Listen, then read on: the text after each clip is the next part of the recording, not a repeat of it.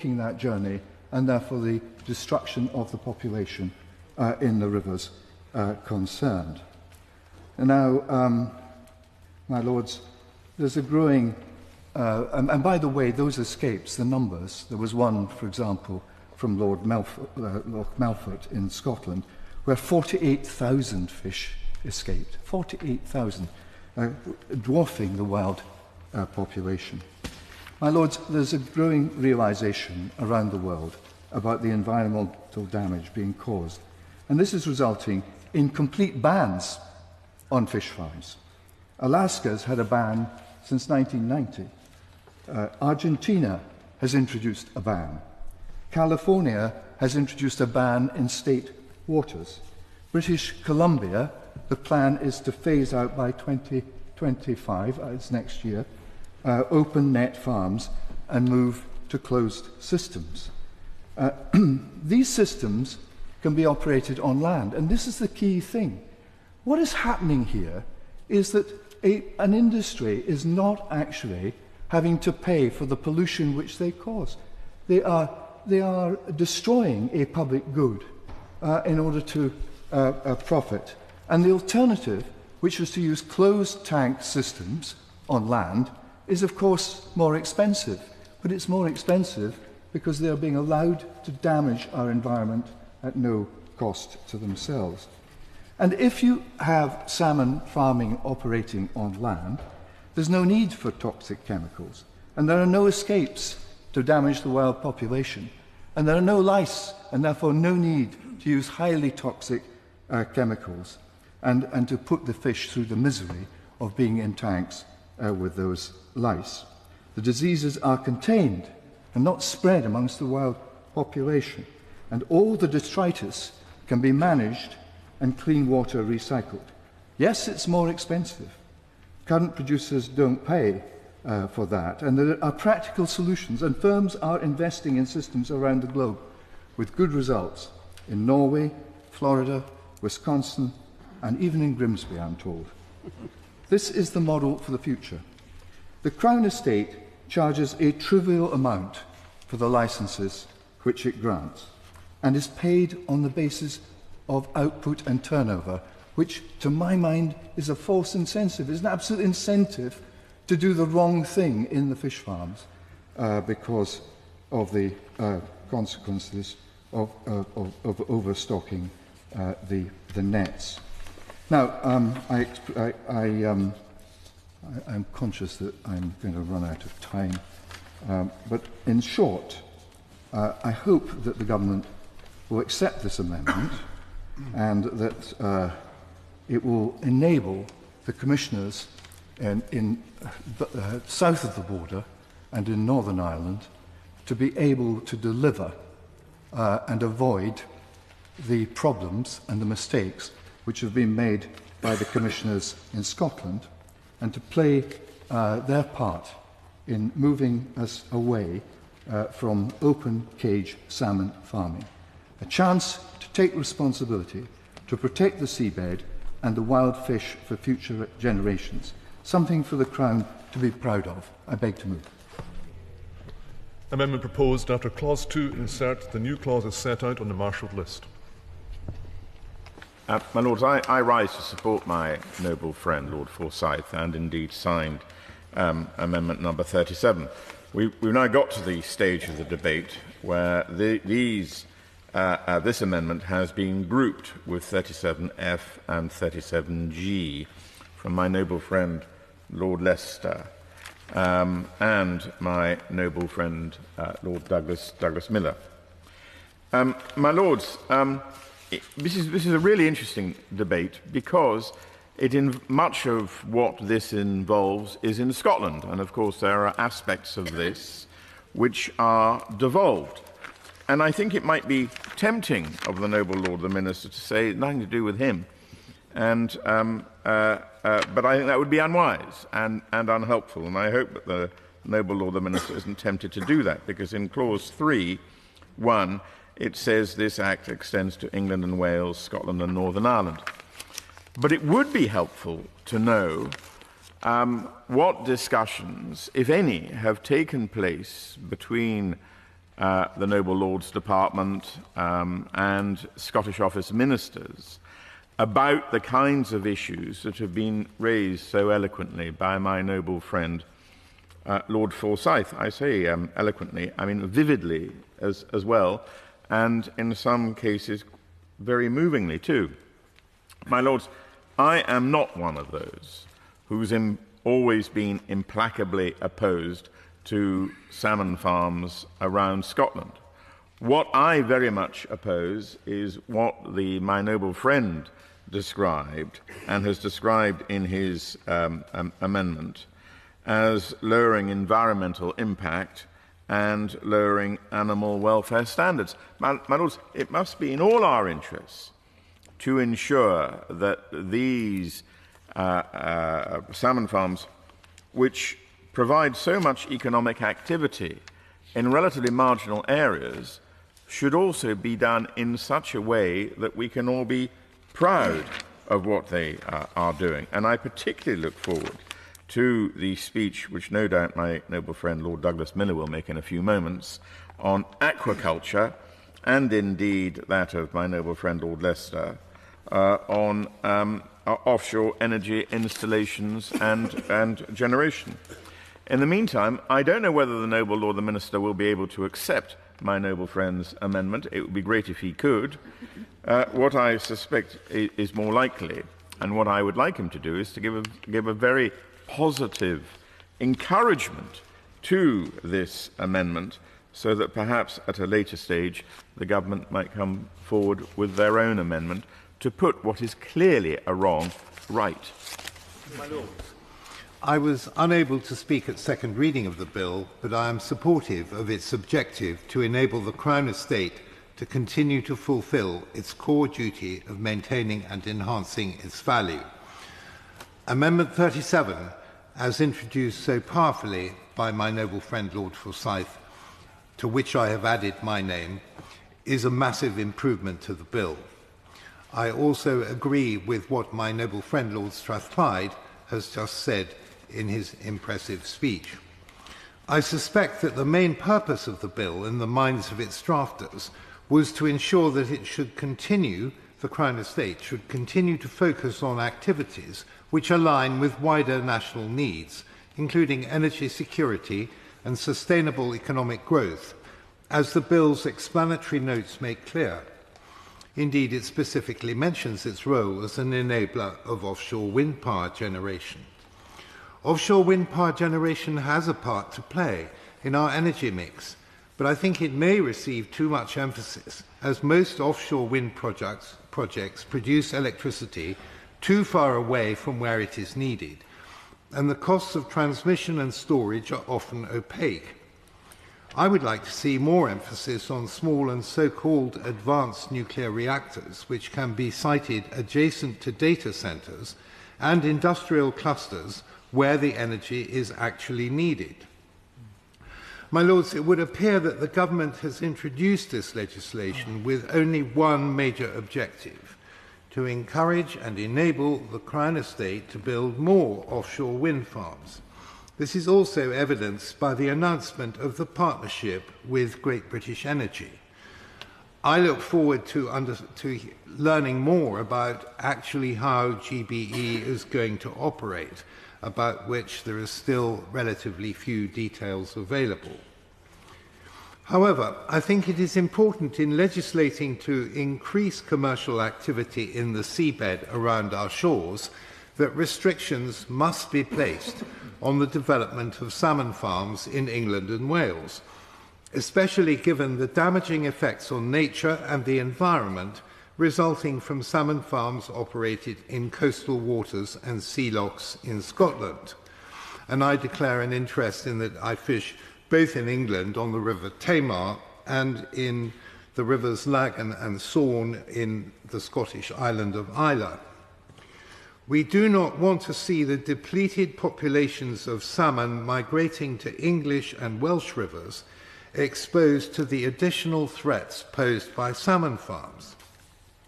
My noble friend Lord Forsyth asked Grand Committee just over a month ago what steps the government are taking to protect wild salmon populations. I must confess to having been underwhelmed by the reply to the debate by the noble Baroness Lady Hayman of Ulloch, especially on 2 points: the need to monitor more strictly the harmful activities of some salmon farms, and on the quite ridiculous restrictions placed on river keepers' ability to control stocks of predators, such as cormorants. She noted that some predators are themselves protected, and so we had to be careful about how and when such predators can be managed. I think the noble Baroness is unaware that the cormorant population has increased from some 2,000 in the 1980s to over 62,000 today. Each bird requires over a pound of fish a day. Why are they still protected under the Wildlife and Countryside Act 1981? Why does the EU still protect them under the Birds Directive? Does the Minister know how many gamekeepers are employed by the Crown Estate and how many cormorants they are licensed to shoot each year? In replying to the debate last month, the noble Baroness, the Minister, said that the government recognised the need for higher standards to be maintained in fish farms. The problems of excessive sea lice, escaping fish possessing a very different genetic makeup and a very different DNA construct compared with indigenous fish were raised by several noble lords in that debate and spoken to especially powerfully by my noble friend Lord Forsyth just now. I would like to ask the Minister what discussions he has had with the Crown Estate about fish farms and about moving to more sustainable methods of farming salmon, especially land-based farms, which are completely isolated from the endangered wild salmon population. As my noble friends Lord Forsyth and Lord Strathclyde have already said, this amendment would very much improve the bill. It is fortunate that until now English river systems have been, I believe, free of open net fish farms, but I worry that the encouragement for the Crown Estate to increase commercial activity implicit in the bill might change that. And I believe that this amendment is therefore absolutely necessary, and I hope that the noble Lord the Minister will accept it. I rise to support the noble Lord Forsyth's amendment, which is words I never thought I'd hear myself speak. I wasn't able to attend the second reading, but my noble friend Lady Bennet of Manor Castle did attend. I was subsequently, after the last committee day, approached by 4 different Conservative peers who complained that I had not spoken, a Green had not spoken, in the last committee day. And one of those peers was the noble Lord Forsyth, who has consistently, over the past 11 years I've been here, complained that Greens speak too much. So I hope to hear him express his gratitude today to hear a Green speak. I do support this because, although I'm highly suspicious of Conservatives and their environmental credentials, I do believe that the noble Lord Forsyth is absolutely genuine in his care for salmon, and I support that completely. I think that this is a very sensible amendment. I can't see any reason for the Labour government not to accept it, so I look forward to hearing the noble Lord the Minister's explanation of why they won't. I'd also like to say on this that these issues, those of environmental impact and animal welfare standards, should be an overarching staple of any check on any bill, on any policy that the Labour government comes forward. And I'm afraid, my doubts these days about the Labour government's environmental credentials. I think that we have seen some horrific decisions already in the first 100 days, 3 months or whatever. And so I do sincerely hope that the Labour government will accept this quite simple but I think very necessary amendment. My Lords, I also rise in support of the very modest amendment tabled by my noble friend Lord Forsyth. I might add that woe betide any government which fails to accept an amendment tabled by 4 such eminent peers as the movers of this amendment, and I hope the government will recognise that this very modest amendment is worthy of significant support. I say modest amendment because internationally, as been pointed out by my noble friend, in multiple countries, salmon farms are banned. Not only the countries that he's mentioned, but Denmark and Australia, to name 2 more. And the practices which have led to these bans differ. Some are concerned that with thousands of fish in each pen, salmon farms can act as a breeding ground for diseases and pests, and that is undoubtedly the case. In particular, sea lice. Almost half of the salmon in Scottish salmon farms are said to be infested with the common salmon louse, and the consequences of that were made very clear by my noble friend in his opening speech. But there was also another reason. In Argentina, the main concern was that the provincial government there voted to ban intensive salmon fishing after campaigners successfully argued that it would wreak environmental havoc and close down local fishing fleets and threaten the established nature tourism there. My Lords, I think that the arguments have been put forward very effectively behind this amendment. But I would draw one additional point to the attention of the Minister. There's perhaps one lesson from Scotland which the government might consider, and it relates in a sense, but much more locally and parochially, to the comments made by my noble friend about fishing communities in West Africa and the knock-on effect. The Chief Executive of Fish Farms, landlord, Crown Estate Scotland, has said that rural communities might benefit more if the state-owned corporation is allowed to keep more of its income instead of returning it to the Scottish Government. He made that plea in September of this year. His suggestion was given during evidence to the Scottish Parliament's Rural Affairs and Islands Committee as part of their inquiry into salmon farming. And O'Hara's approach is not dissimilar to that of the salmon industry trade body, Salmon Scotland. And since 2022, Salmon Scotland has been asking for the £10 million a year in rents that CES now collects from fish farmers to be invested in local communities. That is not dissimilar either from the position that exists in Norway.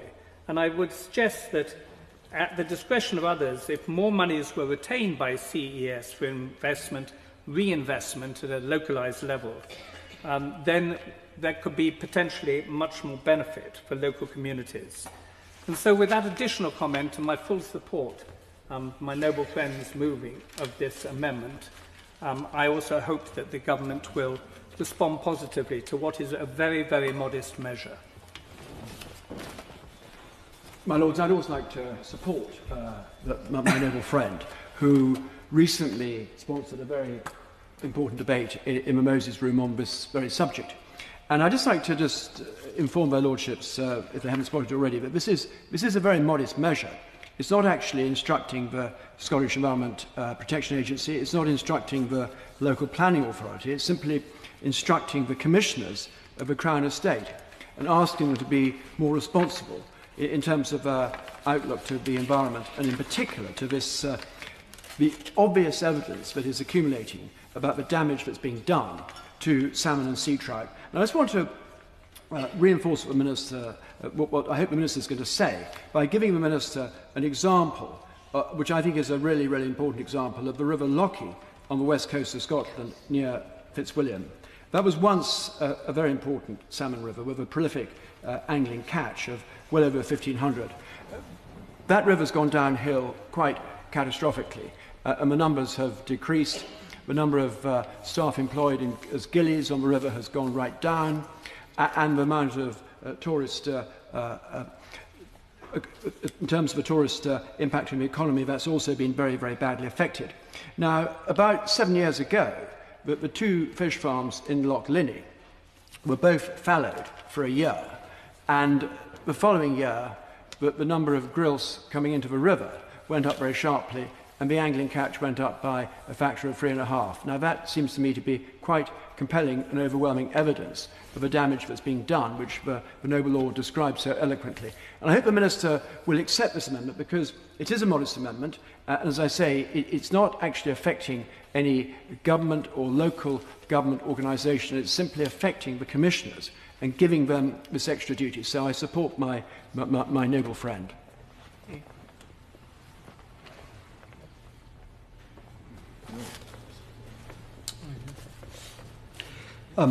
My Lords, I just my registers in the interest regarding I'm a trustee of the Burnham-Beverley Harbour Trust and president of the Wales Next Sea RNLI station. I only say that because those boats go out to sea. My apologies that I was not here at second reading on the 2nd of September. I was actually on business in the Netherlands, also related to the environment. But like my noble friend Viscount Trettenshard, I agree that the main purpose of the bill is to allow the Crown Estate to borrow and leverage against its assets and manage them in a way becoming of 21st century. But what I am astounded by is that the Crown Estate is not required to undertake the same level of environmental impact assessment that we do on the mainland. And Amendment 37F is incredibly straightforward. It seeks to install in law the requirement for the Crown Estate to undertake an EIA, just like any other business on the mainland, which is planning to undertake large-scale engineering works. And in preparation for this amendment, I spoke to a number of people in my local community in North Norfolk on the coast: Andy Frary, Wales and District Fishermen's Association; Bob Smith, Wales Next Sea Harbour Master; Leo Hambro, founder of Tidal Transit; and Professor Jenny Gill, School of Biological Sciences in UEA, although it's not really in my community anymore because she's just moved to Fife. My conversations with the harbour master, obviously the Crown Estate wants a rent, but this EIA really just does need to be rather more rigorous. And who is it going to be if we are able to insist on the Crown Estate being required to undertake detailed environmental impact assessments? Who is going to monitor that? Is it the MMO? And certainly Bob Smith's view is that the MMO is so vastly removed from the coal faces. They give out the licenses, they have inexperienced staff, and they don't really understand local communities. But both the fishermen I spoke to, the harbour master and I, we are very much for wind farms out to sea. We have marine protected areas, and indeed, ironically, once a wind farm is established, it actually becomes a sort of natural MPA, marine protected area. Indeed, rock armour is placed around the base of the wind turbines to protect them from big tides or from scouring, etc. And that rock armour quickly attracts crustaceans, lobsters, crabs, and other such fish. And indeed, there is a 50-metre no fishing rule for fishermen, so the fishermen can't actually get close to them. So there's almost a sanctuary for all these crustacea. And of course, as they develop and thrive, they move out and the fishermen can then catch them. There was concern really also with different companies being given licenses for different wind farms, that there seems to be rather disjointed, and that they really should be liaising out to sea as to where their cables can come together, so that they then hit the land in one place. And that has happened to an extent in North Norfolk, where they come ashore at Weybourne.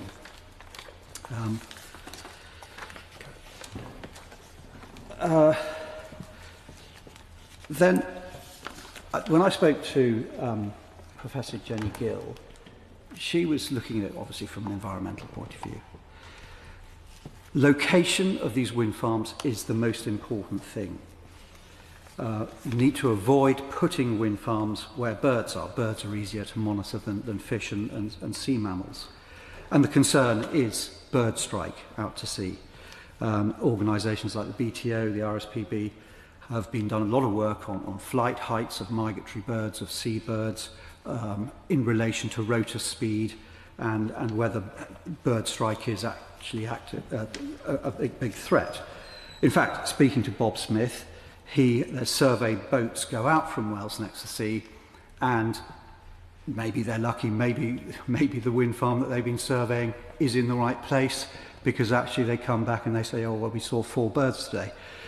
So that damage wasn't happening.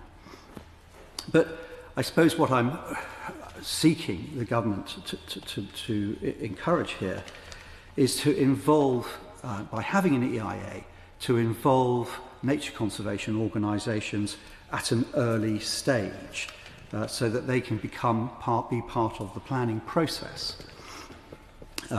Indeed, Professor Gill also mentioned, this is getting quite complicated, work that Professor Beth Scott has done from Aberdeen University, who's Professor of Marine Ecology, and how tides work in open sea, how they form around tidal nodes, and the question of putting static turbines onto the ground, and whether that changes the way tides work, and changing the spatial way that tides move. So the big thing is the planning process, and actually getting that to be more transparent, and getting conservation organisations at the table, because actually they don't want to be adversarial. They're all at the green end of the scale, and they want to see a lot more of this renewable energy. Then had a very interesting conversation with Leo Hambro of Tidal Transit. He operates crew transfer boats. And I talked to him about the construction phase of these wind farms. And he said there has been improvements of late in the last few years.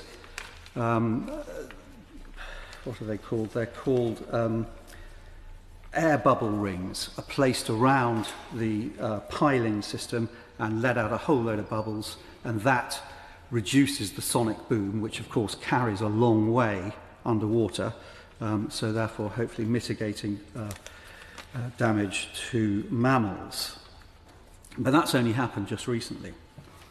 When they're trenching, it's either some sort of underground machine that pulls a plough through the sand, or more often it's a large ship that's pulling a plough, turning over a trench 1 metre deep, into which the big cable is placed, and then sand is placed back over that, and if necessary a few more rocks are placed on top of it. But there really ought to be an EIA to decide which route these cables take. I suspect they probably take the shortest and cheapest route. But do they avoid mussel lays? Do they avoid, they must avoid sunken ships. And off the coast of North Norfolk, Cromer, we have a very important chalk reef. And it's important that that is protected. So just going back to these crew transfer boats. He's got 7 of these boats. In fact, there are 200 around the UK, 700 around the world, 80% of them in the UK and Europe, because of the propensity of the large-scale wind farms we have out to sea. The average stat for and I'll just explain, these boats go out every day to take engineers to maintain and mend the wind farms. And the average stat for the industry is to use 1,500 litres of red diesel a day.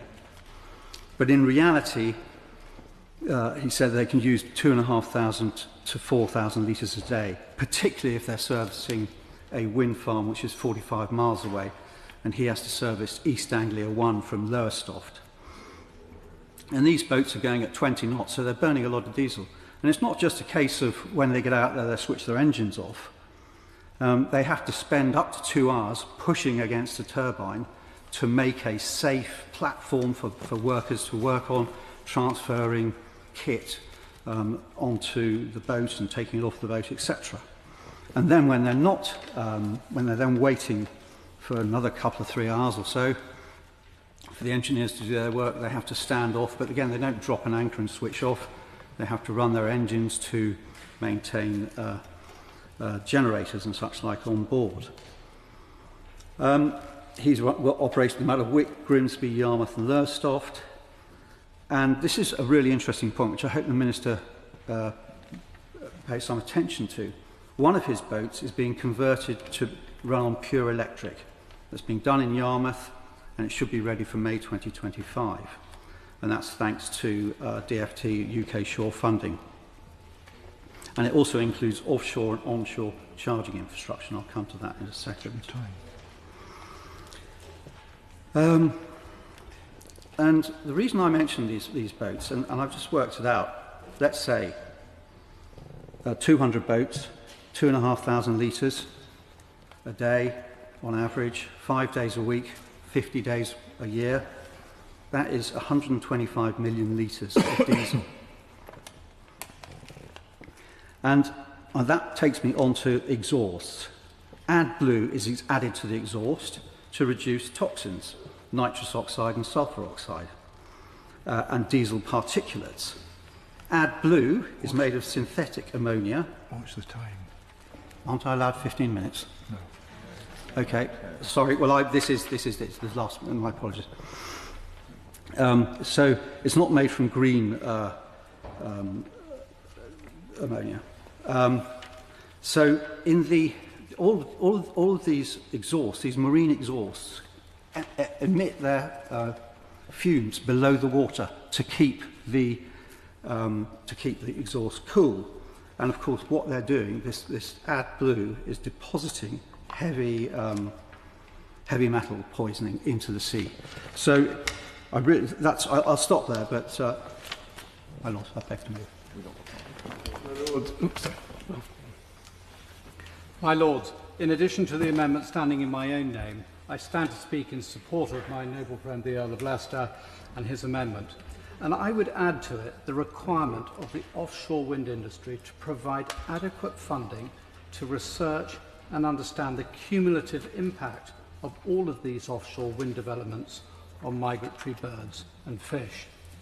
By way of a comparison, what we now understand with aquaculture is that one farm on its own makes no material difference to the wider environment. But the problem is that the cumulative impact of all of these developments is devastating.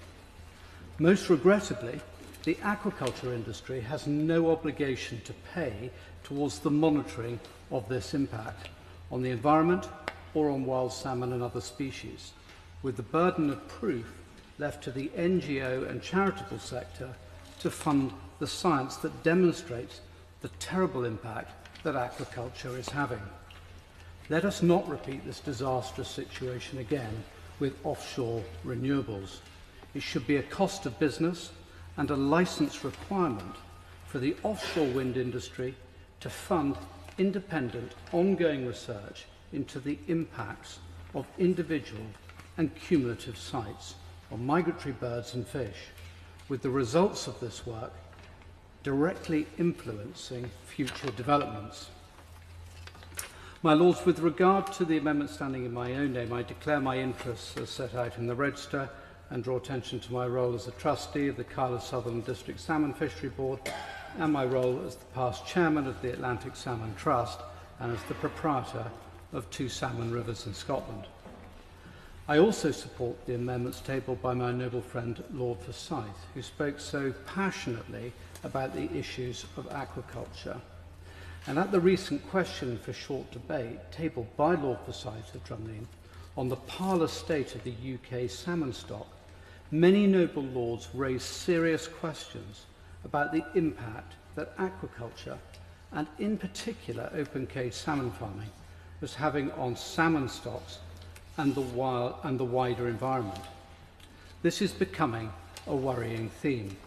We've all seen the harrowing pictures of malformed and diseased farm salmon held in very questionable conditions by bad operators in this industry. What is much harder to see is the impact that the cumulative size of this industry is having on our wild salmon and the wider environment. However, any objective review of the science leads you to the conclusion that there are a number of serious negative impacts from this industry, the three most serious of which are firstly the catastrophic impact of elevated sea lice numbers caused by a direct result of intensive open cage salmon farming on juvenile wild salmon survival. Secondly, the impact of intensive salmon farming on animal husbandry standards for those fish kept in open net cages in such density, and the subsequent cross-contamination of numerous diseases from farmed to wild fish. And thirdly, the impact of genetic introgression from genetically modified farmed salmon escapees interbreeding with wild salmon populations, rendering them unfit to survive the rigours of the natural world. My lords, these are serious issues. They are having a profound, long-term negative impact on the natural environment and wild salmon stocks specifically. So why is this relevant to the Crown Estate Bill?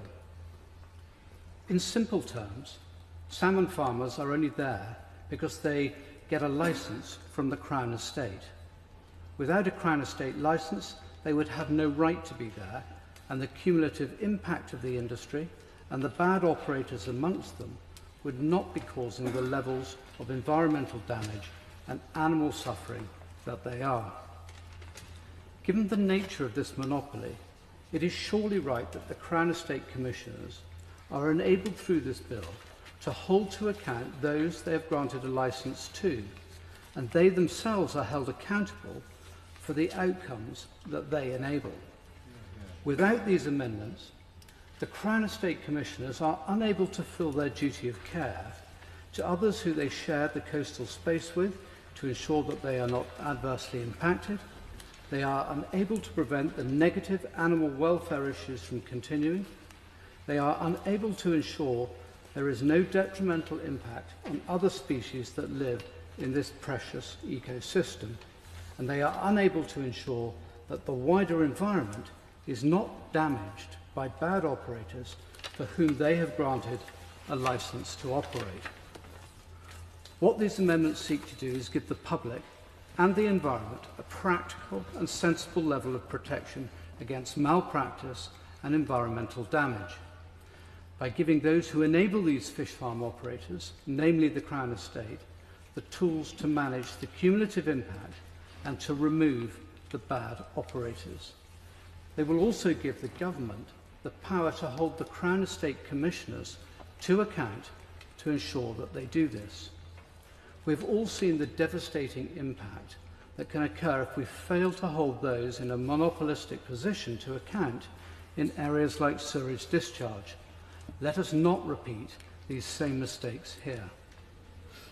As it stands at the moment, the Crown Estate has no ability to influence, nor does it have any ability to remove bad operators in the aquaculture industry to whom they have issued a licence.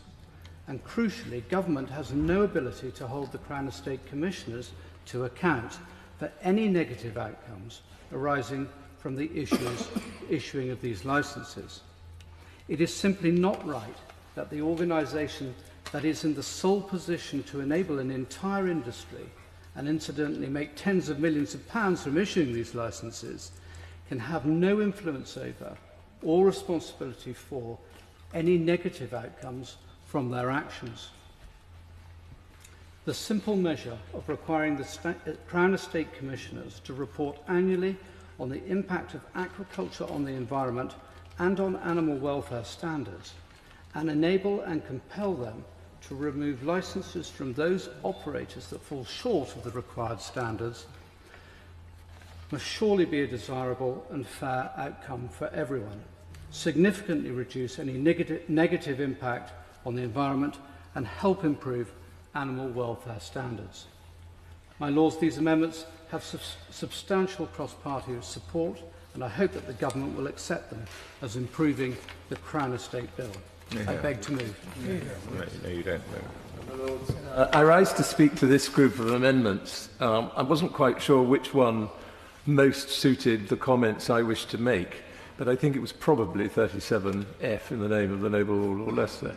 But it seems to me that at the heart of all three of these amendments is a question regarding the relationship between economic activity that we wish to undertake and quite properly undertake on the one hand, and the environmental and natural consequences that may take place on the other hand. And it's about the right balance between what we're seeking to do economically and what we're seeking to protect environmentally. And it's that general point that I want to speak to. But I should, taking my lead from the Noble Lord, Lord Forsyth, also declare my interests in that I too am an angler, although I don't get to spend nearly enough time on the river, but I also happen to own the river, which is rather nice, and I am chairman of the Caithness District Fishery Board, which is very involved at the moment with Crown Estate Scotland on various issues, and I may be, hopefully, the beneficiary of a number of renewable projects. So I've got every sort of interest I think you could possibly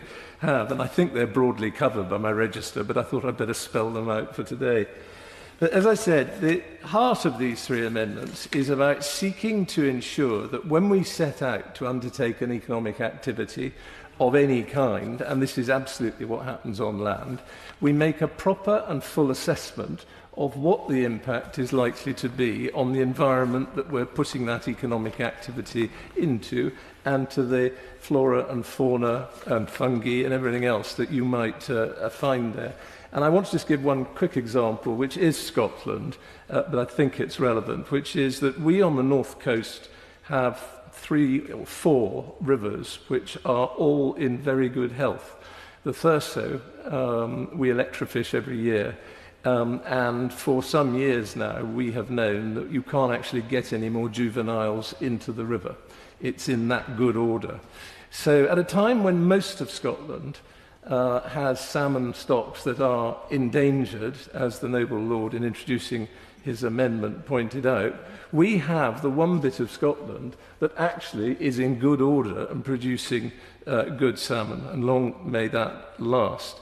Now, the West of Shetland wind farm, which is going to go ahead in the not too distant future, and which I support as a piece of offshore energy, may have a problem for us in the fishing world. And that is that we don't know where our smolts go. When the salmon grow in the river, they come to a point where they smoltify and they take to the sea and off they go. And they're then called smolts or post-smolts, and we don't actually know where they go. Now, there's been smolt tagging and tracking in the Murray Firth, which discovered that the fish that come out of various rivers in the deep south, around Inverness and places like that, have a tendency not to do what you'd expect, which was to sort of scoot up the coast and head past Orkney. But for reasons known only to them, they leg it across to Aberdeenshire, which I always thought showed a bit of a lack of taste. But anyway, the point about that is they don't go through the Beatrice wind farm. And that piece of knowledge is absolutely vital in being able to look at what you may need to go do to mitigate. Now, similar studies on the west coast show that Irish and west coast fish actually tend to go due north, as you would expect, and they're straight off to Iceland. Now, we just don't know where our smolts are going, so we made contact with the Crown Estate Scotland, who I have to say have been incredibly helpful on this, and the chairman has put them in touch with various people, and as a result, I believe that there will be a smolt tracking project which will take place, which will allow us to know where our smolts are going, and we will therefore know whether or not we have a problem, and we can therefore look at what, if any, problem we have can be done to mitigate it. And that comes back to the point I was making, that without information, you cannot make a decision as to what's the appropriate thing to do. Now, in Scotland, on this particular occasion, the Crown Estate in Scotland have been extremely helpful, as I've said, and they wish to make sure that they do the least harm, which is absolutely wonderful. But it seems to me absolutely correct that in forming any legislation, it is appropriate, as we do with the nuclear industry, as we do with a whole range of other things, to state what it is that people have to provide by the way of information in terms of an economic impact assessment, and what they will do to mitigate the inevitable downsides that occur when you have developments of these kinds. So I'm not sure I'm supporting anybody particularly. You'll have to make the noble lords will have to make their own minds up on that one. But I am absolutely supporting the principle that we need knowledge and information about what may happen so that we can then make an informed choice as to what mitigation is required, and an informed choice as to how much damage we're prepared to accept for the value brought by the economic activity. And that should be... For giving way, and I'm much heartened to hear that his rivers are full of fish and doing very well. I just wonder what his reaction would be if someone decided they wanted to put a fish farm in the track of his migrating smolts when he knows where they are. I suspect I'd be pretty horrified given all of the information that I know about it. But I've long tried to stick to a principle in your Lordship's house to speak about what I really know about and avoid the things I don't know too much about. So I hope the noble lord will forgive me if I don't go down that road. But to come back to my central point, it is the need to get information. That's about what is the right duty that we ask the Crown Estate to have, and then what process should they follow to deliver it. So my request to the Minister would be to look at the obvious strength of feeling on all of these points, and perhaps for the government to look at what their view would be as to the right process and the right way to put it into the bill, and come back with an amendment that would achieve that and would suit the government. Lords, I declare my interests as set out in the register, and in particular as a trustee of the Blair Charitable Trust. I was going to make two brief points, but generally I feel very supportive of both Amendments 37 and 37G. The first point begins with the DEFRA food security statistics as updated in October 2023, where it is noted that the production to supply ratio in the UK is 75%. That is essentially a measure of the number of calories that we produce on these islands that we need to eat. So we need to import, therefore, a quarter of all the calories at least that we eat. And in fact, it's more because, of course, we export some of what we produce as well. No new land is being produced, and we are chipping away at the existing farmland with forestry and with development and with a certain amount of rewilding, and the population is growing, so the number of calories is going up. And therefore, aquaculture is a very obvious way of improving the situation. And while I fully accept all of the many problems that we heard about so powerfully from the noble Lord Forsyth of Drumleen earlier on, we are going to have to face up to the fact that aquaculture is something that we will need if we're going to actually try and narrow that gap of the production to supply ratio. Now, as the noble Lord the Minister said in his second reading speech, and I'm sorry that I wasn't at the second reading, the Crown Estate is very rarely here in this chamber. It last came in 1961. And so what is important is to prep the Crown Estate and do some future-proofing of it. And much of the bill is about getting on top of energy and prepping it for energy as well. But I do think, and again, I say we're going to need to grapple with the issues that the noble Lord Forsyth raised, but we must prep it. This visit to the House, we must prep it as well for aquaculture. And that means that we're going to have some amendments that are along the lines of 37 and 37G. Now, in fact, I slightly prefer the width of 37G, but there are good things in both of them. I move to my second point. There's a lot to learn from the experiences of Scotland in aquaculture. And indeed, the commissioners, the English commissioners, will certainly and inevitably face the problem that is faced by charitable trustees of the Blair Charitable Trust, that a high financial offer for the use of something may come from a riskier and lower quality bidder. And the effect of 37 and 37G is to give those commissioners an easier ability to turn down somebody who's offered a high amount of money but actually has lower environmental standards. and to say clearly, no, your bid is not there. It's not in the overall interests of managing the land on behalf of all of us, I may say. And that, I think, is a very important point. I visited a few years ago an area near, I went to stay with some friends near Oban, and we went to visit. They took us down to visit a bankrupt fish farm. And I don't know if anyone else has visited a bankrupt fish farm recently, but I know that desert is the wrong word when one's talking about a sea loch. But desert is quite a good word for describing what we saw. It was awful, and of course it goes a long way beyond all of the netting arrangements, and it was dead, and it was horrible, and it smelt, and there was waste and everywhere. And our friends told us of the great difficulty in working out who was going to clear it all up, and indeed who was going to pay for the clear up, because the Crown Estate Scotland hadn't put in place bonding arrangements, something which one in all construction would do, because if the construction company goes wrong, then you can finish off the problem. It usually happens with shipbuilding, although not with Scottish ferries. But bonding arrangements are extremely important, and they hadn't put in place that. Now, I'm glad to say I went back a couple of years later, and the area has improved, but not perfectly.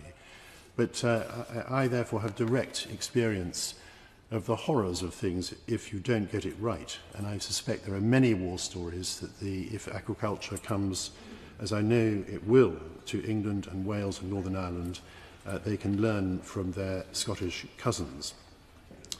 In my experience of charitable trustees worrying about potential land users, I went back and looked at some trustee board papers.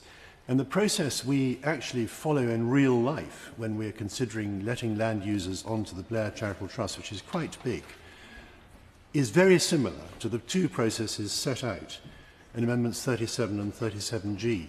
And that is a process which actually has been going on for a long time, what is a very old established block of land.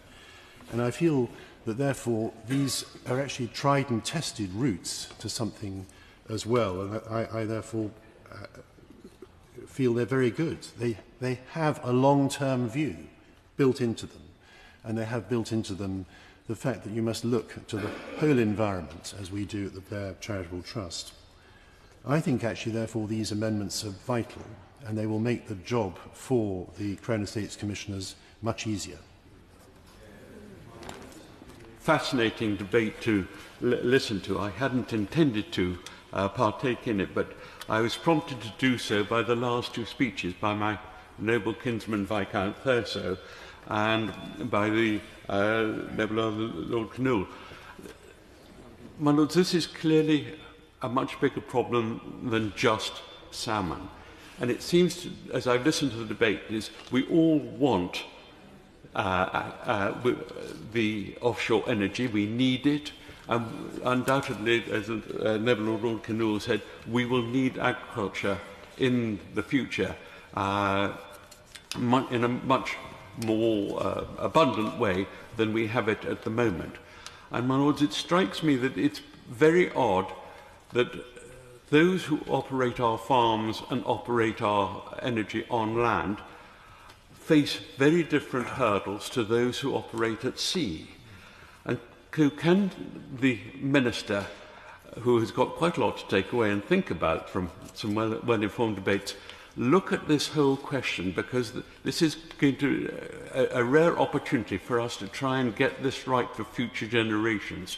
We don't want to try and solve a problem now where we're creating a further problem for the future. Let us get this right, that we take a holistic view of development at sea, whether it be fish farming, agriculture, energy, that the right environmental standards and precautions are put into place before and after an event, because as the noble Lord Renewable said, it is all too easy at the moment for fish farmers to put themselves into liquidation and leave a mess for others to clear up. That cannot be allowed in the future. I just want to make a very brief intervention on the noble Lord Earl Leicester's amendment and some important points that he made, which I'd like some assurance from the Minister on. One of the points that the Noble Earl made was that we need to look at offshore developments not one by one in sequence, but holistically as a whole. And we're moving now into new waters with floating offshore wind. I'm particularly aware of the Celtic Sea, but obviously there's also floating offshore wind further out in Scottish waters as well. And I'd very much like the assurance from the Minister that before those developments take place, in terms of actual building and specific location, that there is an overall environmental assessment for the whole of the future developments as opposed to each one individually, because that is what we want to understand, the total effect rather than those individual effects. And it's also around landing those electric cables and all the infrastructure.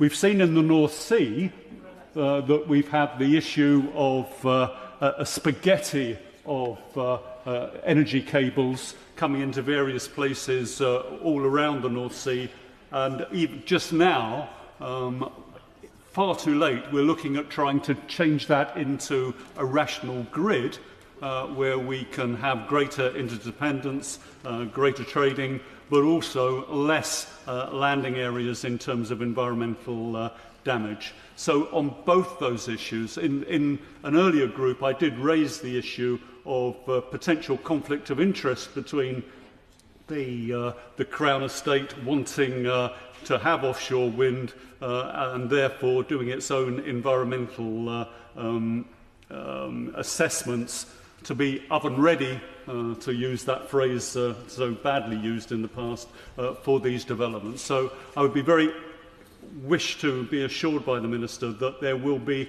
that global view of future areas of development, particularly of floating offshore wind, rather than doing it piecemeal in the ineffective and rather damaging way that we've done it in the past.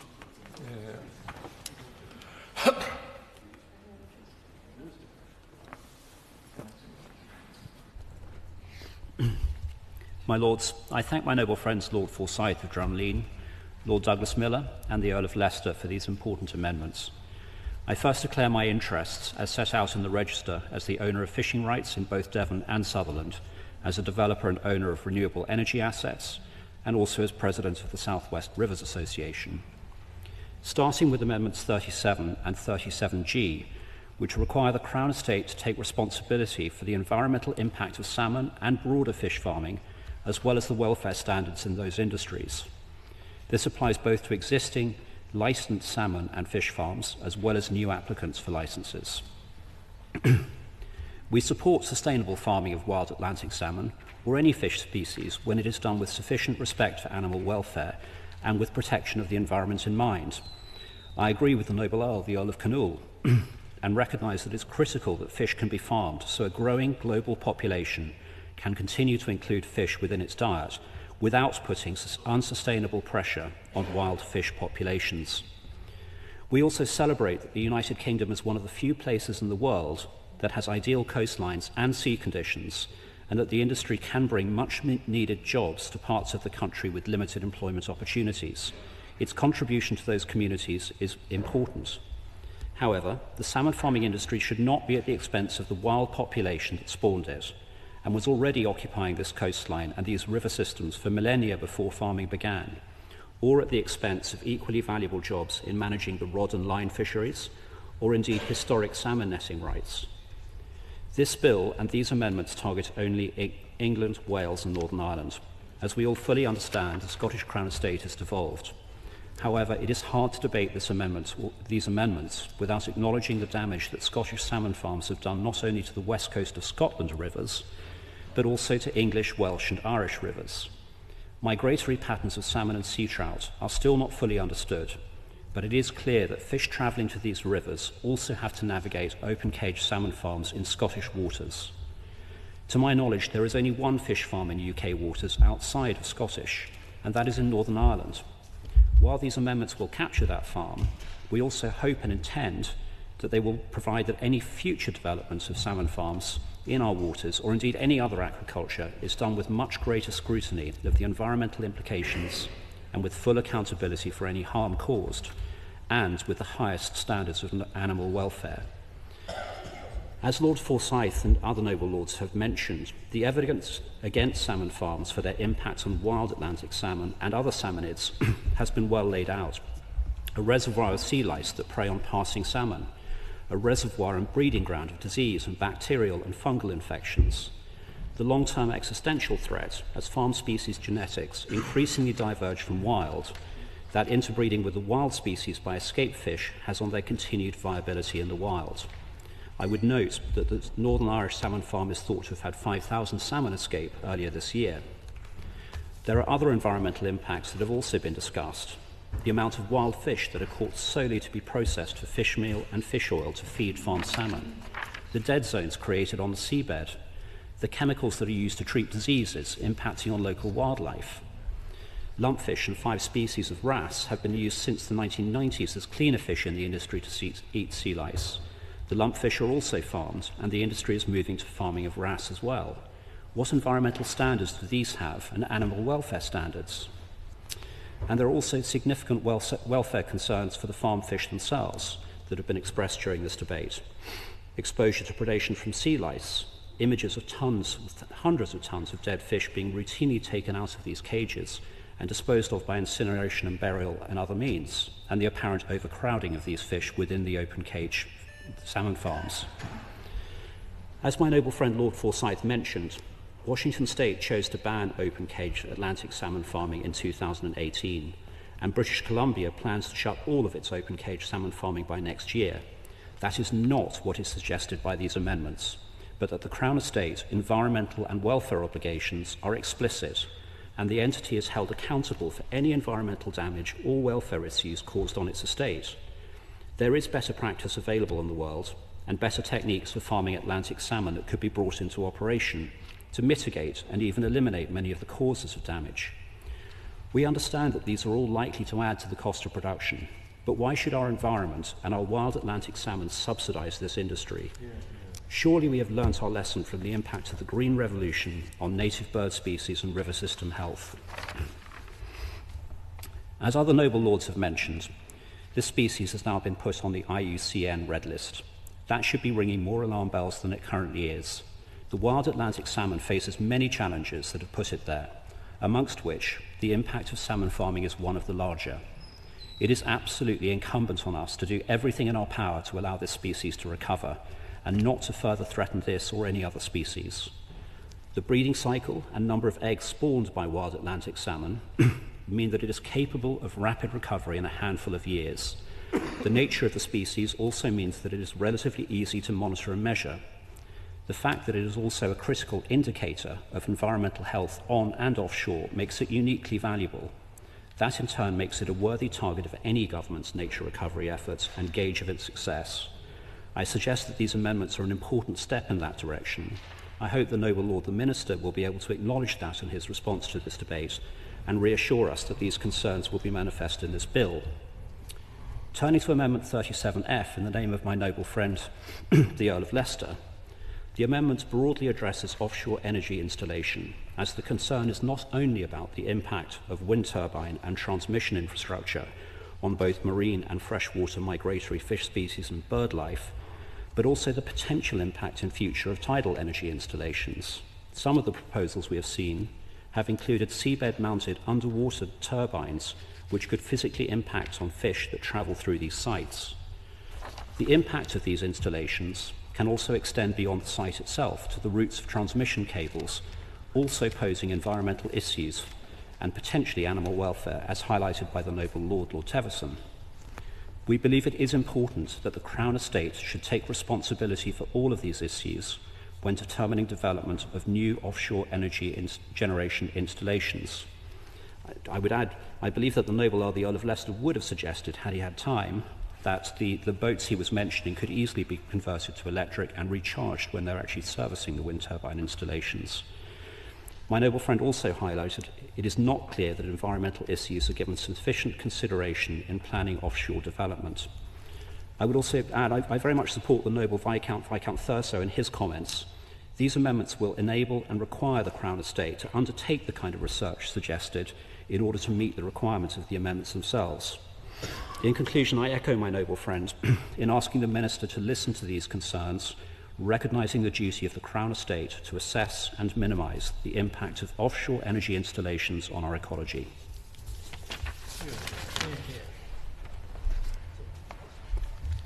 My Lords, I am very grateful to all noble lords for the points raised during this debate and for powerfully highlighting such important issues. I will respond to the amendments tabled by the noble lords Lord Forsyth, Lord Douglas Miller, who I know was actually the Minister for Animal Health and Welfare in the previous government, and by the noble Earl Lord Leicester, which all touch on environmental and animal welfare protections. These amendments would require the Crown Commissioners to assess on an ongoing basis the environmental impact of these existing regulations and legislation are inadequate or are currently being inadequately applied. I hope, though, that for now the noble lords Lord Forsyth, Lord Douglas Miller and the noble Earl Lord Leicester will feel able to withdraw their amendments. So, Stan, the noble minister, I wonder whether he is able to address this issue of pollution from all these crew transfer boats. I mentioned 125 million litres of diesel every year. If we're going to have many, many more wind farms out to sea, that amount of diesel may get very large, and indeed whether he can comment on converting these boats to electric. Something I know about, I'm afraid. I'm happy to write to him. My Lords, I'm grateful to the Minister for that reply, which was clearly being written by Treasury officials who don't get out very much. The Minister has been kind enough to say that we should indicate whether we think the existing legislative requirements and regulations are working.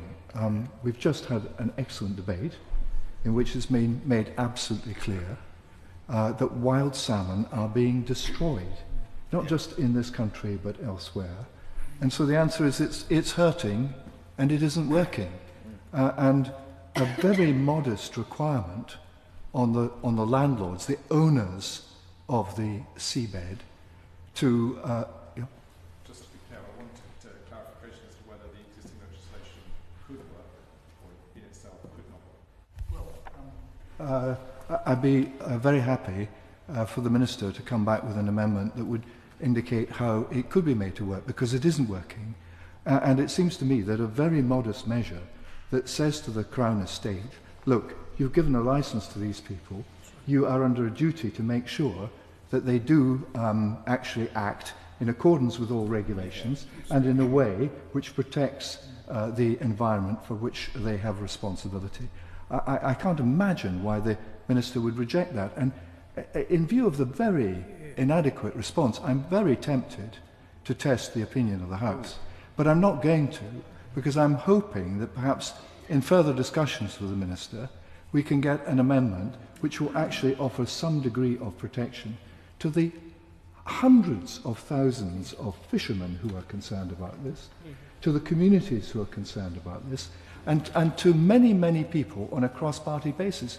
And in particular, I cite the example of Baroness Jones and I, who are united. We are linked at the hip in our determination to make this happen. However, I would like to thank everyone who has spoken in the debate in support of not just my amendment, but that of Lord Douglas Miller, and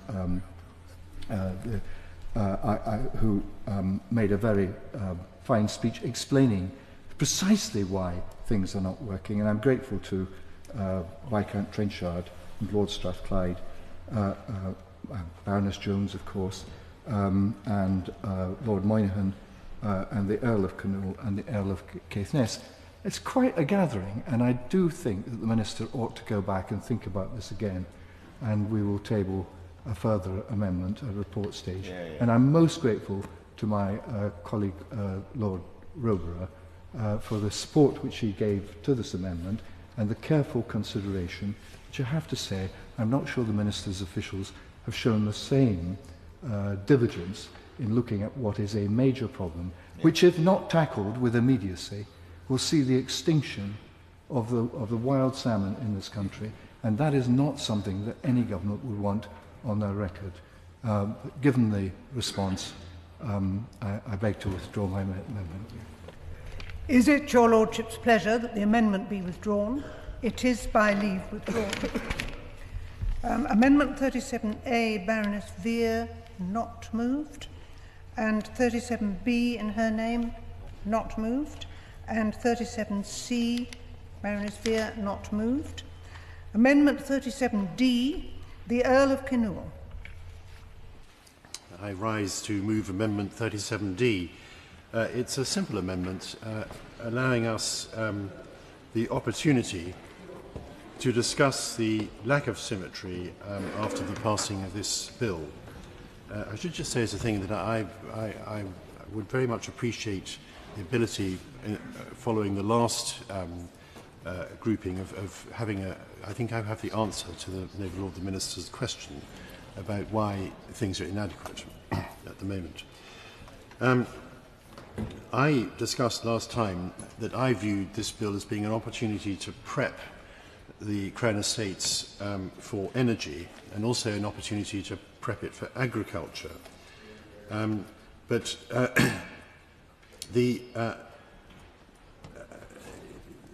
Clearly we'll be improving things here, but not in my native land at the same time. I've had the benefit in preparing this amendment of quite a few discussions with the chair of Crown Estate Scotland and had help from his team, and I thank them for that. The Noble Lord the Minister laid out an incredibly strong case at second reading in what was a very powerful and well-written speech about the need for the flexibilities that this bill produces. As I said, I feel there's one more flexibility that needs to be dealt with, and that is the aquaculture. And the logic that applied in that speech to England and to Wales and to Northern Ireland most certainly applies, in my view, to Scotland. It is these flexibilities that I feel that Scotland should have. I was keen to use this bill as an ability to put in an amendment so that the flexibilities could be inserted for Scotland. This led to multiple discussions with the Legislation Office about residual powers and all sorts of thinking about how it was possible. And I thank them for all those discussions, and they themselves changed their view, I think, a couple of times over the course of the discussions, and I accept that it is not possible to amend the bill so that we can bring Crown Estate Scotland into line with the Crown Estate using this bill. But this amendment would represent a pencil in the back to make sure that the various parties concerned get on and fix the issue, because that is in the interest not only of Scotland, but in fact the whole of the UK, because there will be projects, particularly energy projects in the North Sea, where both the Scotland and England will be involved, and you need to have symmetry where that is the case. And as we've heard from the Noble Lord, Lord Forsyth just a moment ago, of course, problems in Scottish aquaculture can feed through into English rivers. And so it is extremely important that we align the two Crown Estates. After all, they are, as I said, really land and objects held in trust for all of us in this room. The issue will need to be dealt with by the Scottish Parliament, and this will mean the Scottish Parliament and the Scottish Government will need to work together. And perhaps I could ask the Noble Lord the Minister whether he would undertake that the UK Government at least will render every assistance to the Scottish Government, to the Scottish Parliament, to the Crown Estate Scotland in the process, because you will have learnt a lot in this process about why the bill is the shape that it is, and it will be important to insist that there is complete symmetry. And on that basis, I beg to move. Amendment proposed after clause 2 to insert a new clause in the words as printed in the marshalled list. My Lords, I won't try the patience of the House for very long on this issue, but and it is fairly rare that I don't support amendments that are moved by that powerful combination of the Earl of Kinnoul and Lord Fox. But on this occasion, I am rather troubled by this amendment. I do believe that we have to defend the principle of devolution. There are many who want devolution in name, but not in actual fact. And I'm afraid when I heard the Earl of Kinnoul use the word symmetry, that every antenna, as far as I'm concerned, raised. I've already argued in earlier phases of this bill that we should have devolution of the Crown estate to Wales. I think that is fundamentally important, and I do think that it's important that we reinforce and understand the importance of the devolution, a genuine devolution, of the Crown estate to Scotland as established in current law. That's now collaboration, partnership, sharing practice. I'm so sorry, I probably didn't make it clear that the reason that I was talking to the Crown Estate Scotland is they contacted me. They're very keen to have the symmetry all round, and I understand through them that the Scottish Government is also pretty keen to have the symmetry. I'm not proposing anything that is not consented to by all parties. I'm just worried that the parties will get busy doing other things and won't get on with it. So the idea of the pencil in the back is to get consenting adults to get on with it. Well, can I just say I appreciate that intervention from the Noble Earl, because I now understand his position better, but I don't think that's how this clause would be used. I think it would create a level of dissent. We do it better than you do. You need to copy us. And that we can see the kind of constant pressures that come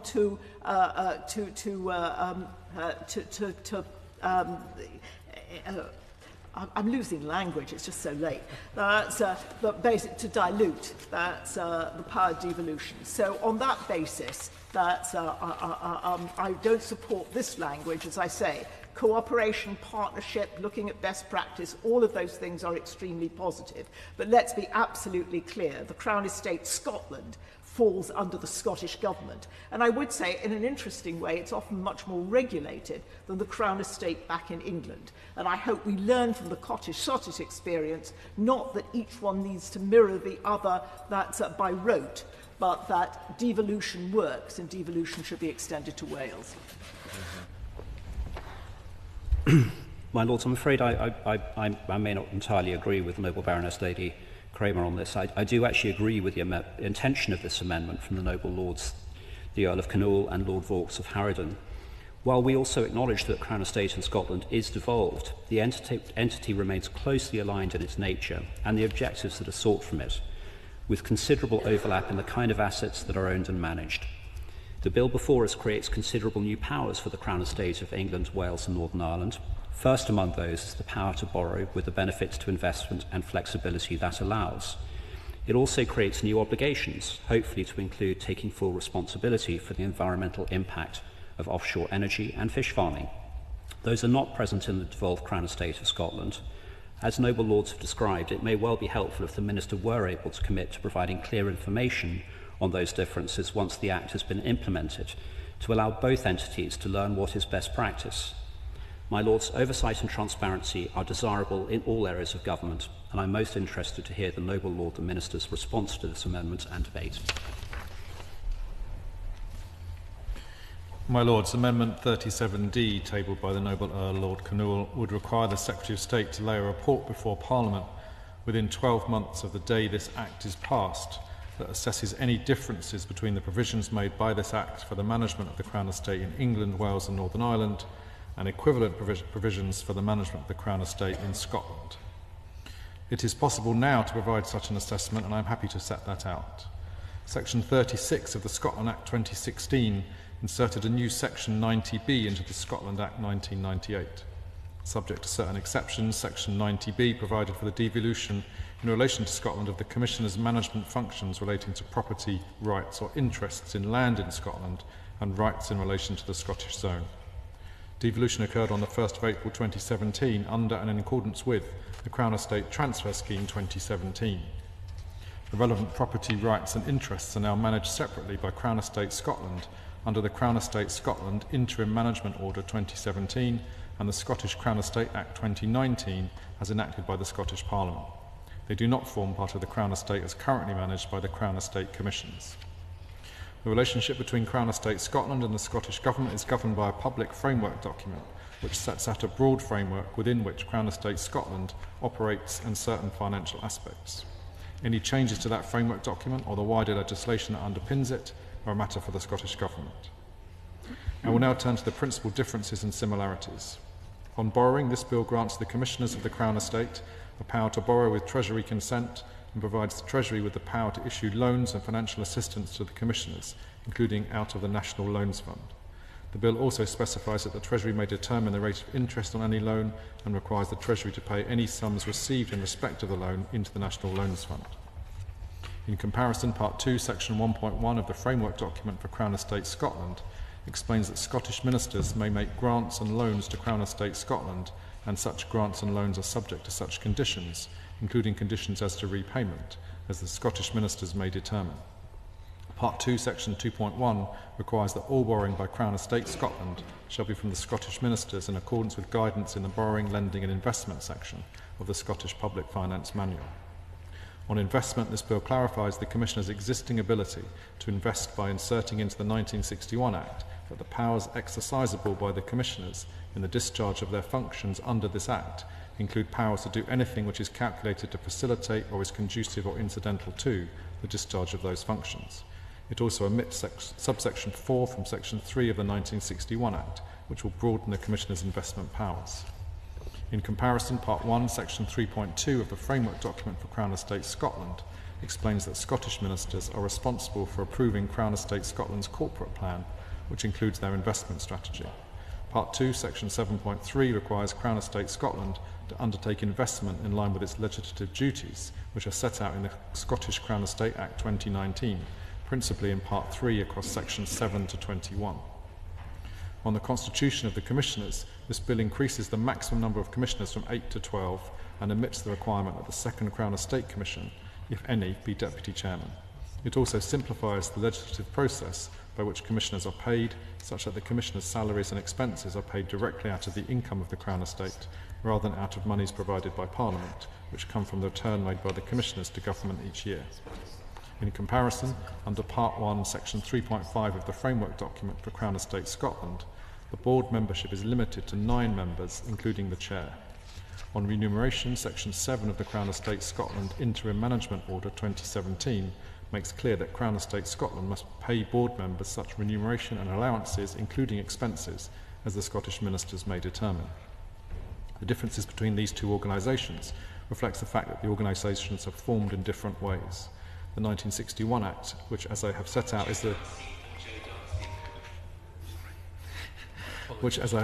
the legislative basis of the Crown Estate in its current form, was fulfilling a recommendation of the Government Committee on Crown Lands, as set out in their report presented to Parliament in June 1955, to appoint an independent board of commissioners to manage the Crown Estate, with provisions designed to enable Parliament and the Treasury to know how they are discharging their responsibilities.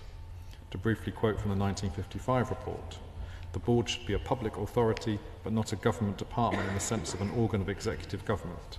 We do, however, respectfully advise that the board should be more, not less, independent than the present commissioners, and that they should be given defined powers and duties as trustees and allowed to work them out with the minimum of direction or control." End quote.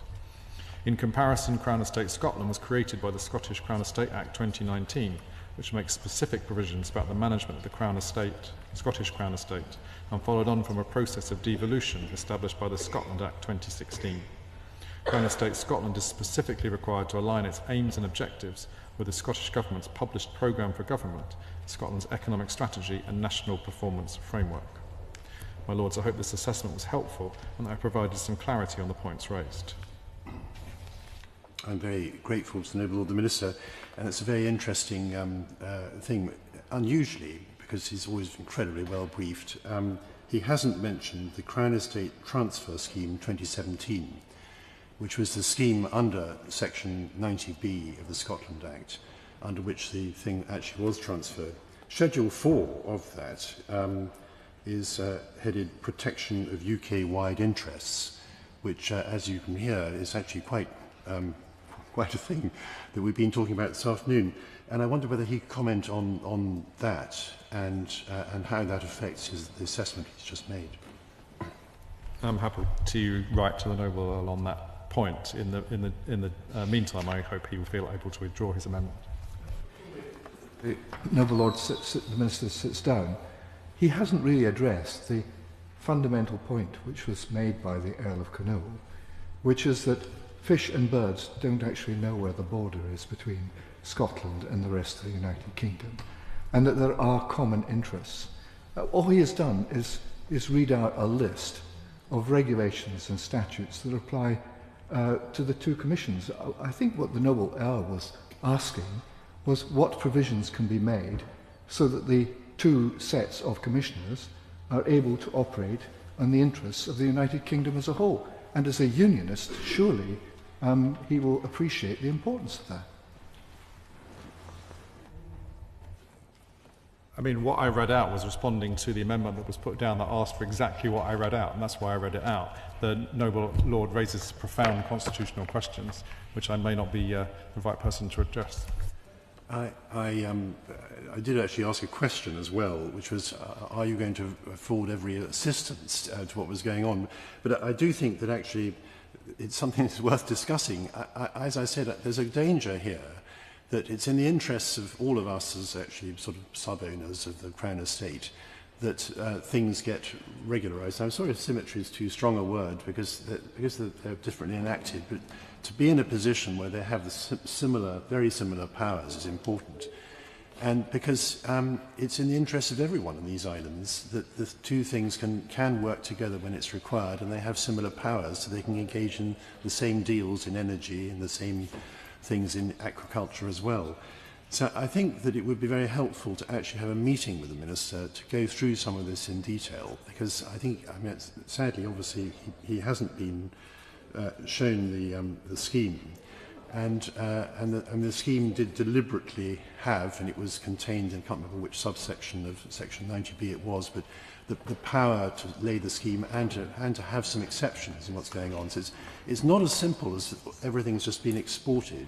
It's been exported, and there's essentially an option over every square inch of the land that's exported to come back into the UK as a whole in certain circumstances. That is the effect of Schedule 4 of the Crown Estate Transfer Scheme 2017. It's very important. So I would ask the Noble Minister, before he sits down, whether he would agree to have a meeting. It sounds as if Lord Forsyth would like to come to that meeting as well.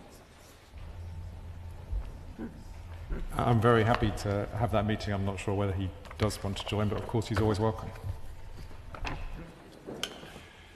That'll be a matter for the Noble Lord. But on that basis, and I very much appreciate the spirit and the smile on the Noble the Minister's face as he said that, I beg leave to withdraw the amendment. Is it your Lordship's pleasure that the amendment be withdrawn? It is by leave withdrawn. Amendment 37E, Lord Berkeley, not moved. Amendment 37F, the Earl of Leicester, not moved. 37G, Lord Douglas Miller, not moved. And in clause 3, Amendment 38 in the name of Baroness Vere of Norbiton. My Lords, I rise to move Amendment 38 and speak to other amendments in my name, 39 and 40. These amendments concern the publication of a framework document and the partnership agreement and memorandum of understanding between Great British Energy and the Crown Estate. My Lords, we must have the opportunity to see and to vote on the framework document before the bill can be passed. Amendment 38 prevents the Crown Estate Bill from coming into force until 2 months after the framework document has been laid before Parliament and has been subject to a vote. Amendment 39 and 40 in my name similarly seeks to ensure the partnership agreement and memorandum of understanding between Great British Energy and the Crown Estate is laid before Parliament before the bill is passed. My Lords, it would be negligent to pass a bill without consideration of such integral documents. We must see the framework document and partnership agreement with Great British Energy before we can accept this legislation, and I expressed my deepest concern over the absence of these documents to date. We must scrutinise the framework document to understand and be confident that it is appropriate for the bill. Currently, the details on the Crown Estate's partnership with Great British Energy are similarly limited.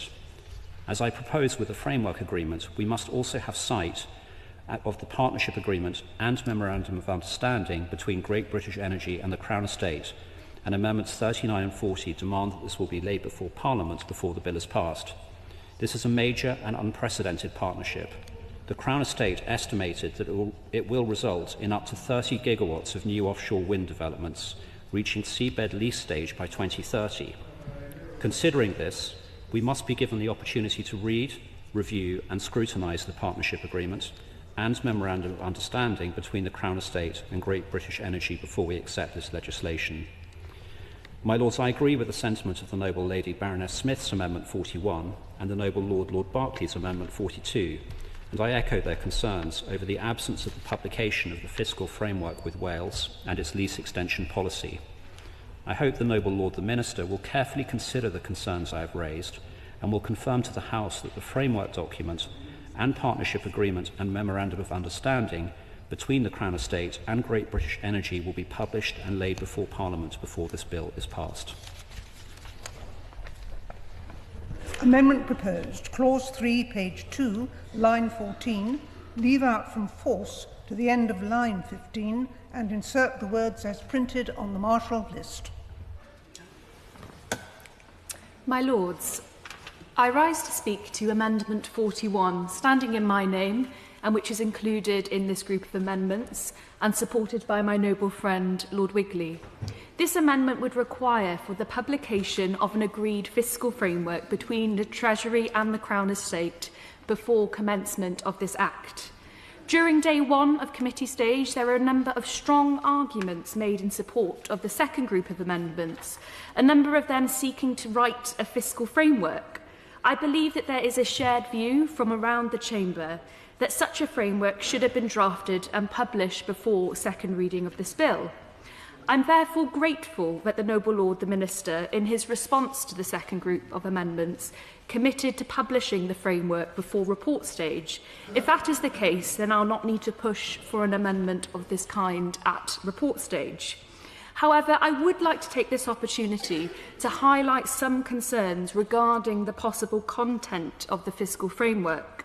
I'm concerned by the possibility of no hard cap on borrowing. I am led to believe that the framework will instead impose a loan-to-value ratio of 25%, which, as the Minister has already noted, would currently be around £3 billion and could go beyond that. To put this into perspective, the Welsh Government fiscal framework has a cap of £1 billion on capital expenditure, with an annual borrowing limit of £150 million, in which it can borrow from the National Loans Fund or a commercial bank. I ask the Noble Lord the Minister, in passing of this bill as stands, alongside a fiscal framework of a loan-to-value ratio of 25%, will this give the Crown Estate more or less borrowing powers than the devolved Government of Wales? I share the view expressed by the Noble Baroness Cromer that the Crown Estate is no cuddly organisation, and I look forward to hearing the Minister's response to my question on how the proposed borrowing powers will compare to the current fiscal powers of the devolved governments, particularly the Welsh Government. Well done. I rise to move Amendment 42 in this group, and it's another attempt at putting a condition on the government bringing this bill into effect until the Crown Estates, in my case, has fulfilled the undertakings given during the report stage of the passage of the Leasehold and Freehold Reform Act, specifically the commitment that it would publish its lease extension policies. Now, I got an answer from the Noble Lord Minister's colleague in July when I asked when was this going to happen, and the answer was very interesting, because it said that the Crown, I quote, would act in accordance with the Leasehold and Freehold Reform Act 2024 and the statutes it amends, subject to specified conditions. I don't know what specific unspecified conditions are, but we'll leave that out, set out in the undertaking. And we expect the Crown bodies to work with the tenants as they develop these policies. Now the problem is, of course, the specified conditions they refer to the answer silly, and the tenants there, who I've spoken to your lordships many times, are suffering significantly due to their inability to negotiate leases of a reasonable length of time, which would be allowed under the new Act. I was told subsequently that this Crown statement cannot be made in advance of the relevant regulations being under the Leasehold and Freehold Reform Act being tabled, because that's the way it always is. But the worry I have is also that the Duchy of Cornwall and Crown Estates may publish them, and there'll be no opportunity for debating them and offering and suggesting changes to it. And this gets back to the sort of my question last time we raised this, was who's in charge? And I was very pleased to get a response from Dr. John Kirkhope, who's the expert on duchy things happening, to explain that this is all because of the Duchies of Lancaster and Cornwall, in brackets Accounts Act 1838. And it's because the duchies, the two duchies, got their revenue from the George I and George IV and before that, from as being electors of Hanover rather than kings of or queens of England. And I'm told that under Salic law, a female could not be elector of Hanover, and so Queen Victoria suddenly thought she's going to lose all this money. So she persuaded Parliament at the time to bring in this bill, which is called the Duchies of Lancaster and Cornwall Accounts Bill 1838, which required, I can read out the whole bill, it's not that long, but I think noble lords probably would prefer I didn't, but it required the two duchies to submit accounts to government every year for Parliament to approve. But when I tried to put a question down as to say how many years had this taken place, and who was going to tell me which years, where the accounts were and where we could find them, I was told that it was a bit unclear told by the clerks, it was a bit unclear as to who was in charge. I mean, was it Parliament? Was it the government? Was it the Crown?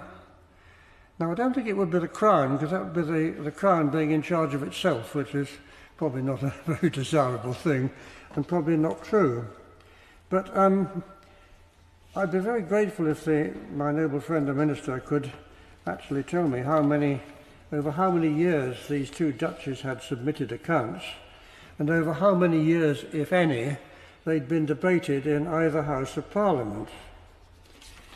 Because my question to my noble friend is, when will the government publish these Crown Estates policies?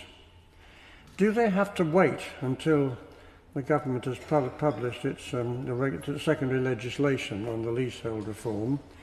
And when these special conditions are published, will the government provide an opportunity for debate?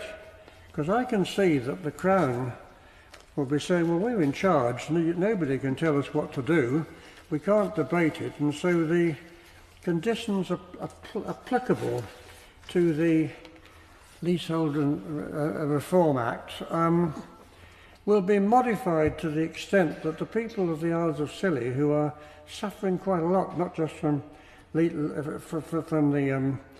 rents, but from transport and a few other things as well, have an opportunity to debate it and see really whether the duchies are playing fair. I look forward to my noble friend's response.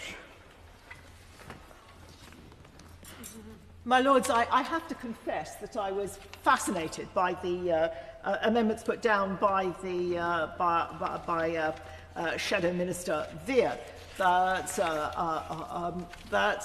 whom I remember on many occasions defending Henry VIII clause after Henry VIII clause, and now calling for extraordinary levels of accountability. But I suppose going into opposition somehow changes a perspective. The documents that have been requested, which is the main content of this list of amendments, are essentially documents that I requested at the very beginning of the process, and the Minister has been generous in a way that I think would not have happened in the past to assure us that those documents would be made available before we reach report stage, so that at that final stage of process we have enough information to know whether or not we feel that we need to challenge the content of the bill or whether we can accept the content of the bill. And I am satisfied to take his word for it, with comments that, you know, his word has been given on the floor of this House. So my Lords, if there is anything that the Minister can add in terms of timing or in terms of content, that of course would be interesting. I think we had some confusion at one point about what was a memorandum of understanding and what was a framework agreement, but I hope that that's been clarified. But I am satisfied that we are getting more information, frankly, out of this government than I ever could have hoped for on any similar issue from the government before. My Lords, I will respond to the amendments tabled by the noble Baronesses Baroness Veer of Norberton and Baroness Smith, and the noble Lords Lord Berkeley and Lord Wigley, which all seek to alter the timing of this bill's commencement. I will start by addressing Amendment 42, tabled by noble friend Lord Berkeley. This amendment would alter the commencement of the bill so that it comes into force either 2 months after the passing of the bill, or after the Crown Estate Commissioners have published the Crown Estate's lease extension policy, and the Minister of the Crown has tabled a motion in both Houses to debate the policy, whichever is the later. The Crown Estate have committed to publish their revised lease extension policy. As my noble friend said, this commitment was read out on the Crown Estate's behalf in this House on the 24th of May 2024 during the report stage of the Leasehold and Freehold Reform Act 2024. The implementation of this Act now requires a programme of secondary legislation for many of the reforms. Once the relevant provisions in the Leasehold and Freehold Reform Act 2024 come into effect, the Crown Estate will publish a revised lease policy at that point aligned with these reforms. Given the implementation timing of these wider reforms are not within the Crown Estate's control, it may not be right to delay the commencement of this bill on that basis. On my noble friend's questions about the duchies, I committed to write to him on the same subject on the first day of committee, and I will add his questions today to that letter that I write to him. I will now turn to Amendments 39 and 40, tabled by the noble Baroness Lady Veer. These amendments would alter the commencement of the bill so it comes into force, in the case of Amendment 39, 2 months after the partnership agreement between Great British Energy and the Crown Estate has been laid before Parliament, and in the case of Amendment 40, 2 months after the Memorandum of Understanding between Great British Energy and the Crown Estate has been laid before Parliament. As I set out on the first day of committee, the partnership between the Crown Estate and Great British Energy is subject to the passing of the Great British Energy Bill currently in the other place. Once it has passed, assuming it does, the nature of the partnership will be subject to an agreement between the Crown Estate and Great British Energy. However, the Crown Estate's activities span beyond those it will undertake through its partnership with Great British Energy, and therefore defining the timing of this bill in this way could be detrimental to the Crown Estate's wider activities. I now turn to Amendments 38 and 41, tabled by the noble Baroness Lady Veer and the noble Lord Wigley. Amendment 41 would alter the commencement of the bill so that it comes into force 2 months after the publication of a fiscal framework between the Treasury and the Crown Estate. Amendment 38, in a similar vein, would bring the bill into force 2 months after a revised framework document, which governs the relationship between the Crown Estate and the Treasury has been laid before Parliament, and the relevant Secretary of State has arranged for a tabling of a motion for resolution on the document in each House. As I committed to at second reading and on the first day of committee last week, we will publish a draft Memorandum of Understanding and a draft updated framework document between the Crown Estate and the Treasury before report stage in this House, which was not the position I inherited from the previous government. As I have noted, the memorandum will outline the parameters and controls which will be in place to ensure borrowing is controlled in a responsible way, and of course the Crown Estate will only be able to borrow either from the Treasury or otherwise with Treasury consent. I will write to the noble lady Baroness Smith with a comparison that she asked for. The framework document, which is a high-level public document between the Crown Estate and the Treasury, will also be updated prior to the commencement of this bill to mention the new borrowing powers, and as a public document that will also be published. The specific changes to the framework document needed as a result of this bill would include referencing the fact that the 1961 Act has been amended by the legislation we are debating today, assuming that it passes, and the changes that makes, amending the section on borrowing to state that it is permitted as set out in the revised 1961 Act in accordance with the terms of the Memorandum of Understanding, and amending the section on the board to reflect the change in the maximum number of commissioners. I hope these explanations have been helpful and I have provided some clarity on the points raised. I hope that the noble Baronesses Lady Vere and Lady Smith and the noble Lords Lord Berkeley and Lord Wigley feel able to withdraw their amendments as a result. My Lords, to offer another view to the noble Baroness Lady Kramer, perhaps going into government also changes perspective for members of this House. I'm grateful to the noble Lord the Minister for his response to these amendments and for his contribution to this debate. We haven't really had the answers we're looking for, but in the meantime, I'm happy to withdraw. Is it your Lordship's pleasure that the amendment be withdrawn? It is by leave withdrawn. Amendment 39, not moved. Amendment 40, not moved. Amendment 41, Baroness Smith, not moved. And 42, Lord Berkeley, not moved. The question is that Clause 3 stand part of the bill. As many as that opinion will say content, the contrary not content. I think the contents have it. I would welcome something more positive. Content. Okay. The question is that this be the title of the bill. As many as that opinion will say content, the contrary not content, the contents have it. My Lords, that concludes the committee's proceedings on the bill. The House will now resume.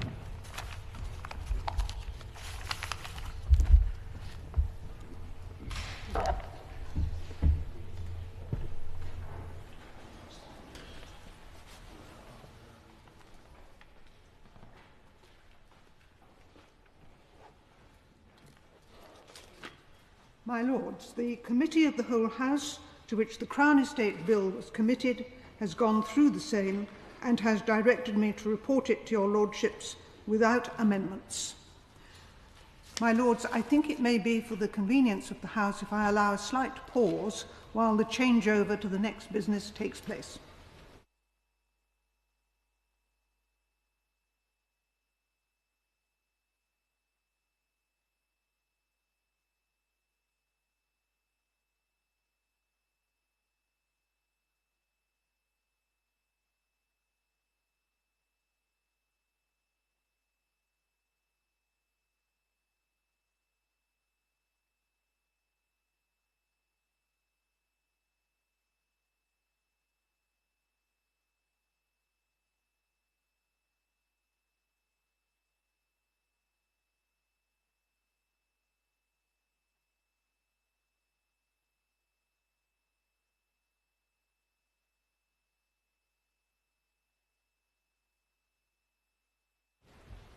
My Lords, second reading of the Institute for Apprenticeships and Technical Education, Transfer of Functions, etc. Bill.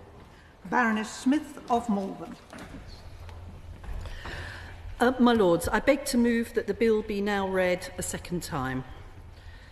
My Lords, first I want to thank those who contributed to the debate following His Majesty's gracious speech when we first discussed this bill. That was also my maiden speech, and it seems an awful long way away. But I also want to thank the noble lords who attended the recent open briefing sessions with me in this House to talk about this bill and the work that the government is doing in this area. Because, my Lords, the government's central mission is to grow the economy. We have set out a modern industrial strategy with a primary objective of long-term sustainable growth in our highest potential growth-driving sectors. But to succeed in our growth mission, we need to harness the talent of our people, to meet businesses' skills needs and to break down the barriers to opportunity. Education is critical to breaking down these barriers, and we're focused on ensuring that all children and learners can achieve their ambitions and thrive in education, work and life, no matter their background. However, my Lords, I am sorry to report that this country's workers still lack the skills that they need. This means that businesses can't grow and people are not able to make the most of the opportunities that come their way.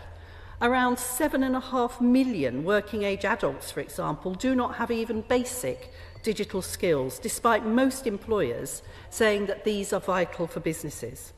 As recently as 2 years ago, UK employers put over 1/3 of their vacancies down to skills shortages. Our businesses have become overly reliant on importing skilled workers from abroad, as they've not seen a plan to develop the skills that they need in this country. Compared with other countries, our workers are underqualified. The OECD states that 26% of the UK workforce is underqualified for their job, compared to an OECD average of 18%. This underqualification is in part the result of a missing middle in our skills system. Not enough people attain post-school qualifications in sought-after disciplines. Technical training at levels 4 and 5 between A-levels and undergraduate study is low compared to other countries and to our own historical levels. In England, only 4% of people have level 4 and 5 qualifications as their highest qualification, compared to around 20% in Germany and 34% in Canada. But not only do we lack the skills we need today, our economy's skills needs are changing, with 1.4 million jobs in new fields projected by 2035. England's skills system has a crucial role in ensuring that businesses and individuals are prepared for the future. But the current fragmented skills system is preventing young people and older people from seizing the opportunities that are out there. This is the sorry state of the skills system we have inherited from the last government. A system which employers and individuals report is overly complex, where people can't find the training opportunities that would help them achieve, and which is holding back our businesses, our public services and our economy from accessing the skills they need to grow. After 14 years of tinkering with qualifications, introducing a levy which has seen apprenticeship starts fall, and a failure to look to the future needs of our economy, the skills system is failing individuals and it's failing our country.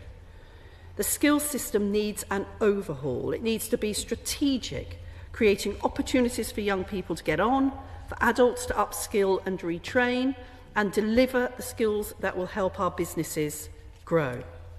This bill is a crucial step towards creating a skills system fit for the future, enabling our growth and opportunity missions to deliver better life chances for all, meeting the challenge of our industrial strategy, supporting our NHS to have access to the people and skills it will rely on, and delivering the skills to build the houses and infrastructure we need, and to support our clean energy superpower mission. But, my Lords, this government has already begun to take action. In July, the Prime Minister announced the launch of Skills England, which then published its first report in September.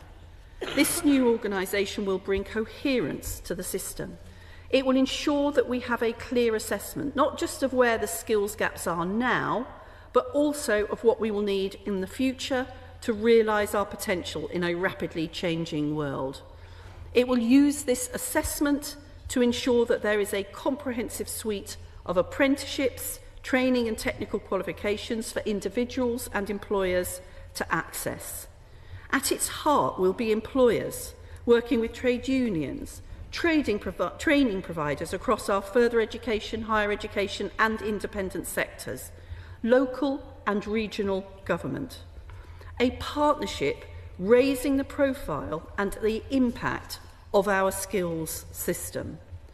Its strong board and chair will deliver the operational independence, the external expertise and the challenge to drive the change we need to see. Its link back into government will provide the voice and the advice to ensure skills sits at the heart of joined-up decision-making across government. Skills England will transform our ability to determine and then deliver the skills our country needs, giving it a key role as part of an even more ambitious programme of reform and national renewal. The launch of our industrial strategy will provide the firm foundation and confidence for businesses to plan. We're moving away from the chaos of recent years, where policy changed as quickly as Prime Ministers. Skills need to support this growth and investment rather than be the barrier that many employers highlight. So Skills England will work closely with the Industrial Strategy Council to remove these barriers. And Skills England will work closely with the Department for Work and Pensions on our major cross-government effort to get Britain working and tackle deep-seated challenges in our labour market. And it will work closely with the Migration Advisory Committee to ensure that we have a strong skills pipeline. And we plan further fundamental reform to support a vibrant and responsive skills and education system. We're creating a growth and skills levy to bring the focus and flexibility lacked by the last government's levy, a curriculum and assessment review to ensure that our schools are providing the learning to maximise all children's chances to develop the skills, knowledge and creativity to make the most of their education, a youth guarantee to ensure all young people have access to jobs and training, and new National Jobs and Careers Service to provide the direction and support for people entering the workforce. To create a single unified body in Skills England, it's crucial that the functions which currently sit with the Institute for Apprenticeships and Technical Education are folded into it. Skills England will build on IfATE's role securing the quality of technical qualifications and apprenticeships, and we're grateful for the role that IfATE has played in doing that. But in order to pave the way for Skills England, this bill will abolish IfATE. It will remove functions relating to IfATE's current accountability to the Secretary of State and Parliament, and it will transfer IfATE's functions to the Secretary of State and amend 5 of those. It will allow the skills system to operate without organisational boundaries and administrative hurdles. Skills England will help the skills system become more agile and responsive by identifying what skills are needed, where in the economy, supporting our industrial strategy and securing the availability of high-quality qualifications which meet those needs.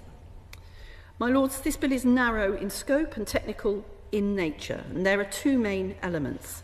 The first part of the bill, as outlined, will abolish IfATE and transfer its functions to the Secretary of State.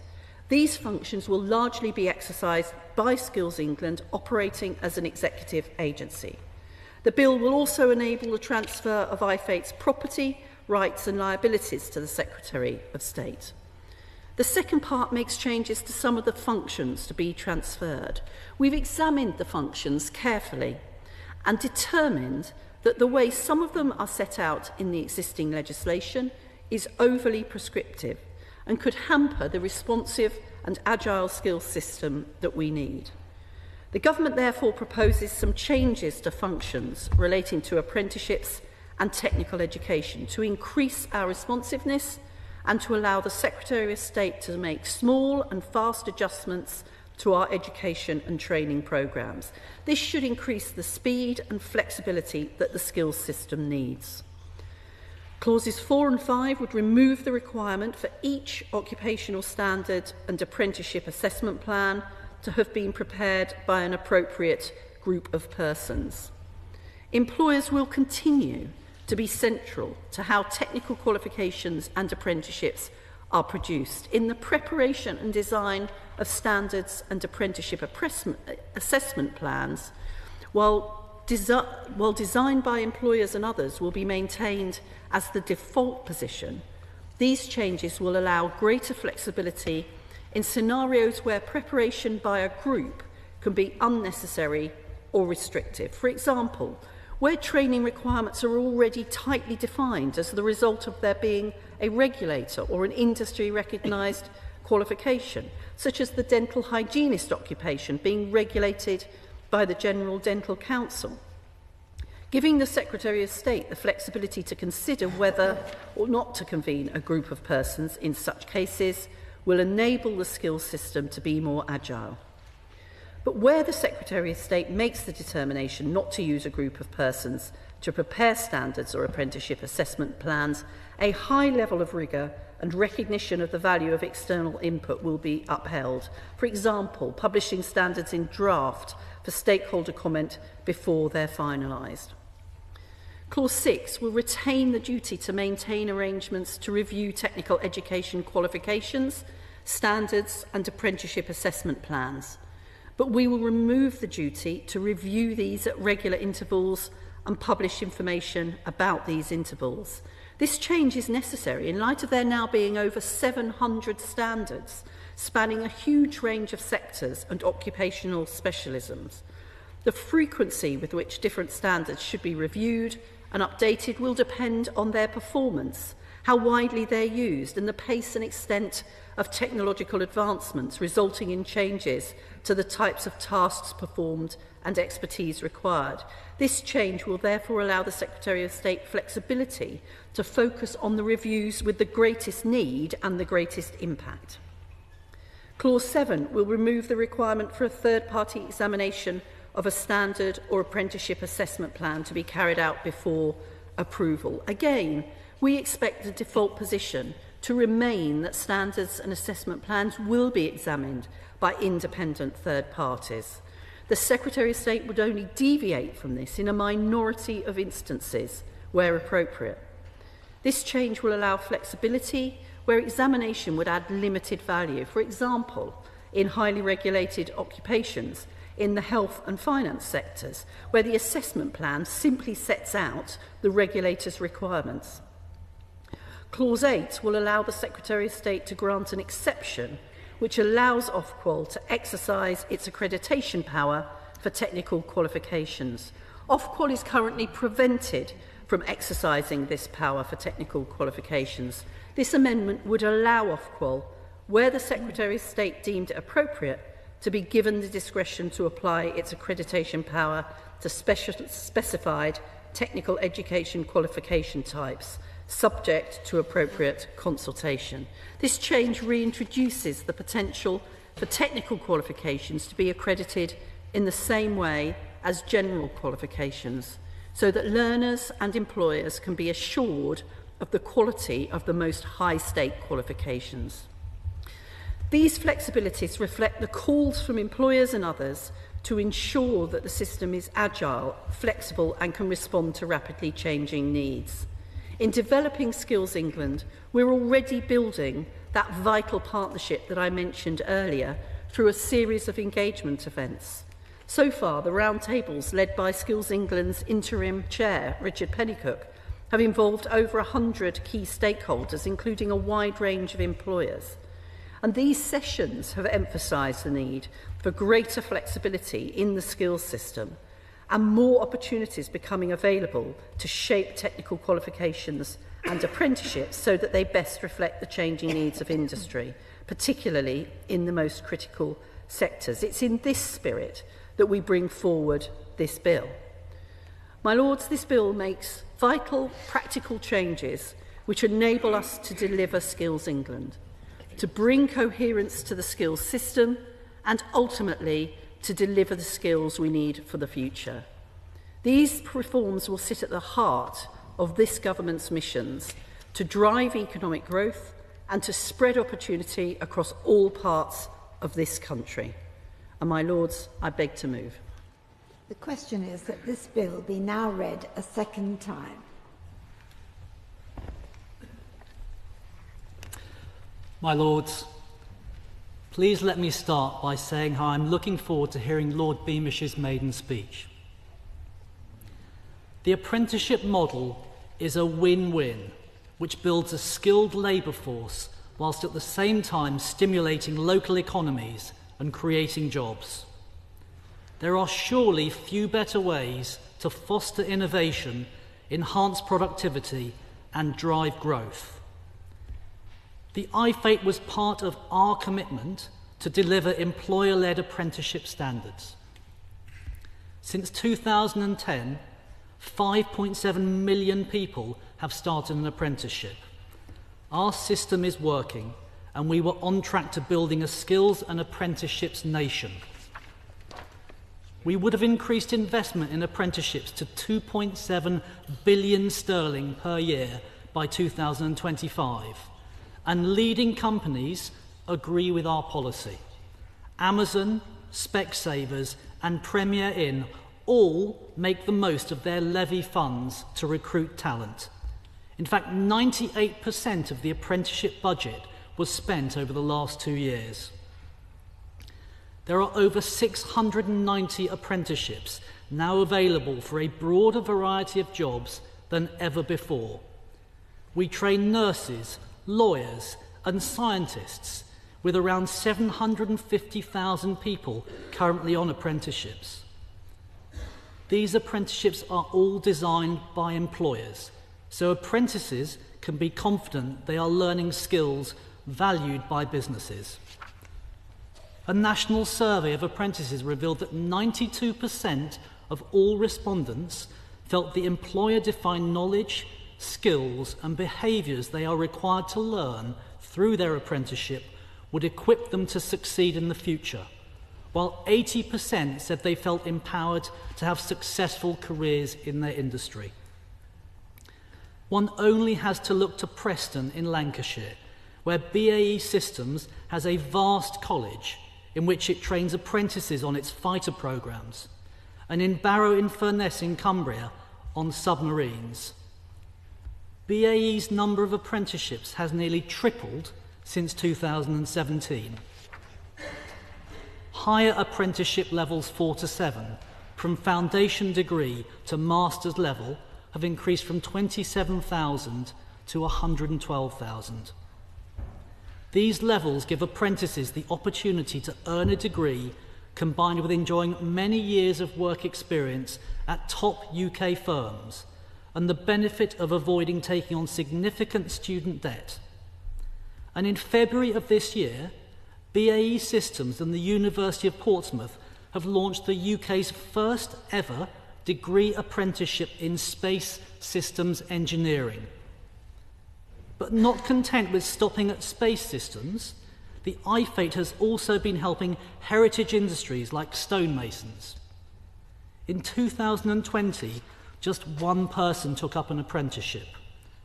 Last year, that number jumped to 53.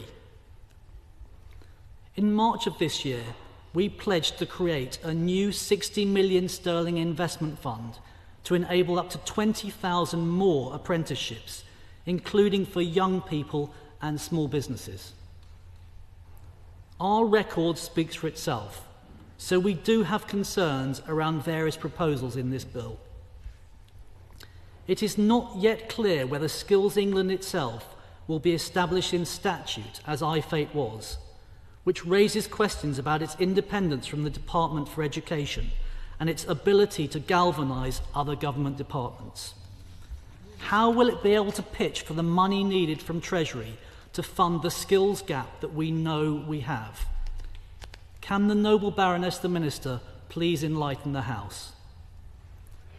Clause 4 of the bill gives the Secretary of State power to prepare apprenticeship standards, either herself or to commission others.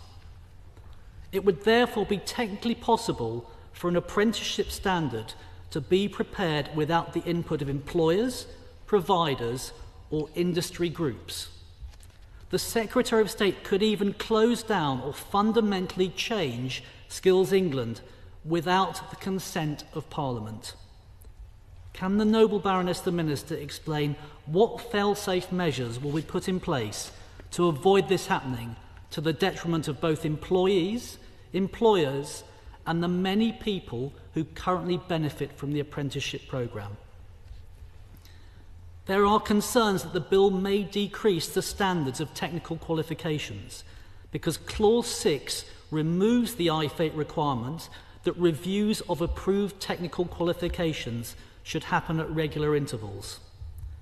The reason given in the explanatory notes is to enable flexibility to review standards according to priorities and employers' needs.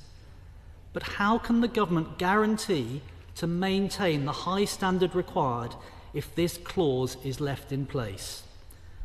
A regular review process significantly improves performance via proactive feedback, identifying areas for improvement and setting clear and achievable goals. We designed an apprenticeship programme to encourage personal and professional growth, which ultimately leads to enhanced productivity and job satisfaction. Will the Noble Baroness the Minister please explain if there will be a guaranteed minimum amount of reviews per annum? The bill's impact assessment states that there may be a drop in apprenticeship starts while IfATE functions are transferred to the Secretary of State and ultimately Skills England. It states that this will disproportionately impact adult apprentices and disadvantaged learners and regions. AI and technology are transforming the nature of work and the skills people need to be successful. Many older people need help to be better with technology. We have more than 5 million older workers in the UK who are thinking of retiring early. And of those, circa 500,000 said they could not keep up with the skills needed. These are the people who will be hit according to the impact statement. So what assurances can the Noble Baroness the Minister give us that this negative impact will be mitigated as much as possible? There are also concerns that the unions will have a disproportionate influence over Skills England to the detriment of employers.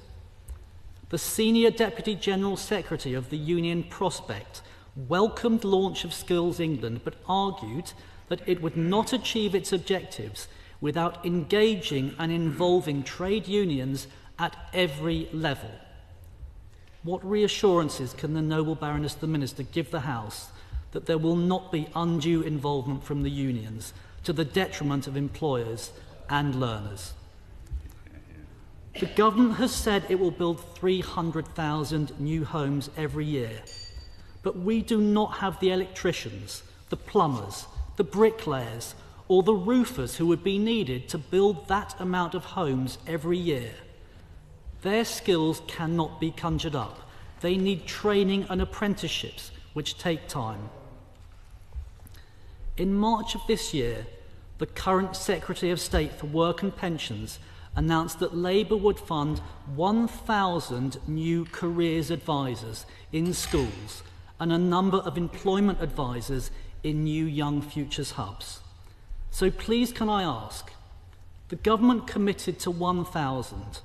What is the timetable for getting them all in place? In the government's manifesto, they set out plans to reform the levy and allow businesses to use 50% of their funds for non-apprenticeship training. But analysis has shown that if you allow employers to use half of the fund for other skills training, you would materially reduce the number of apprenticeships. So is the government still taking this course of action? And if yes, why? My Lords, apprenticeships and technical qualifications are the engine room of the UK economy. A successful programme leads to innovation, productivity and growth. This must work so that everyone in the country feels the benefits, and we very much look forward to hearing from the Noble Baroness the Minister on our concerns. My Lords, first thing to say is I'm looking forward to know Lord Lord Beamish's maiden speech, and then to say it is one of those odd experiences when you find yourself looking at a document whose background seems to agree with you. The last thing I said, last speech I made in the last Parliament on the subject was that levels 4 and 5 needed tremendous support and encouragement, and yet we've got a document in the policy summary notes which says more or less that. So I could sit down and say the government at last is listening to me and all will be right in the world. But, my lords, one of the things that comes out in this is when you take on something that is all going to the Secretary of State. By this, of course, we mean his office, but that's the person in charge. Alarm bells start to ring. If the Secretary of State is going to do it, what happens if he does something which is slightly off? What is the warning instruction? Does Skills England go back and say, you're wrong? How do we resolve that? Do we actually find out if there is real disagreement? That is something which I think, in the course of this bill, we should have a long, hard look at. We've also got to make sure that we have a balance of approach to skills. Now, something which is quite key to this is the approach which the previous government did start this. That was of careers guidance. The two have to work together to get a decent result. We've got to make sure that people know what the skills are and where you're actually going to start to apply them. Also, the case of, I was never comfortable with the previous government's approach of the breakdown between a local skills structure and what is a national skills structure. Skills structure. It is quite late. We're all getting quite soft, I think, at this time of night in this Parliament and not expecting to be here then. But if we can actually try and get a better balance, especially for levels 4 and 5, big emphasis on the big level, the technician level, which we have historically been bad at. For decades we have been bad at. My lords, when I first got in here at the Parliament here, I was told we were bad at it. If we are going to do that, where should that support come? Where are we going to look at that balance of getting down to a high technical level of training, a training which actually might be delivered by the higher education sector in places, indeed probably should be. One of the things that we might have lost when we lost polytechnics was actually somebody that bridged that gap. I know that battle was already lost by the time before this came in. But how are we going to deliver that higher level of training? The access points to it, apprenticeships is one way, colleges will be another. How do we balance these two things together, and how does Skills England take on this role is one of the important things we haven't really heard yet in enough detail, in my opinion, to pass judgment. If you're being more flexible and removing barriers to flexibility, you're also removing potential safeguards. It's the trade-off you're doing. You're balancing the two. How do we know when the government have decided something has gone wrong? And it will, because it's just going to. There will be mistakes, there will be misjudgments. All governments make them. It is not how you making that mistake that damns you. It is not realising and not adjusting. How are you reporting back? How are you letting us know what's going on? How are you letting the sector know that you are making these changes? Will be vital for the actually confidence in it, which is also once again a feeding in point, which means that you will have confidence across the sector. Thus, people will buy in. That is important that we hear that in the course of this bill. My lords, probing amendments are going to be, shall we say, our skill here is going to be tested on this to get this out of the way. But we will need to know what the government's thinking and approach is across this in more detail than we're going to get out tonight. Going through, I mean, I could speak for a long time here, but I don't think it's that appropriate. And I could try and work salmon into my speech, but I'm down with everlasting. But I think we'll give that a miss for one night. Yes, we did that. Yeah. But, my lords, the final brick that will make this work or not is actually knowing where you're going to get this structure to examine what is being done, if it is all held in the department. Now, as we go through everything, we hear about it's got to talk to everybody, other bit of government, then all the bits outside government.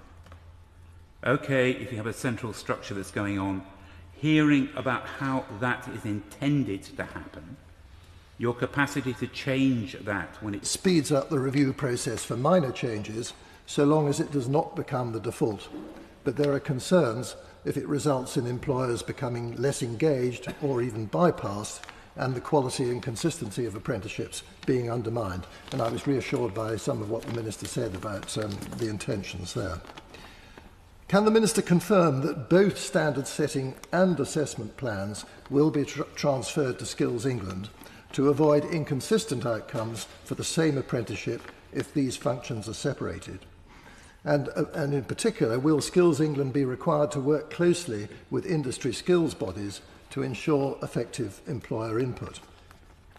The Bill's impact assessment, and I think one of the previous Noble Lords mentioned this, recognises that there may be some delays in approving qualifications during the transition process. What is the government's assessment of the likely impact of these on learners and employers, and what steps is it taking to mitigate or minimise that impact?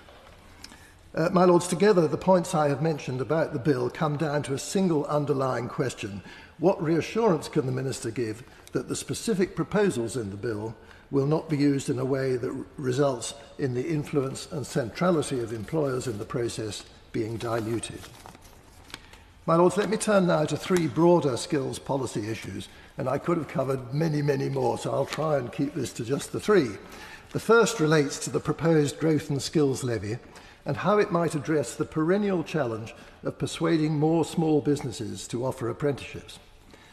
Taking construction as an example, the government is seeking to build 1.5 million new homes over the next 5 years, which, according to the Construction Industry Training Board, will require the current workforce of the sector to increase by an estimated 30%, or some 152,000 people. Where are these people going to come from, if not from SMEs, which account for 98% of the construction industry? Yet the tight margins on which SMEs in the sector operate, exacerbated by issues such as cash retentions, about which Noble Lords have heard me complain very regularly, mean that they find it hard to invest in apprenticeships and other forms of training, and lack sufficient incentives and support to do so. So how will the Growth and Skills Levy seek to overcome the challenges of funding and bureaucracy preventing so many SMEs, and not just in construction, from offering apprenticeships? Might the government be considering some sort of weighting in the allocation of Growth and Skills Levy funds, for example, to prioritise apprenticeships in smaller businesses, or for younger people, or for higher priority sectors, or at lower levels, given that employer skill needs in construction are primarily at level 3 and below? And hitherto, it's been very unclear what the desired balance of apprenticeships in these areas might be. My second issue concerns the limited focus and lack of alignment and agility of the education system in meeting the skills needs of the employment market which students will need to navigate. The Education for 11 to 16-year-olds committee, on which I served last year, and some of whose members are here today, found an alarming imbalance between the academic subjects required to obtain good GCSE results and the more technical and vocational options which develop the essential practical and life skills sought by employers, including digital skills, communication skills such as oracy, which I wish I had learnt, teamwork, problem solving, resilience and creative skills. An effective skills strategy must not only be clear about the skills that employers in key sectors need now and in the future to boost productivity and growth, but also how the education system should be adapted to provide those skills. Will these issues be fully taken on board by the Curriculum and Assessment Review? And how will employer needs be reflected in the review, given that there seem to be no employer representatives in its membership? Finally, and again picking up what previous speakers have said, what can the Noble Lady tell us about how Skills England, as a non-statutory, and why non-statutory, I ask, executive agency within the Department for Education, headed by a chief executive at civil service director level, and with a range of detailed technical and regulatory functions to fulfill, will at the same time be able to coordinate skills needs across sectors and regions, building on local skills improvement plans and driving strategic collaboration across the whole of government in partnership with sector skills bodies, unions, the devolved nations and others. My Lords, it's an enormous task to any single organisation to fulfil, particularly at that level of government. So how will the pieces of this complex puzzle fit together to create a coherent national strategy, fully integrated with the industrial strategy, to ensure that the identified demand for skills is matched by the provision from education and training at all levels? And who will be responsible for driving the process across government? And again, picking up what the noble Lord Allington said, what tools will be available to identify and fix things that are not working, and who will exercise them? My Lords, the government has set itself ambitious and inspiring goals for skills policy, and I look forward to hearing more from the Minister about how they will be achieved and what part this bill will play as a first step in what will be a long, complex and vitally important process. It's a great pleasure to follow the noble Lord Aberdare, and I realise I stand in the way of the maiden speech by Lord Beamish, which I look forward to shortly. I'll try and be brief. I support the bill in principle and certainly the ambition behind it, and certainly understand the logic behind it. But a number of questions have already been raised about it, which will need some careful addressing and answering if the House is to be confident about what is proposed. Now, I want to focus on the FE sector, which has been facing some difficulty in recent years, facing the uncertainty whilst waiting for the outcome of the government's pause and review of Level 3 qualifications, while it deals with FE pay being considered separately from the ongoing negotiations of the recently resurrected School Support Staff Negotiating Board, and faces up to the impact of sustained cuts and falls in funding in real terms. But FE is doing amazing work, particularly with particular sectors of our young people. Now, my questions relate to the move of IfATE into Skills England in relation to several questions. First of all, young people. The apprenticeship levy has resulted in fewer young people undertaking apprenticeships. Young people in general, but especially those not in employment, education or training, form a demographic who stand to benefit immensely from apprenticeships. But it seems that we have seen a trend of employers choosing to spend their apprenticeship levy on older employees or career changers, as young people are sometimes perceived as harder to work with. So how will Skills England incentivise the recruitment and training of young people through apprenticeships? Secondly, SMEs. Small and medium enterprises have not found the apprenticeship levy simple to navigate. It's much simpler, we understand, for those with a turnover of more than £3 million a year, as they contribute automatically. Complexity and perceived uncertainty around a solution of co-investment has limited the take-up by SMEs of apprentices, and this can disproportionately affect smaller or more rural communities where larger businesses simply may not operate. So how will the new structures around apprenticeships incentivise and support the provision of apprenticeships by small and medium-sized businesses? Then the question of levels. The apprenticeship levy has had a much bigger impact on higher level qualifications such as higher and degree apprenticeships, and therefore in turn helps higher education institutions. But it's not improving the range and offer of courses available at lower levels, such as intermediate apprenticeships at level 2 and 3, to anywhere near the same level. Now, arguably, this increases the options available to already more privileged or socially mobile apprenticeship candidates whilst restricting the options available to those most in need. I'll give an example, I'll illustrate. There's currently a crisis in care, and statistically, care-experienced young people are far more likely to study in FE institutions than HE institutions. Now, given the weaker social fabric supporting them and the complexity of transitioning to independent adulthood after 18, which is challenging enough as they leave the care system, these young people should be the ideal candidates for apprenticeships and the training and the salary of wages that they provide.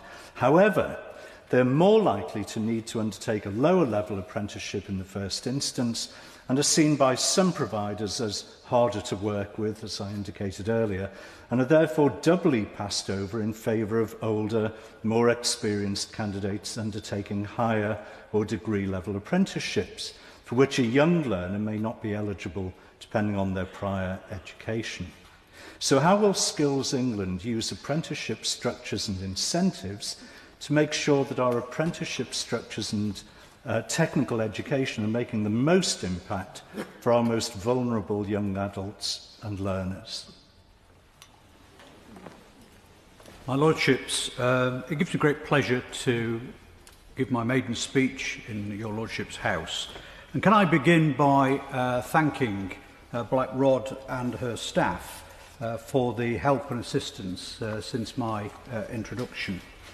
Could I also give a thanks to the principal doorkeeper and doorkeepers and the house staff for their welcome and advice, along with the warm welcome that I've received from noble lords from across the house.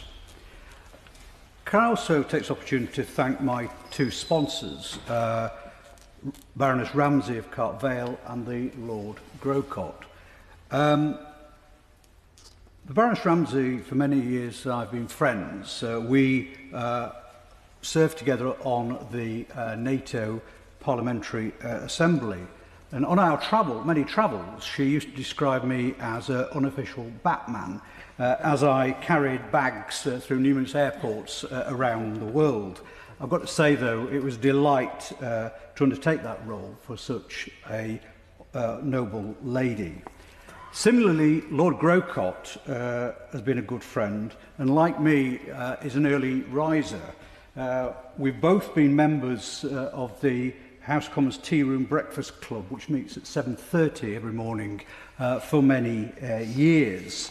It's an opportunity to read the morning papers, and usually by 9 o'clock the assembled masses have put the world to right.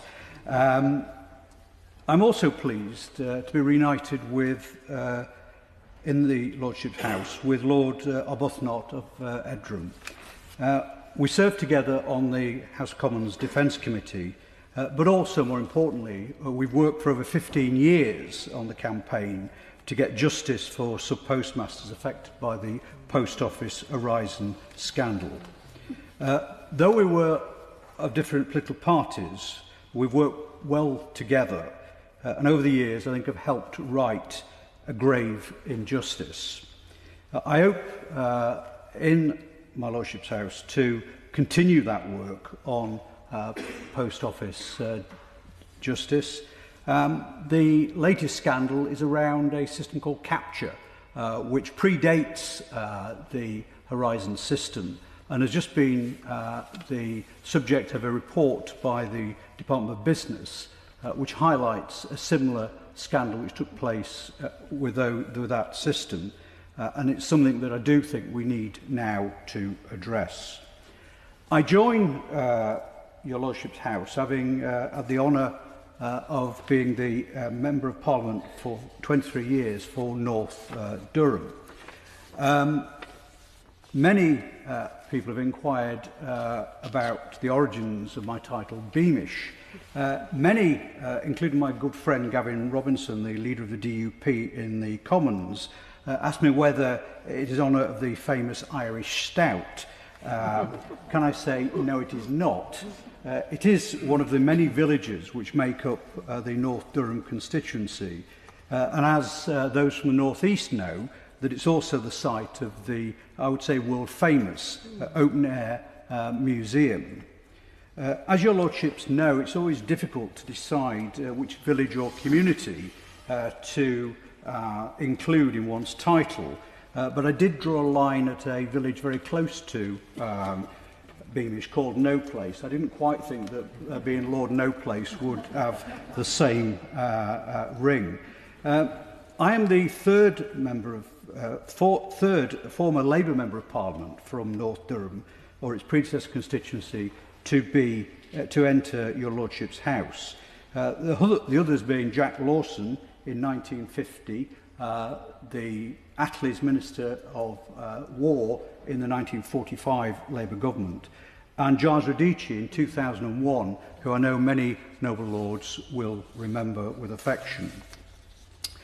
In his maiden speech to your lordship's house in 1950, Lawson said that he'd listened to debates for some weeks, and he said, "I confess that from time to time I felt a very little much like David Copperfield on one occasion when he told he felt very, very, very young." Being a 60-year-old, I think I could understand what he was saying. My maiden speech in 2001 in the House of Commons described North Durham as a rural community with urban problems. It's a former coal mining constituency with beautiful countryside, and the sad thing is the economic reason for why most of the communities existed is no longer there, as was coal mining closed and industry moved away. The jobs now are mainly to be found to the north in Newcastle, Sunderland and the A1 corridor. The communities, though, are still very strong. Jobs are needed. And there's one thing that is also needed, and that is to raise the aspirations of many young people who live there. That's why I welcome the new government's commitment as one of its key missions is the economic growth and concentration on skills. There's been much debate about the need for capital investment, but unless we invest in people, the economic gains which we strive for will not be achieved. If your lordship look around the world, the most successful economies are those which invest in its workforce. This bill is a key step in that direction. As the Minister said in opening this debate, the skills landscape for far too long has been fragmented. If Skills England is going to succeed, though, it will need to be a genuine partnership between government, the education sector and the private sector. Government and the private sector will need to come together, not only to identify the areas where skills are needed, but also to make sure that resources are directed towards them. I also would argue that Skills England and skills need to be hardwired into all government departments, and their policies need to be thinking about skills when they are developed. I do note in the policy publication for the bill produced by the Department of Education, it refers to working with devolved administrations, combined authorities, government departments such as energy and security, DWP, science and innovation, but doesn't mention other government departments, such, for example, as the Ministry of Defence. As many noble lords know, defence has been one of my particular interests as a former defence minister.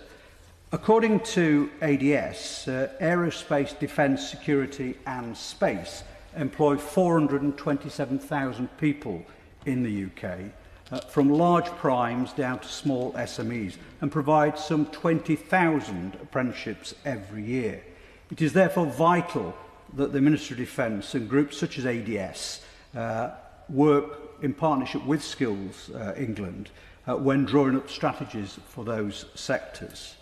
Skills, I know, has been said in this debate, are important for the economic well-being of our nation.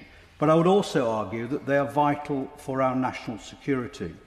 As a former member of the Security and Intelligence Committee, I saw at first hand how that if we are going to defend our nation against those that wish to threaten us, whether they be nation states or non-nation states, we will need a new generation of computer, IT skills and mathematicians in the future. And that is something which needs to be thought about. I would also like to draw the Minister's attention to the work that is going on at GCHQ with the neurodiverse community, which is tapping into a resource which is having not only great beneficial results for the individuals, but also helping them develop new programmes and ways to protect our country. I would also say that government departments, when they are, and particularly the Treasury, when they are awarding contracts, also need to think about skills. 38 pence in every pound spent on a defence contract with a UK company not only comes back to the government in tax and national insurance, but it also helps grow the skill base of our country. This was clearly demonstrated in Philip Dunn's 2018 excellent report on growing the contribution of defence to the UK prosperity. Sadly, the last government completely ignored that excellent report. Can I also, in conclusion, make a plea for what I would call our traditional skills? There is still a need for stonemasons, glass craftsmen and traditional carpenters. And can I commend the work that's been done by Beamish Museum in giving apprenticeship opportunities to young people in those skills, which are in danger of dying out. And if the House, upon ever decides that it's going to get round to the restoration and renewal programme of the Palace of Westminster, these skills will be ones which will be vitally important. Can I thank my Lordships for listening to my maiden speech? I look forward to making further contributions and taking an active part in the work of the House. Yeah. It's my great pleasure and privilege to be able to follow the Noble Lord and to congratulate him on an excellent maiden speech. We're very glad that he's here, bringing the experience that he's already outlined and the campaigning zeal which he described in terms of combining across party in relation to the post office scandal and the work he's done on defence. I know that my noble friend on our front bench will welcome very much his expertise. Could I also say how much I agree with him about craft skills, which my city was built on as well, and the issue of the collaboration we need between the public and the private sector if we're going to make the skills agenda work. And so I appreciate that very much. I did know about the Beamish Museum, the open-air industrial museum, and I was just thinking about when the Noble Lord was making his maiden speech that he'd moved from one museum to another. This is more like a natural history museum where the occasional dinosaur moves around the corridors and was responsible, in part at least, for not changing the sitting hours of this House. So here we are on a late Tuesday night debating something that is really important, but perhaps too late to do it justice.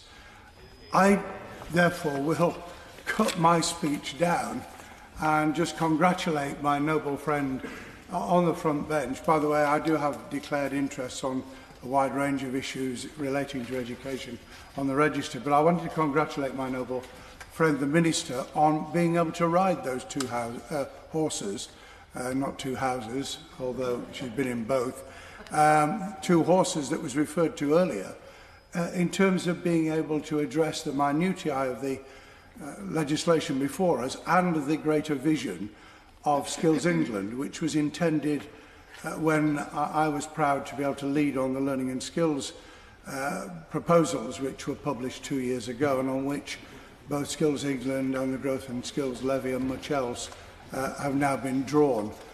I have to say, still struggling with the idea of being on the government benches, not the opposition. After 14 years, it's quite hard not to make a remark like this bill being necessary but not necessarily sufficient sound like a criticism.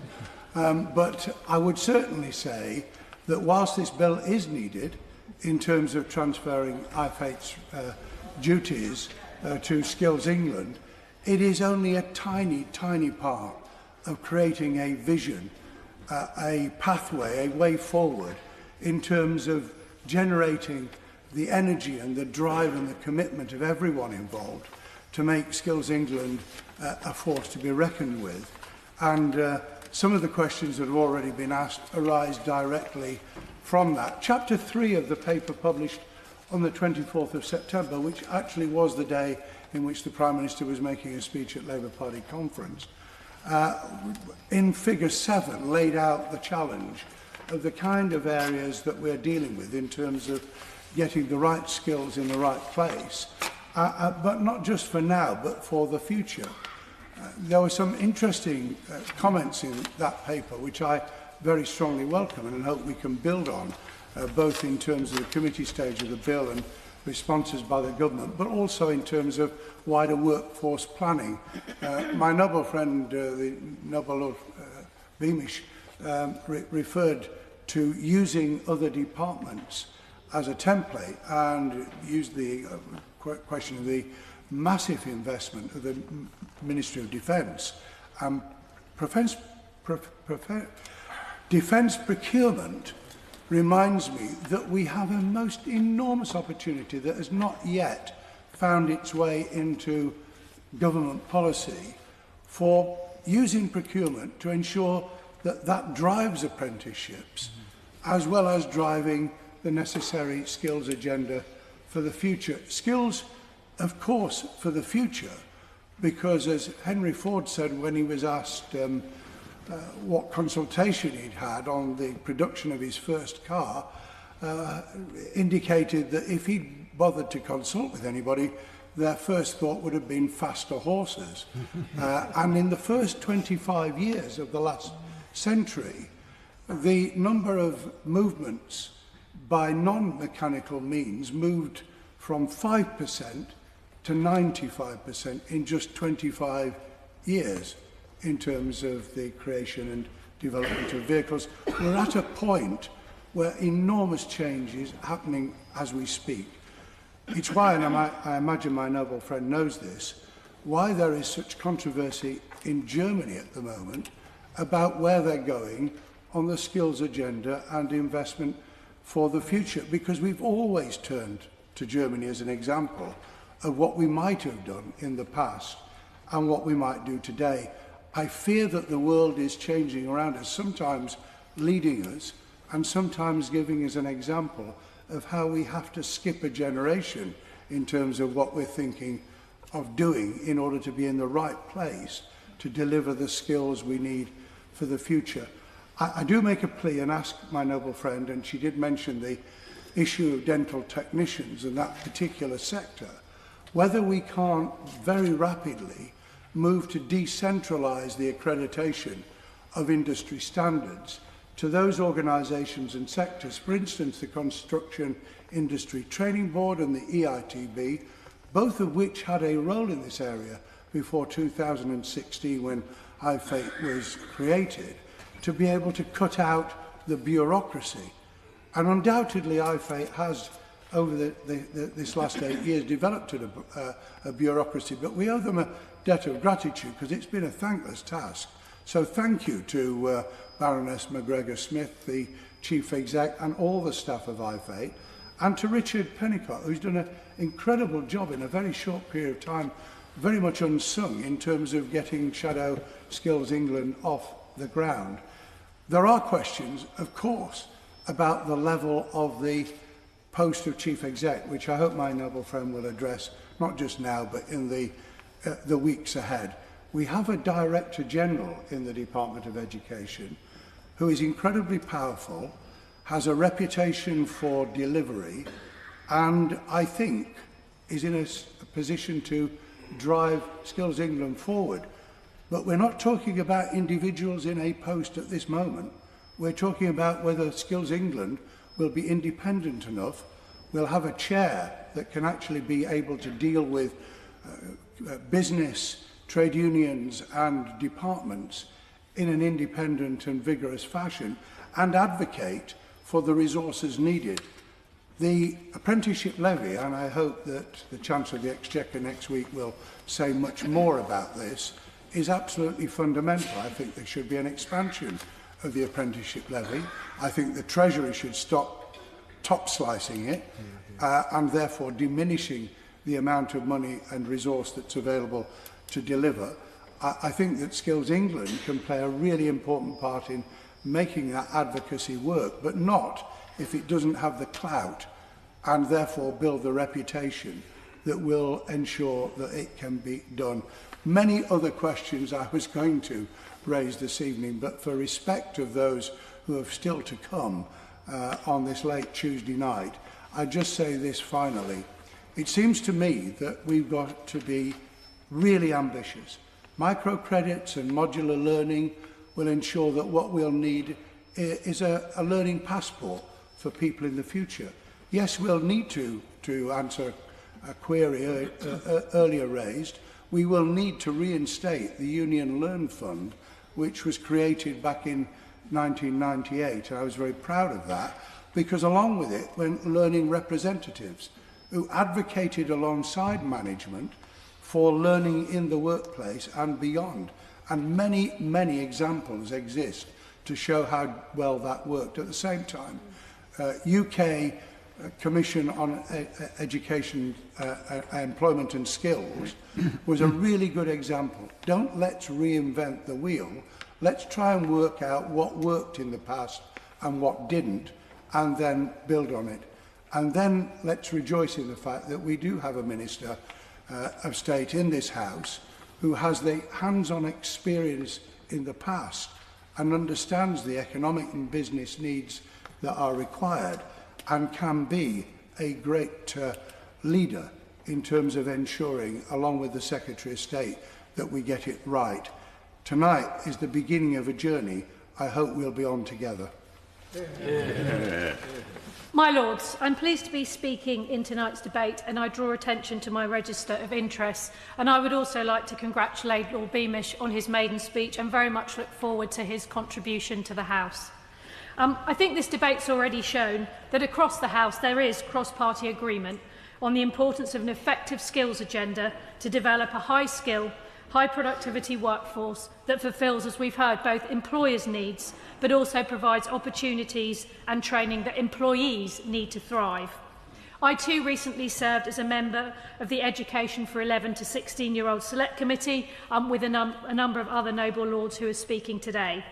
And while our focus was on the school system, during our evidence sessions, we heard time and again from witnesses about the need for an increased focus on skills and training to equip our young people for the world of work, both now and in the future.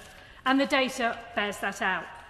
Studies consistently highlight the importance of skills to growth, with around 1/3 of average annual UK productivity growth between 2001 and 2019 attributable to the expansion of skills in the workforce. And as we've heard, it's estimated there will be 1.4 million new jobs in the economy by 2035.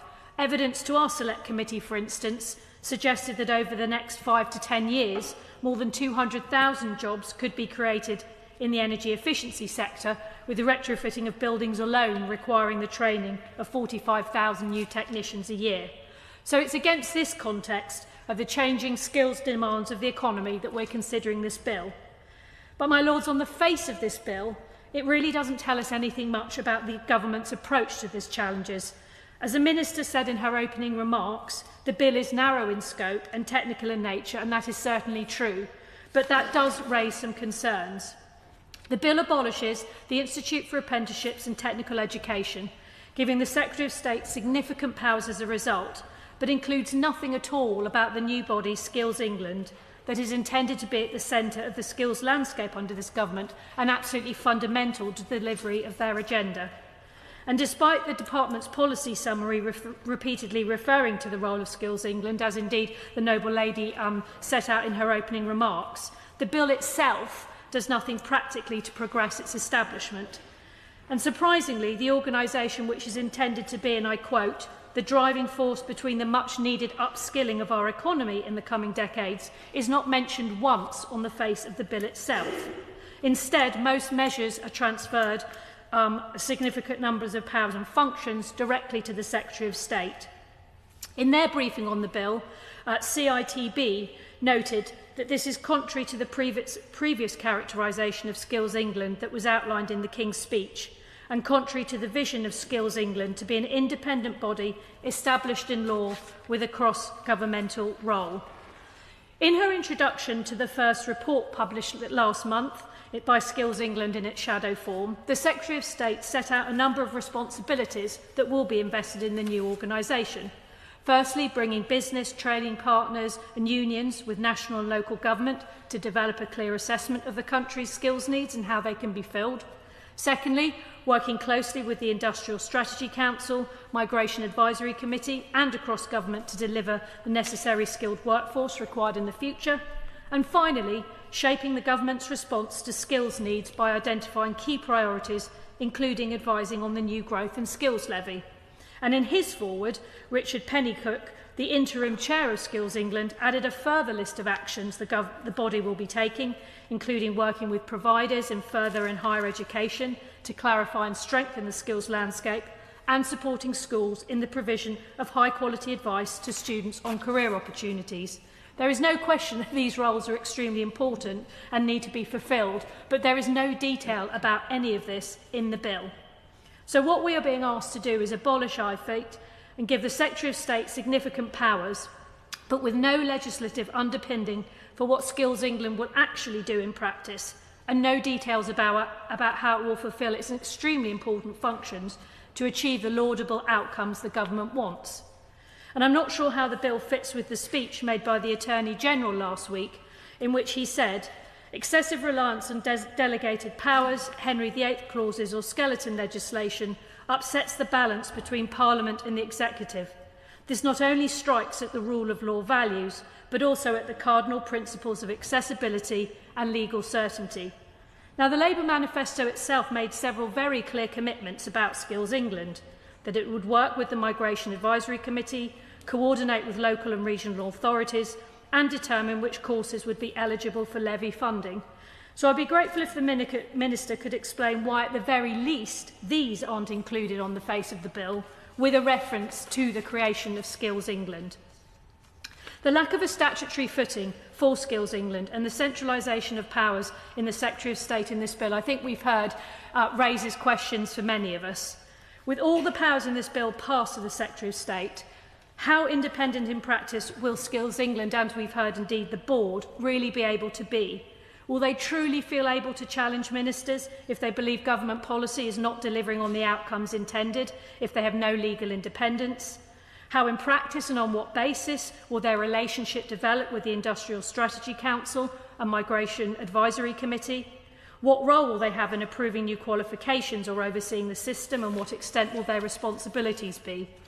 And there are also important unanswered questions around how Skills England will be asked to oversee the apprenticeship system. Policy Exchange's report reforming the apprenticeship levy, which was published last year, found a recurring complaint from employers of all sizes that standards were too inflexible for their needs. How will Skills England be able to address this problem, and what safeguards will be in place to ensure powers taken by the Secretary of State are used appropriately? My Lords, unfortunately, with the paucity of the detail about the new body within this bill, there are a very long list of questions.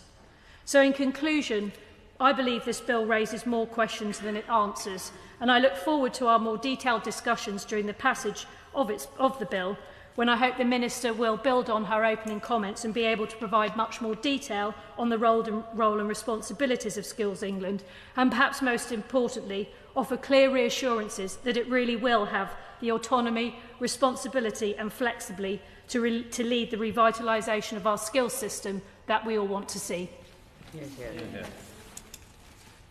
As ever, I declare my interest as a teacher in a state secondary school in East London.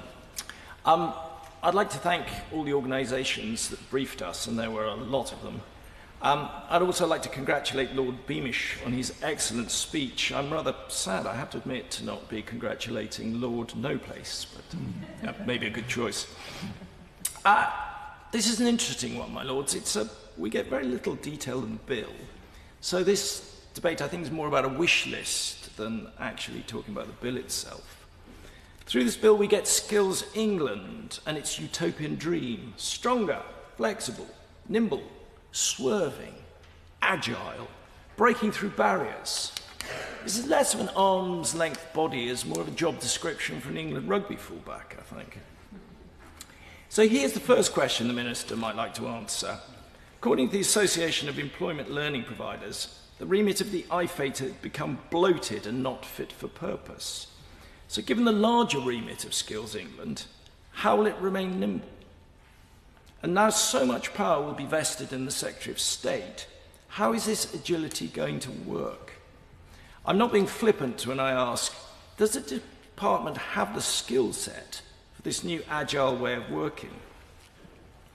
As my noble friend Lord Aberdare quoted in its first report, Skills England talked about over a third of the vacancies in 2022 were the result of skill shortages.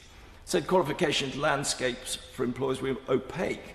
Their career paths were not sufficiently clear, and the current skills system was not always equipping learners for the necessary skills. My lords, there is work to do. We need to go back to fundamentals. We must not confuse skills with knowledge. Skills are practical abilities developed through practice and application. The knowledge-rich curriculum in schools has been to the detriment of skills. For too long, we've concentrated too much on getting the best maths results this side of Mars, whilst downplaying skills that employers want and need. By prioritising mathematics and engineering, the government sought to boost innovation and competitiveness, but neglected the very sectors that have made the UK a cultural powerhouse: arts, music, design and literature. Obviously, an ability in maths and English are important, but not to the exclusion of everything else. The empire is gone. There are no jobs for life. As a teacher, I'm constantly amazed that students can tell you every god in the major religions, but cannot use Microsoft Office.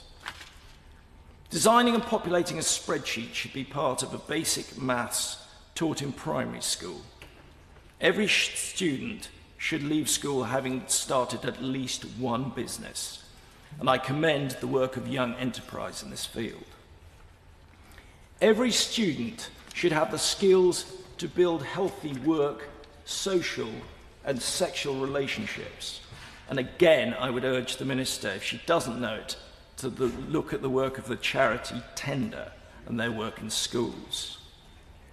These are some of the many reasons why every child should be in school. But maybe by making the curriculum more relevant, we could tempt the abstainers and their families back into the fold. It might also be fun to teach. Otherwise, I have no idea where the thousands of new teachers are going to come from. I welcome recent government statements on the British film industry. Britain is open for business and creativity is at its heart. Great news, given successive governments spent time downgrading creative subjects. Could we say goodbye to EBAC and Progress 8, which penalise schools and give them no credit for large amounts of high-performing creative subjects? I wonder if the Minister could expand on her answer this afternoon when she said the curriculum and assessment review would be creating space for creativity. Qualifications are a mess. Apparently, Skills England is going to intervene sometimes in the award of technical qualifications. Clause 8 meaning that Ofqual may not decide whether or not there may be an accreditation requirement in relation to approving technical education. Could you explain, please, Minister, the high-stakes qualifications, the specified technical education types? I still don't understand, I'm afraid. I'm a member of the APPGA on T-levels. I've chaired a conference on T-levels. And time again, we hear that they are too technical and schools and colleges are struggling to find meaningful relations with industry. The Minister said in an answer yesterday that T-levels would be beefed up. Great gung-ho language. Could she add more detail of the beef to be applied? The unloved BTECs and VCerts, and I've taught both, and friends of mine have taught unteachable VCerts. What's going to happen to these lower qualifications? Each year, according to CITB, 58,900 people, either on a construction apprenticeship or an FE course, fail to achieve their qualification or immediately progress into construction employment on completion of their qualification. The main reason for this training wastage are limited focus and lack of alignment, and the agility of the education system to meet construction employer skills needs, which are primarily at level 3 and below. This ultimately leads to low apprenticeship completion rates and unacceptable FE outcomes for the industry. The Minister mentioned the short qualification reform review. I wonder if she could actually say how that's going. My Lords, I think overall this bill is to be welcomed.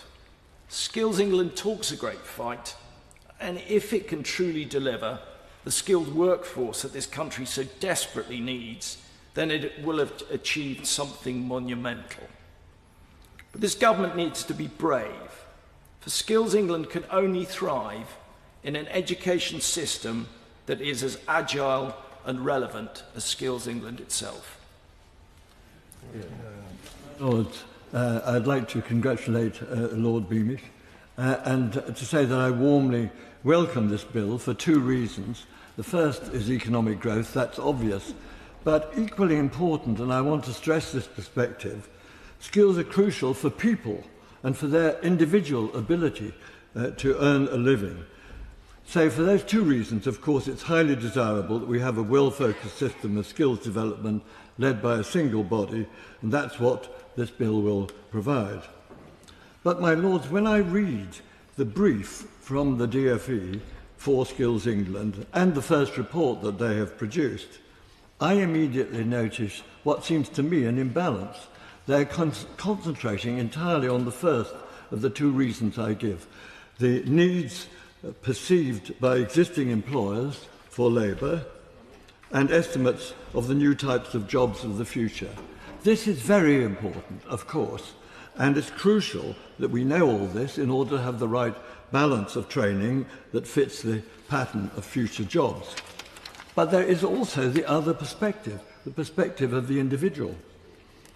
And that would lead one, if one was thinking about the need for a particular volume of training, it would lead you to ask how many are the young people out there who need to be trained in order to earn a decent income. And I've not seen them mentioned in the documents that I've read so far. So it's of course quite impracticable to say how many people should be trained just by adding up these estimates from employers and new jobs. If you wanted to think about the numbers who have to be changed, you've got to think about how many people there are out there. But what the estimates, of course, from employers and estimates of new jobs are vital for is the pattern of training.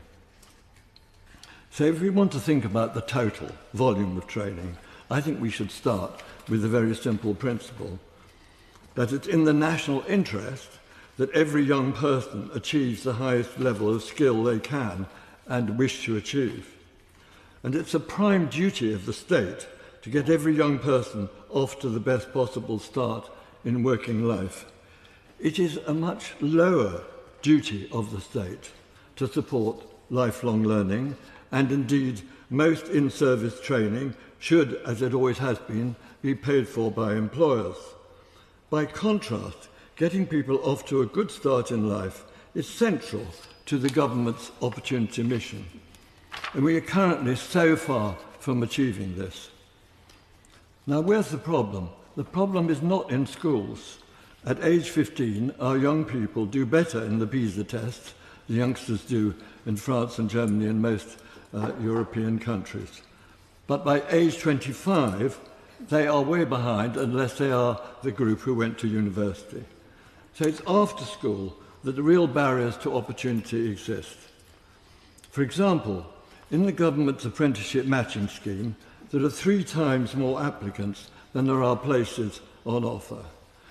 So it's no wonder that at age 13, a third of our young people are getting no education or training. This is a really shocking state of affairs. Let me just break it down for you. There are the 14% who are NEET, not in education, employment or training, that we often talk about. But I think just as bad is the 20% who are in jobs without training and heading for a lifetime of low pay. So, my lords, it's this lack of training that I consider, and I think we should, one of the biggest problems facing our country. The people who are getting nothing beyond the age of 17. It is completely extraordinary. Now, that's why I'm really encouraged that the government is offering young people up to 21 a youth guarantee of education, training, or help with finding work. That is good, but I think it's not nearly enough. For what we need for these young people is, in addition, inside the youth guarantee, a guarantee of training, if that's what they want and are qualified for. And I really hope the government can modify the youth guarantee in that way. In 2009, the previous Labour government passed an Apprenticeship Act which obliged the government to ensure that every young person who was qualified for a level 2 or 3 apprenticeship could expect to receive an offer. That was repealed a year later. But the guaranteed offer is, of course, what we do for the people going down the academic route to university. They're pretty much guaranteed a place. Not necessarily what they want, but a place. But we've never applied it to the other 50%, and that's why we have the low productivity, low pay and inequality that we have in our country. So to apply this guarantee principle would, of course, require a major administrative effort at the centre and working through local authorities and, if necessary, extra element of subsidy. I would suggest that every local authority would be required to assess the number of young people likely to want an apprenticeship, and it would then do its best to persuade local employers to provide these opportunities. I should say that the research shows that employers like the idea of an apprenticeship guarantee. They're not averse to it. The Chartered Institute of Personal Development found that 85% of those surveyed supported the idea, and 60% of them said that if it was introduced, they would provide more places than they currently do.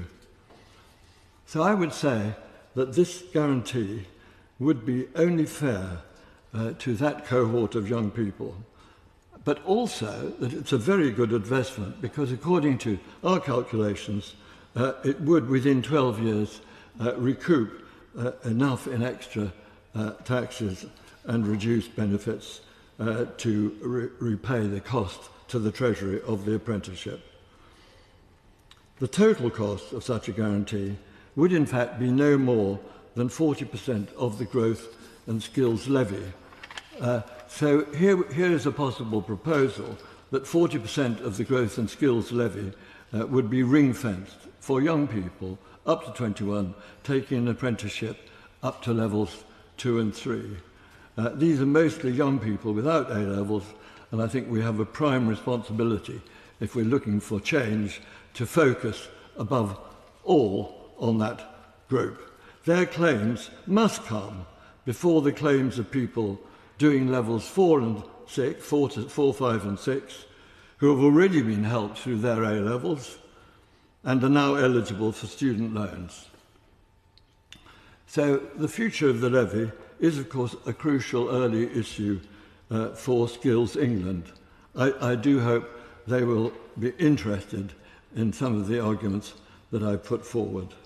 But whether or not they do accept the idea of a guarantee and some ring-fencing of the levy, I think it's crucial that Skills England do not only look at what employers and the jobs of the future suggest, but they include a serious study of the number of young people who are needed to acquire a skill, and that is a crucial point. I hope we can continue to discuss this issue, that focus, additional focus for Skills England in the later stages of the bill. It really is a vital dimension because in the end the economy is for people and not people for the economy. My Lords, I would like to congratulate the Noble Lord Beamish on an excellent maiden speech, which was both informative and entertaining, and also to thank the Noble Lady the Minister for her exposition of the rationale for this bill. While I applaud the ambitions for Skills England, our country must obviously have the right skills to meet the challenges of modernity. I do wish to provide some gentle warnings of the risks that I fear will inevitably arise with the government's approach.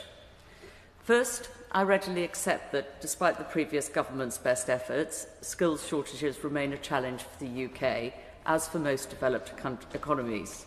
Despite record participation rates in higher education, a generously funded apprenticeship scheme, and soaring levels of net migration, skills shortages remain. I sympathise entirely with the government's desire to act to shore up skills gaps. The last government had considerable success with their reforms to apprenticeships, and the Institute for Apprentices and Technical Education, IfATE, was set up as part of those reforms. Its purpose was to be independent of government and to represent employers in setting standards for technical qualifications. It succeeded through instilling confidence in the integrity of apprenticeship standards. Employers are fundamental to the input of the qualifications they need in the workplace. I pay tribute to the Chair, the Noble Baroness McGreevy-Smith, and her team for the work of IfATE. It has, among other successes, created and maintained around 690 apprenticeships, which supported around 750,000 people on apprenticeships last year. It created 21 T-levels and 174 higher technical qualifications, and enabled 120 employer leaders to set strategic direction for skills in their sector. But perhaps the best assessment of IfATE comes from apprentices themselves. A national survey found a 90% satisfaction rate with IfATE from apprentices who had already completed their apprenticeships. What other part of government can report a 90% satisfaction rate? Established in statute, IfATE has an independent chair and a board that afford a certain distance from the Department of Education, or DfE. The chair of IfATE is independent of the department, whilst ultimately remaining accountable to the Secretary of State. This governance arrangement has been key to instilling confidence among employers and being able to galvanise others in support of the standards IfATE sets. Skills England, however, is to be an executive agency of the Department for Education. Under the government's proposals, Skills England will report into a senior official in the DfE. In my view, this change in status is both critical and presents significant risks. In all so-called arm's-length bodies, there is a hand at the end of the arm. This hand exercises a certain amount of control depending on how the body is set up. This bill will place far greater control in the hands of officials rather than employers in setting and ensuring the rigour of future standards. This concern is borne out in Clause 4 of the bill, which gives the Secretary of State, or the officials reporting directly to her, the power to prepare apprenticeship standards either herself or to commission others to do so. David Kernahan, in a recent article, has highlighted the issue thus. This tweak makes it technically possible for an apprenticeship standard to be prepared without the input of employers, providers, industry groups, or indeed anyone. The Secretary of State could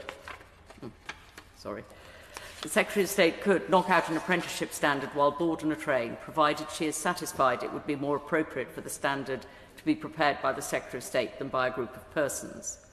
Such wide-ranging powers lead to genuine concerns that the bill could decrease the standards of technical qualifications. Clause 6 removes the IfATE requirement that reviews of approved technical qualifications should happen at regular intervals. The reason given in the explanatory notes is to enable flexibility to review standards according to priorities and employers' needs. Can the Noble Lady the Minister explain why a statutory requirement for regular reviews of the suitability of qualifications is to be replaced by such a broad discretion? And would she also be able to provide some clarity on who will decide those priorities and how the decision maker will determine employers' needs? As my noble friend Lord Effingham has highlighted, the new Skills Foundation will give increased influence to trade unions, with Sue Fearns, Deputy General Secretary of the Union Prospect, arguing that Skills England would not achieve its objectives without engaging and involving trade unions at every level.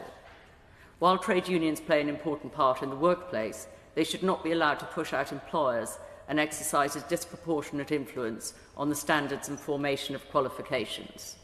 There is a very real danger that a successful organisation like IfATE could be subsumed in a new Skills England and become merely a convening body for interested parties. On the levy, Ms Fearns has also called for flexibility and argued that it must extend beyond a demand-led model. While I appreciate that she does not speak for the government, I do wish to express my alarm that anything other than a demand-led model is appropriate for solving a skills shortage. Such an approach would imply that Skills England is at risk of taking on the role of a central planner for skills, an approach that governments long ago had experimented with and which I'd hoped had been consigned to the dustbin of history. My Lords, I wish to close by acknowledging the scale of the challenge facing the government. Skills shortages arise in almost every advanced economy, and there are a wide variety of tools by which government can contribute towards meeting this unmet demand for skilled workers. My fear is that Skills England assumes, philosophically, that the state knows best.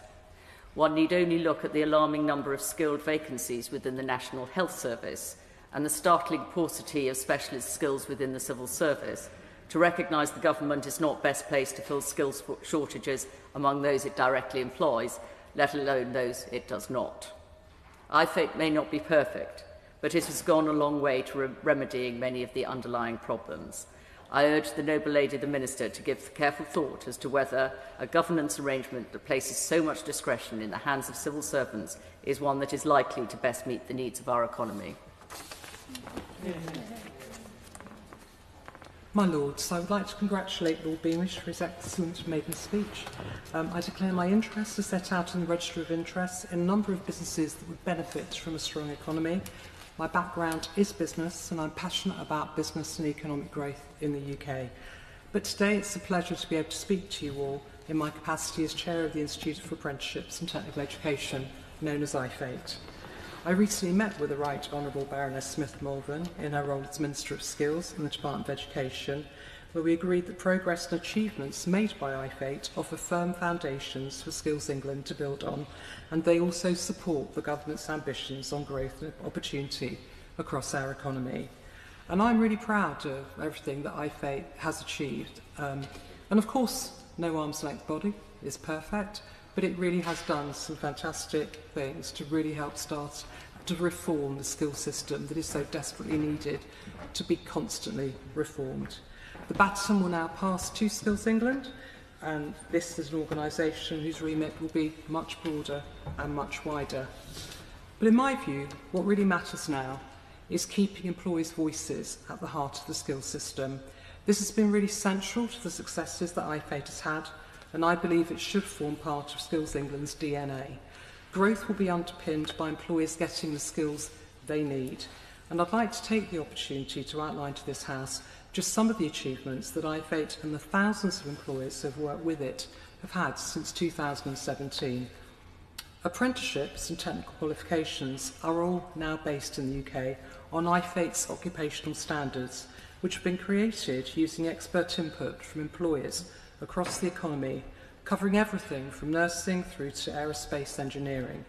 These standards capture the essential knowledge, the skills and the behaviours employees want within their businesses, increasingly including more and more technology and AI. They form a real spine in our skills system, and it's from this that apprenticeships and technical qualifications can grow. And I'm really proud of the breadth and range of standards that we have, demonstrating how employers from every sector have engaged in the development of the skills system. I'm also really proud of the recent prototype Skills Compass that IfATE has been developing in collaboration with the Gatsby Foundation and Innovate UK. It will use labour market insights and AI to rapidly update these standards and capture changing skills needs. This is what we need in a really responsive and flexible skills system. IfATE has worked with employers to develop and approve over 700 apprenticeships, and 750,000 people participated on apprenticeship in England last year. The estimated annual gain for employers from apprenticeships is between £2,500 and £18,000 per apprentice during their training, and many apprentices will remain loyal to their apprenticeship employers long term. And I'm sure for many of you, if you've met apprentices, they are so passionate and so committed to what they do. I have certainly been a big employer of them. I'm hugely proud by so many of the achievements they're having today and will continue to have.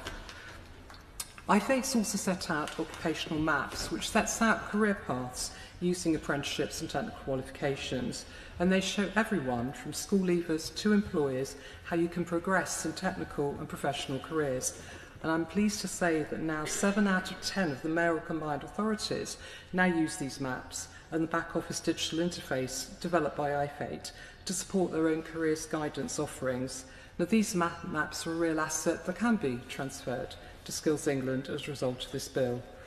IfATE has also made great strides in working with employers to identify where existing occupations and apprenticeships can also become greener, supporting sustainable growth and our net zero targets for the UK. And we've also clearly supported the government's ambitions on T-levels.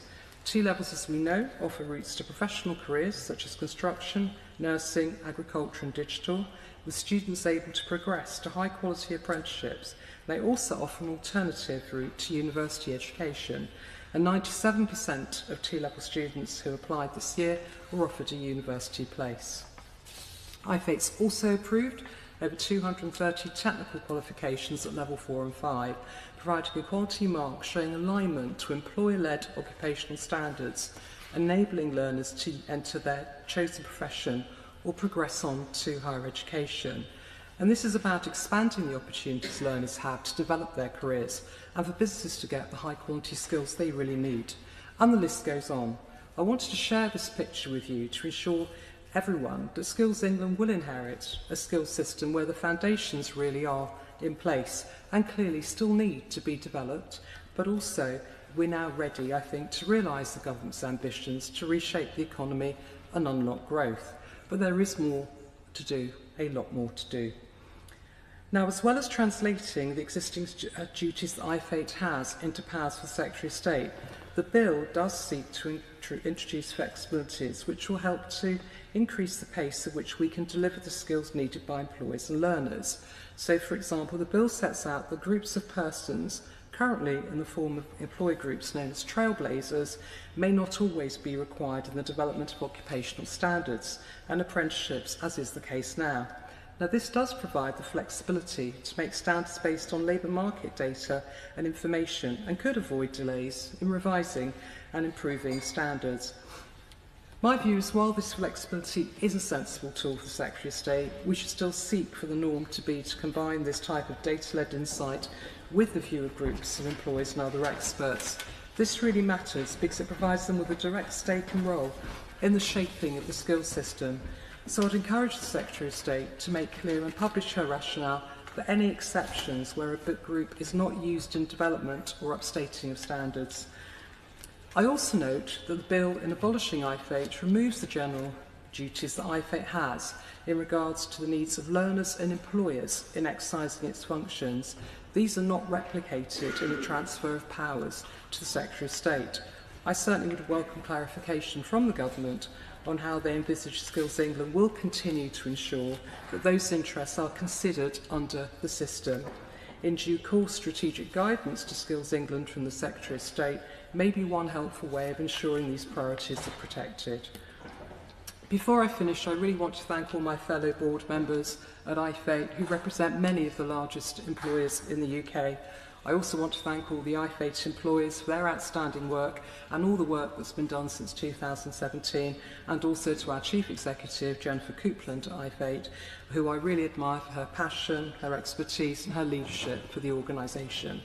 And so in conclusion, I would urge the government not to lose momentum on the work IfATE has done since 2017, There is too much at stake now to really lose momentum for everyone involved in the skills system.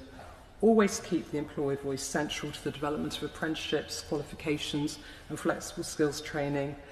And let's not forget that as our workplaces are changed beyond recognition by further advances in technology and also in AI, we have to ensure the entire country's workforce still has the opportunity under any new system to constantly reskill.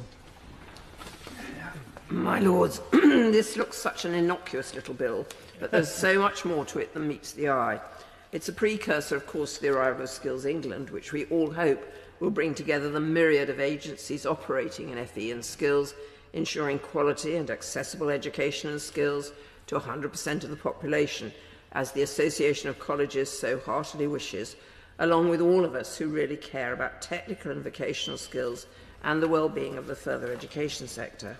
But this bill does something which those of us on these benches will always be wary of, as my noble friend Lord Addington has set out, and indeed other noble lords have also alluded to. It transfers powers from IfATE, a body made up of professional people who know and care about apprenticeships and vocational education, to the Secretary of State. And it is a great pleasure to follow Baroness McGregor-Smith, who's chaired the board of IfATE so successfully.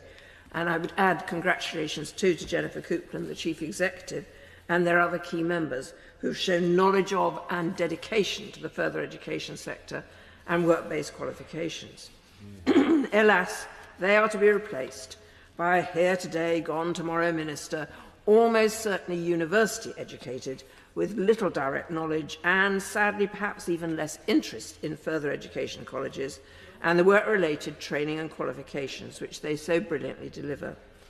In a democracy, we should never aspire for unlimited power to be given to politicians. The Minister may argue that this is an interim stage, but, my Lords, it appears that Skills England, when it comes, will not have a statutory basis, as many other Lords have pointed out, and will also be at the whim of the Secretary of State, who could fundamentally change it. Skills England will legally be part of the Department for Education, so not as notionally independent as IfATE was.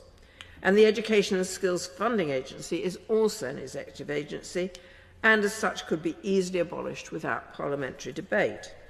So what will happen to IfATE's employers first approach to developing policy and qualifications, which could well be at risk if the Education Secretary of the day prescribes a different policy? It was hoped that Skills England would be able to work across departments, would have recourse to employers, and be flexible enough to be responsive and approve standards to ensure that work-based qualifications were always employer-led. Excuse me. And as I know from my days at City and Guilds, work-based qualifications have always been employer-led. This was by no means true at first with T-levels, which are always being billed as being different because they're employer-led. So anyway, will that be the case when this is set up?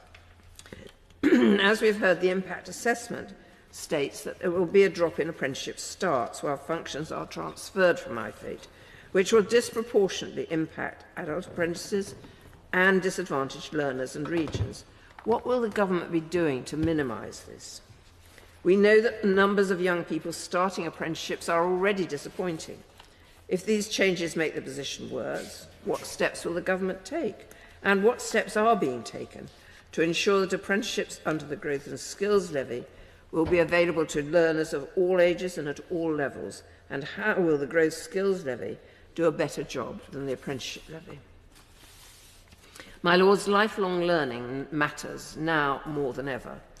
Can the Minister say what steps are being taken to incentivise flexible lifelong learning? And what assessment has been made of the lifelong learning entitlement and its introduction from 2026?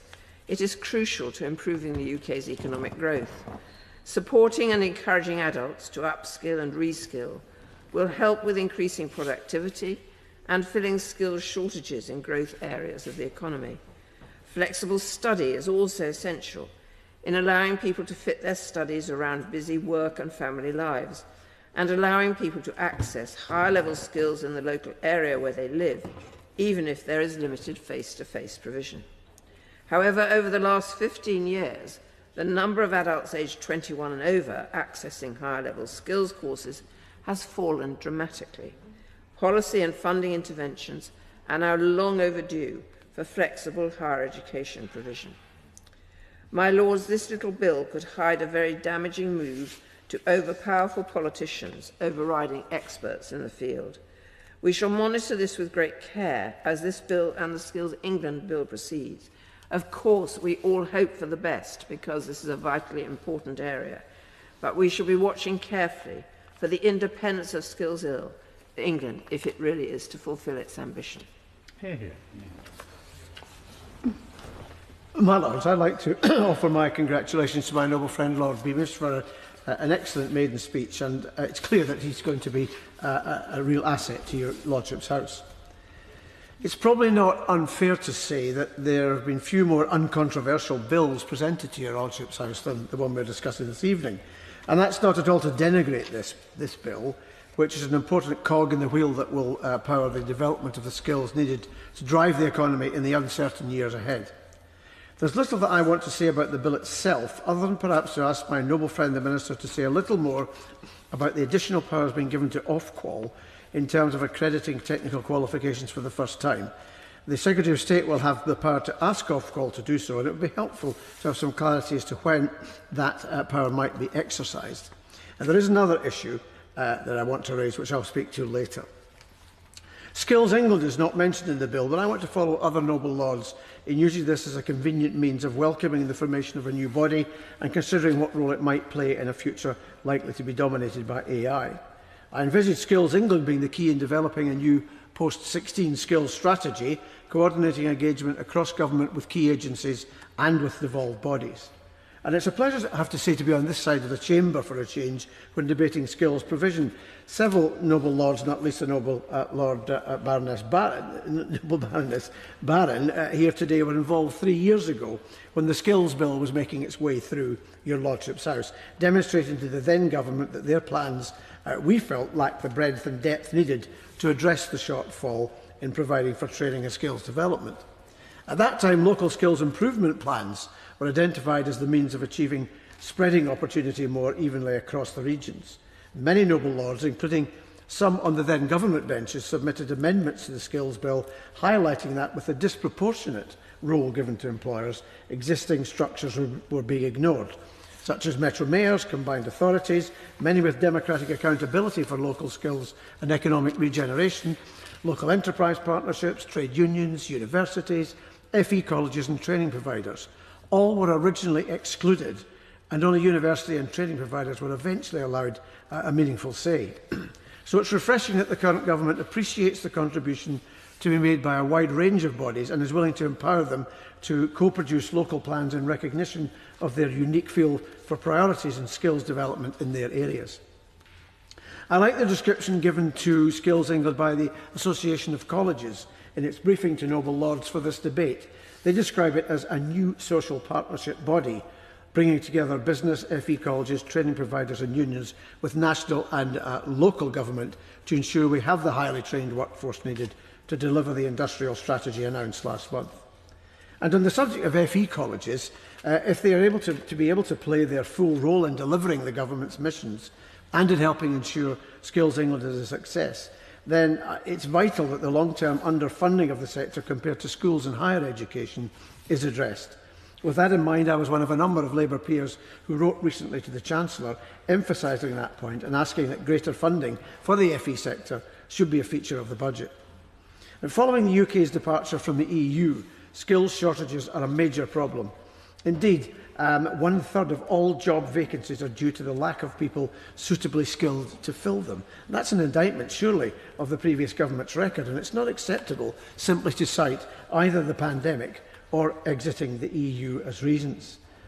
Skills England, I have to say, have not allowed the grass to grow beneath their feet because the organisation had been in existence for just 2 months when it published its first report.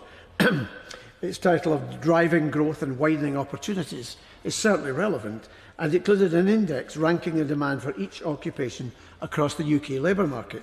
Now, I studied economics, but I'd never come across something called an SSVD, a Skills Shortage Vacancy Density. Worryingly, the report revealed that the sectors with the highest vacancy density are construction, information and communications, and manufacturing, with health and social work and education not far behind. Now, my lords, each of these sectors are pillars of any economy, essential in achieving the growth everyone is searching for.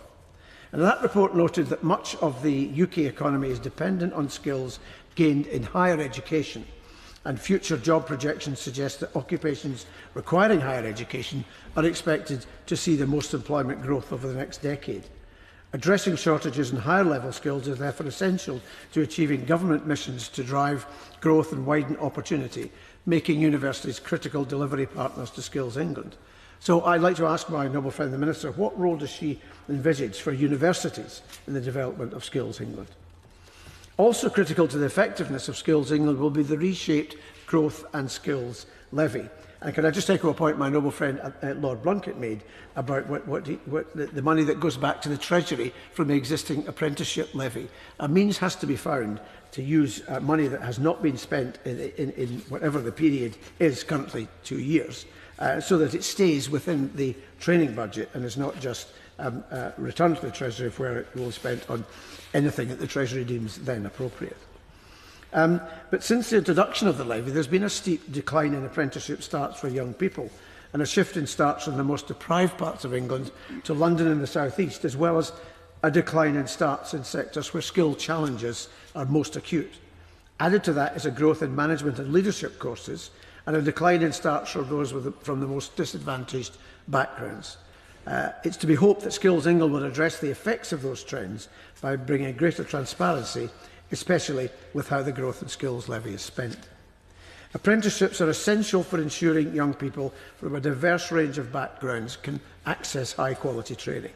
They can also tackle skills gaps, particularly in the public sector. Across the apprenticeships landscapes, almost 2/3 of those who started a degree apprenticeship in the health, public services and care sector in 2022-23 were aged 25 and over, including 93% on the social worker programme and a large number of those on the nursing programme. Now, apprenticeships must be available to learners of all ages and at all levels to enable them to upskill and reskill, which I know is the government's aim. Open university students tend to be of an older age compared to the rest of the sector, and that's a good example of flexible lifelong learning, which is crucial to improving economic growth. Now, can my noble friend say what steps are being planned to incentivise flexible lifelong learning? Linked to that, of course, is the lifelong learning entitlement. Can she also reveal what assessment has been made of it and its introduction, we understand, from 2026? My Lords, the final issue that I want to cover today, I do so as the only Scot taking part in this debate. I've given notice to my noble friend that I would be raising questions relating to the fact that with education and skills devolved matters, it's assumed that the bill applies only to England and Wales. However, as set out in clause 10 of the bill, that's not the case. And that's because the remit and responsibilities of Skills England will feed into UK-wide policy and funding agendas, resulting in both direct and indirect implications for the post-16 skills landscape and higher education in Scotland. Both the Skills England report to which I referred earlier and the government's industrial strategy are UK-wide in scope. In its responsibility for identifying where skill gaps exist, Skills England is expected, as my noble friend said in her opening remarks, to work with the Migration Advisory Committee to address these. And the MAC is, of course, UK-wide in its scope. The same applies in respect to the Growth and Skills Levy. The Apprenticeship Levy is collected at UK level by HMRC, and Scotland received a proportion via the Barnett funding formula. The Scottish Government then has discretion as to how the levy is distributed north of the border, and without going into detail, let's just say they do it differently. So can my noble friend the Minister say what engagement the UK Government has had with the Scottish Government in regard to the creation of Skills England? And what mechanisms is the Government considering to ensure strong connectivity between Skills England and the Scottish Government, indeed all the devolved administrations, where the work of Skills England feeds into UK-wide agendas such as the Industrial Strategy and the recommendations of the Migration Advisory Committee?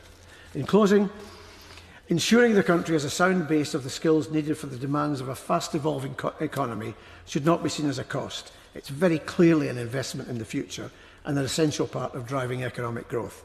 And I welcome the establishment of Skills England as a decisive step in that direction.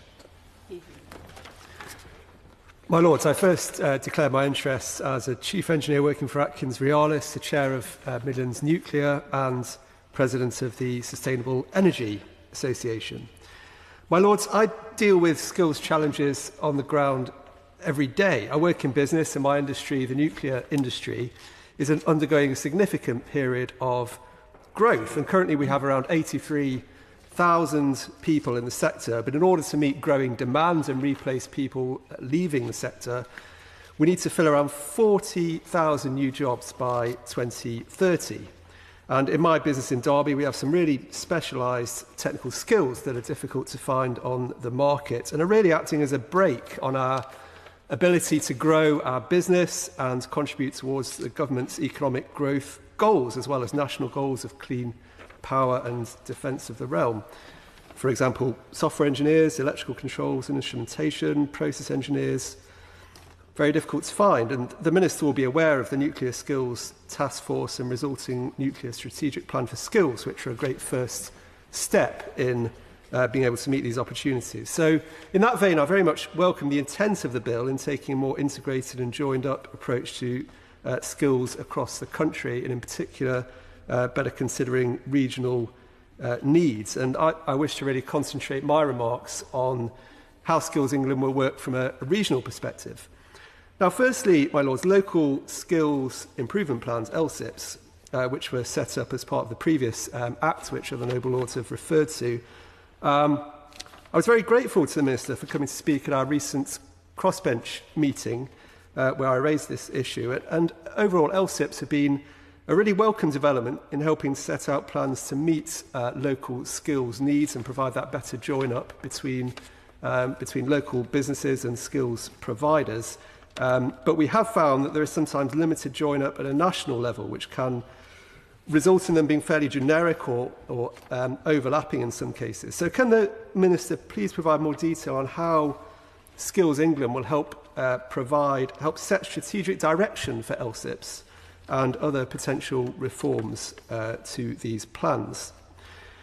Now, secondly, regional partnerships. In the Midlands, where I live, we're now blessed with two combined authorities. We have the East Midlands Combined County Authority, West Midlands Combined Authority, but these only cover a relatively small part of the region. So the question for me is how Skills England will operate at a regional level and deliver for those areas that aren't covered by combined authorities, for example. And part of the answer for me there is in the regional partnerships, for example, the Midlands Engine and Northern Powerhouse. For example, I'm currently chairing an energy security task force for the Midlands Engine, which is all about how the region can seize the opportunity of the energy transition. And one of our offers to government is to work right across the region to collaborate, to test and scale a skills hub approach to address the technical gap in the region's clean energy and manufacturing sectors, so intervening where the markets currently can't. And in fact, we've, following a meeting with the Noble Baroness Lady Barron earlier in the year, we are setting up a regional nuclear skills hub, which will start to reap some of those benefits. So these hubs could provide specialised training, school-level engagement, foster innovation, support workforce transition, and really encourage collaboration between academia, industry and local communities, leveraging the region's wealth of universities and colleges. So I'd be grateful if the Minister could say how Skills England might work at a broader regional level to ensure that this overall skills picture and demand is being considered. And thirdly, and finally, following on from the remarks of the Noble Lord Hampton on schools under 16 education, really better linking up schools and under 16 with those regional opportunities. I think that there's a real opportunity here for the government, and it's something else that we're considering quite carefully in the Midlands region. There are lots of successful opportunities, such as the Noble Lord Mawson and Professor Brian Cox and their Science Summer School, which is in many regions across the UK doing a great job of linking up schools with broader opportunities in in the regions. And as the Noble Lord Beamish said in his excellent maiden speech, all feeding into raising aspiration in many areas across the country and get young people excited and enthused about contributing to these national goals that the government is pushing. So I very much look forward to working with the Minister and her team going forward on this important bill. My Lords, I declare my interests in the Good Schools Guide and as a member of the Council of City and Guilds. It's really good to see a skills bill here so early on and being tackled with such impetus.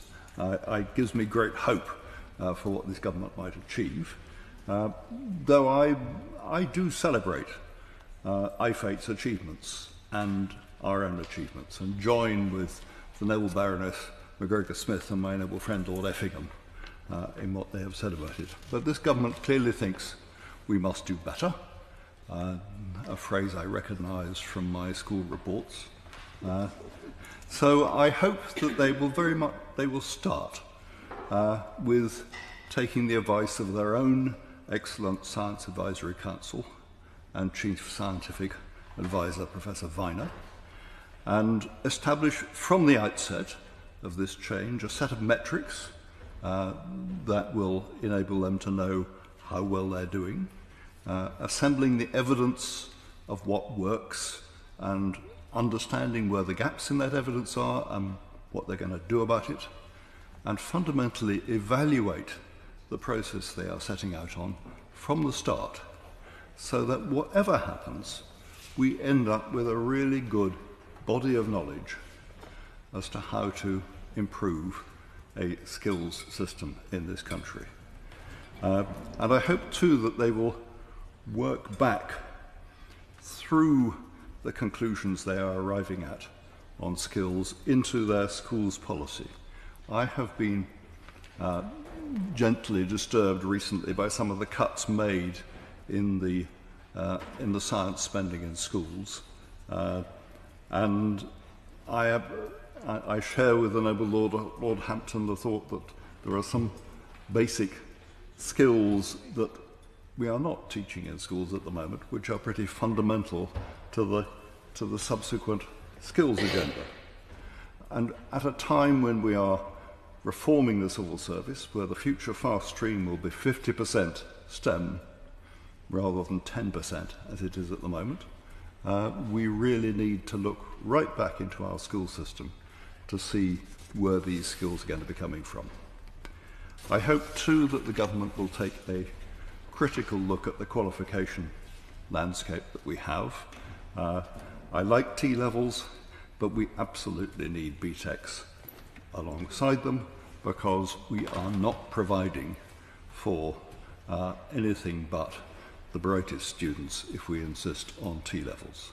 I hope too we will look at university courses where they are saying that they are teaching skills.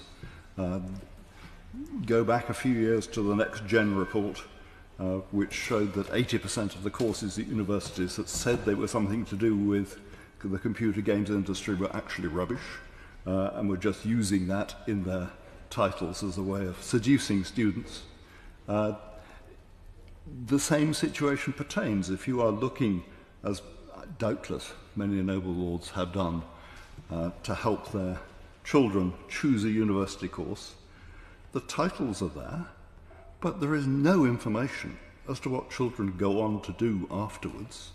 Is this actually a good course for getting into the industry that it says it's about? Is it actually teaching what those industries want? There is not the information there, and given how much students are investing in their education, we really owe them a better quality of information on which to make those decisions. At the other end of the scale, I hope the government will pay attention to the developing world of micro-credentials. The idea that you can pick up someone, give them a relatively short bit of training, have them ready to go, have them being useful, is the structure of training in a lot of industries. It certainly is in IT and in a lot of the creative industries. we need to be working out how to work with that.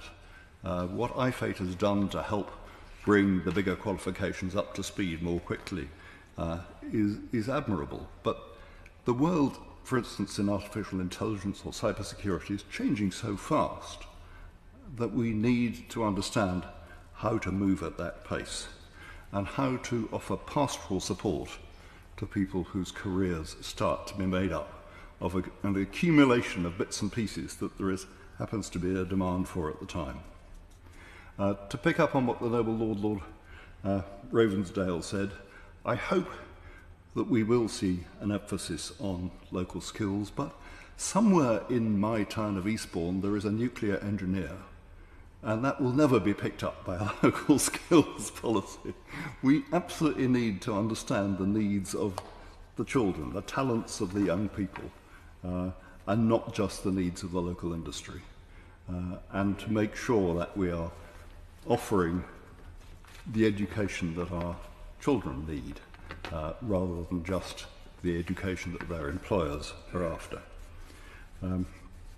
Turning to the abolition of IfATE, and I very much support all that the noble Baroness Lady McGregor-Smith said about it.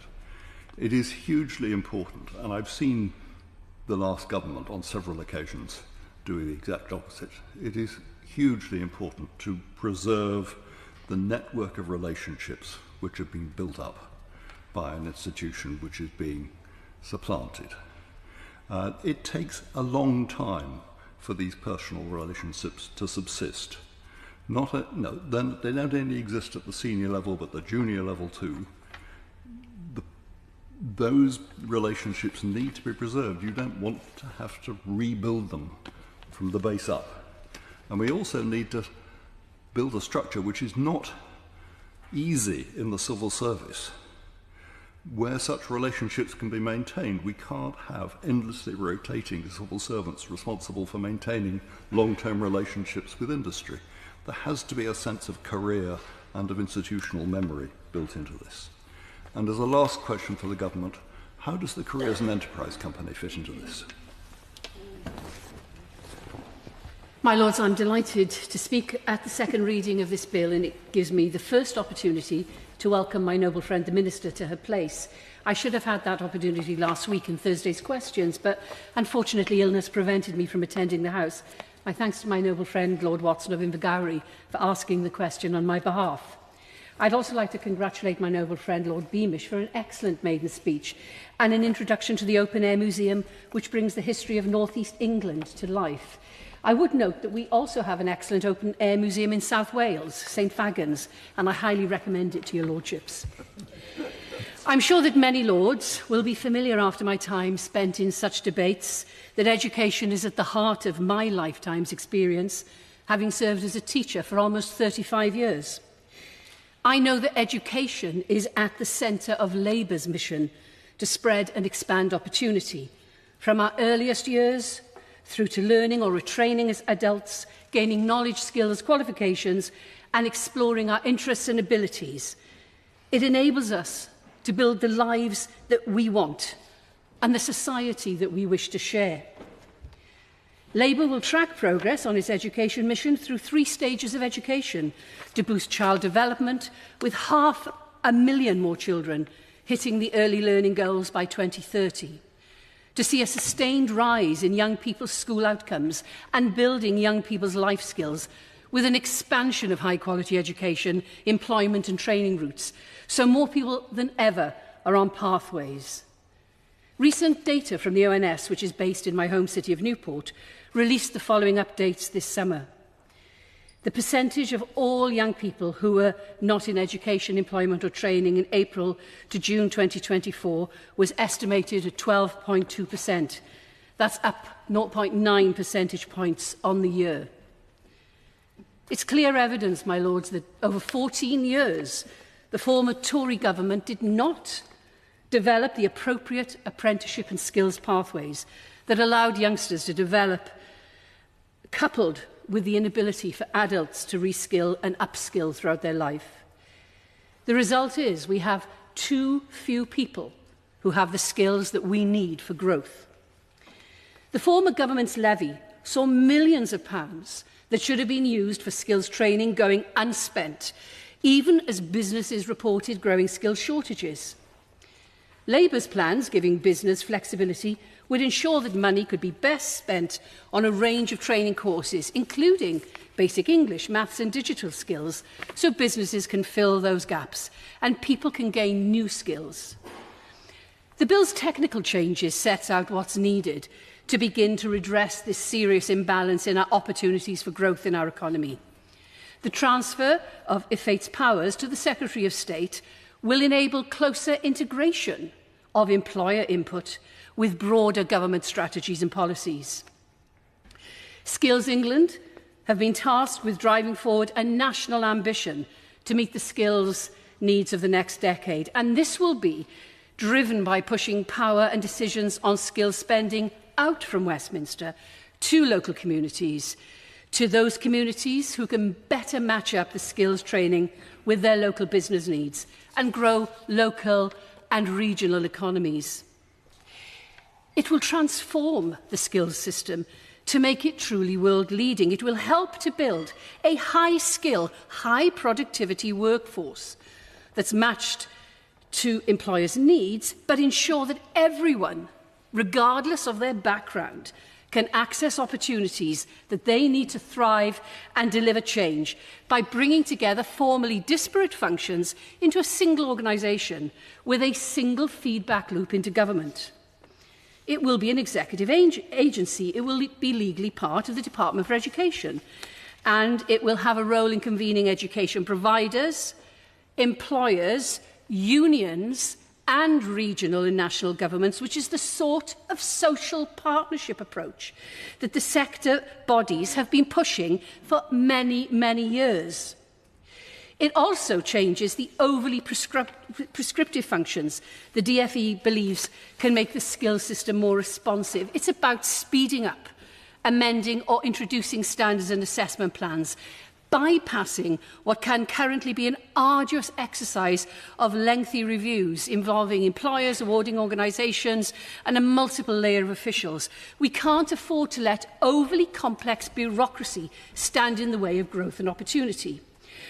I draw on my previous experience as a senior A-level examiner when developing new specifications, and I remember the level of detail and delay that went into such changes. A minimal tweak could delay the introduction by a whole academic year.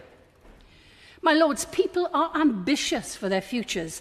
They want to learn new skills to get new jobs.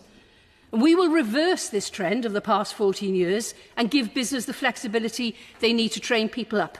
New skills from digital technologies to the green skills needed to tackle climate change.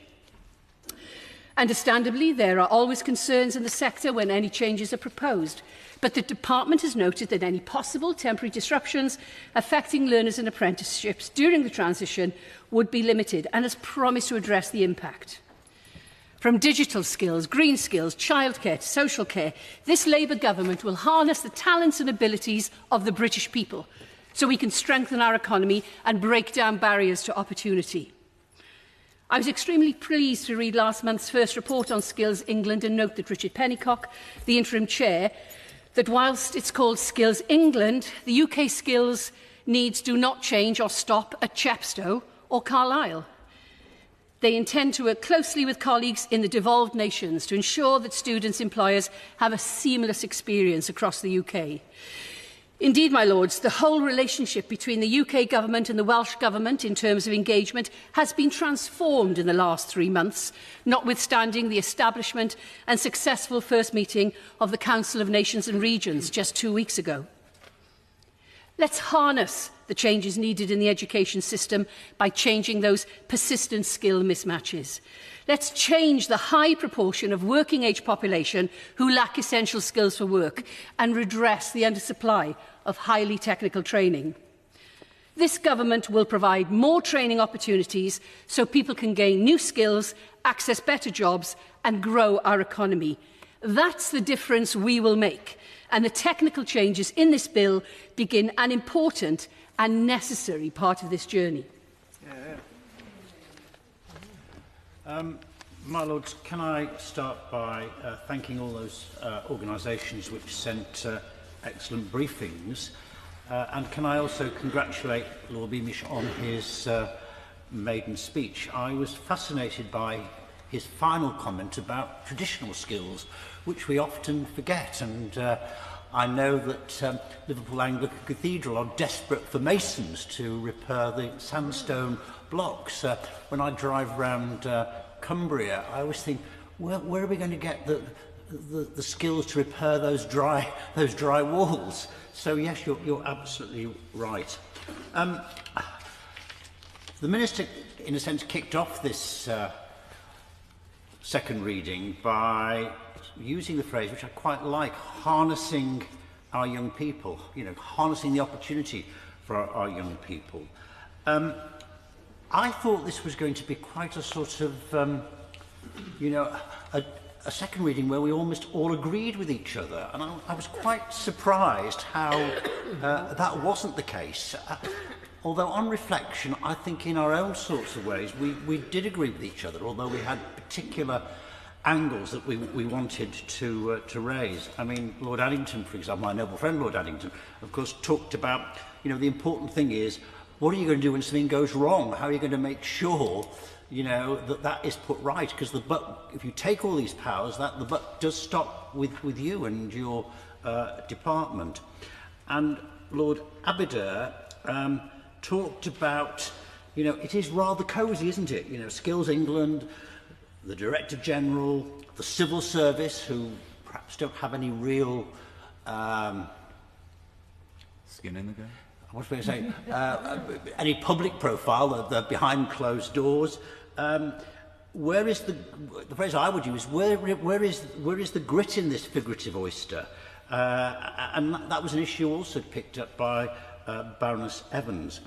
And I was interested in the Bishop of Leeds' contribution when he talked about the issue of apprenticeship levies and how it was actually quite difficult to navigate around those. And I want to come back to that issue in a moment. And Lord Blunkett was very sure that we needed that sort of that Skills England, although there was two powerful ministers, a minister in this House and a Secretary of State who were about delivery, he nevertheless made the point that Skills England needed the independence, it needed the force, it needed the fundamental clout to make things happen. And as always, I'm always fascinated when Lord Hampton talks with his knowledge of state education, and he sort of went off script a little bit and talked about, quite rightly, where are we going to get these 1,000 new teachers from? He, again, which has always been my mantra, one of the things that holding back creative industries has been the wretched EBAC. And perhaps we were promised that T-levels would be a practical opportunity for some young people, and perhaps they are too technical. I too want to pay tribute to Baroness McGregor-Smith, and perhaps the title IfATE, the fate was to be, is perhaps a bit ironic, but she talked about the apprenticeships being passionate about what they do. But I think actually you have put in place foundations which are going to be hugely important to the future and where we go.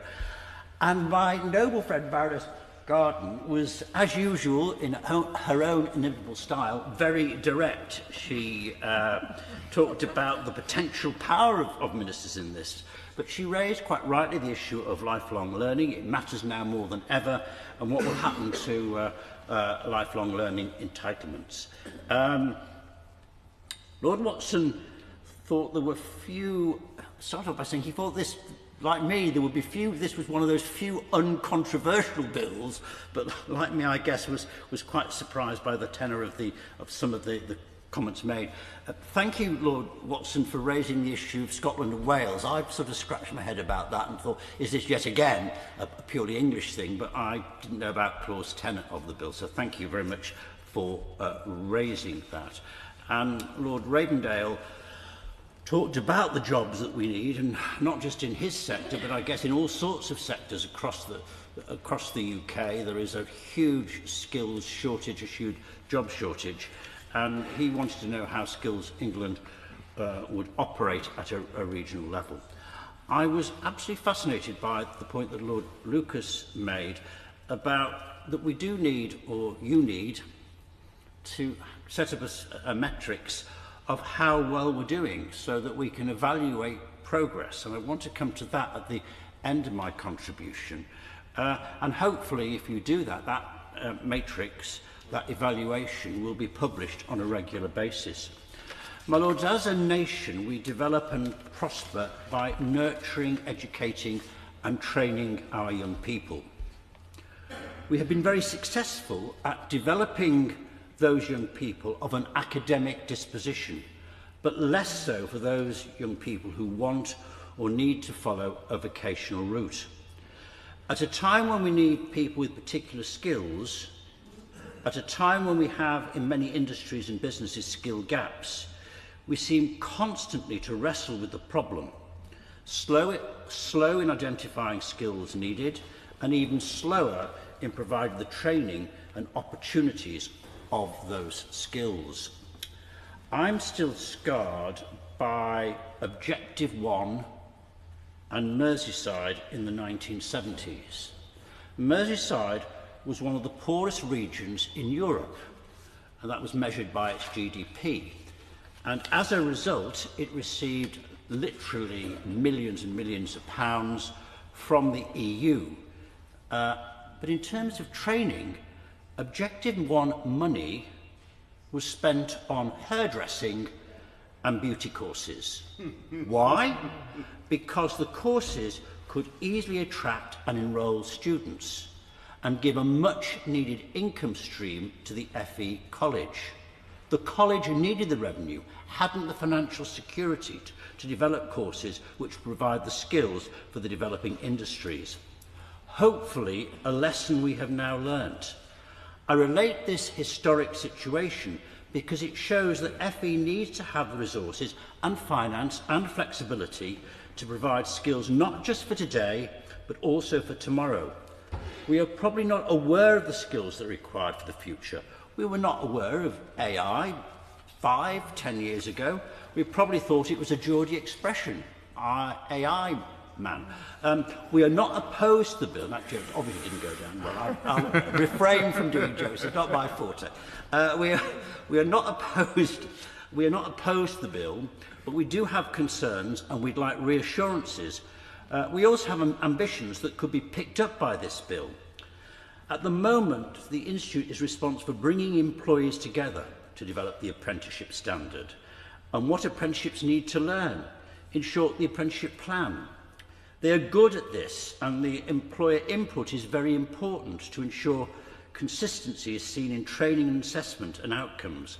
I wonder if I could ask the Minister, who will set the apprenticeship standard and who will regulate assessment plans developed by awarding bodies?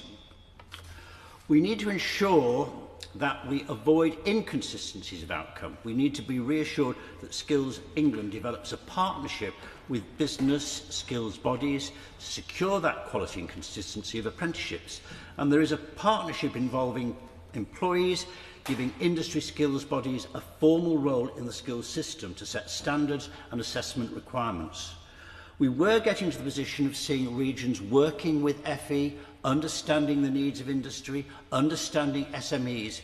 We have to be sure that the new arrangements don't lead to unintended consequences, and the progress in working relationships that are beginning to be successful are not lost. The government needs to invest in skills and training. Any business will tell you that the apprenticeship levy does not work. They often can't get the funding they need to train staff. The ridiculous situation where hundreds of millions of pounds of unspent training funding goes back to the Treasury at the end of the year if it's not spent is just absolutely crazy.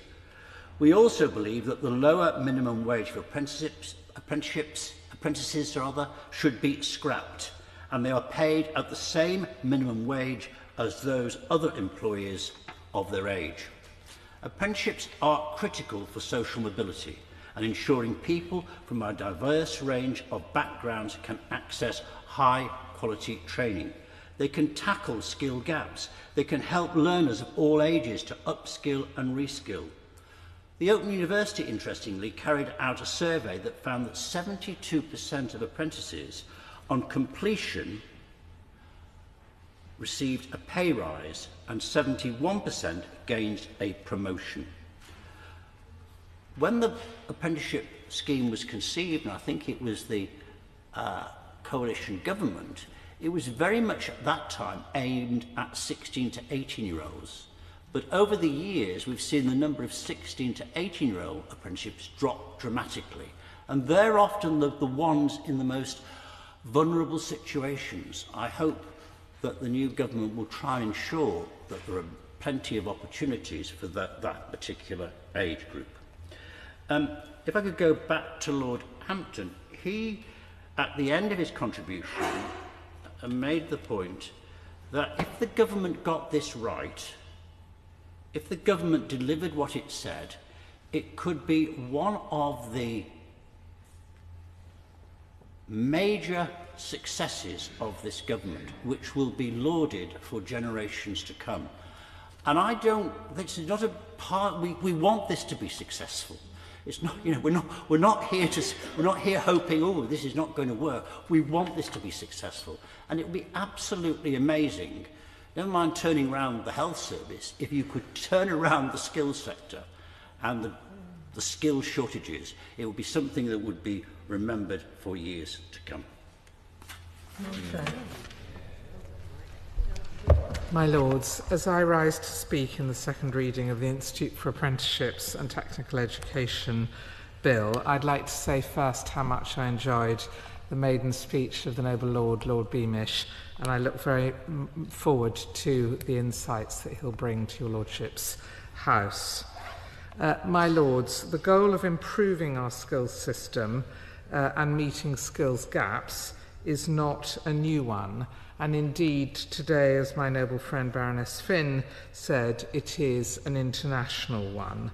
And under successive governments, we've seen work to simplify the system, achieve parity of esteem with academic qualifications, place employers at the heart of the system, and improve the quality of skills-based qualifications. And in their manifesto, His Majesty's Government committed to establishing a new body, Skills England, to deliver their skills strategy. But unfortunately, this bill merely abolishes the Institute for Apprenticeships and Technical Education and transfers its functions to the Secretary of State, effectively absorbing them into the Department for Education. We have no details on the plans for Skills England itself, nor for how the government's proposed changes to the funding of skills-based qualifications will work in practice. And on these benches, we have three main concerns. Firstly, we don't believe that the proposed changes in the machinery of government are likely to make the difference that the government hopes they will. Indeed, in the last 50 years, there have been no fewer than 12 skills agencies, or 13 if we include Skills England. And if creating a new body alone was enough to address our challenges in this area, surely one of the earlier iterations would have been the answer.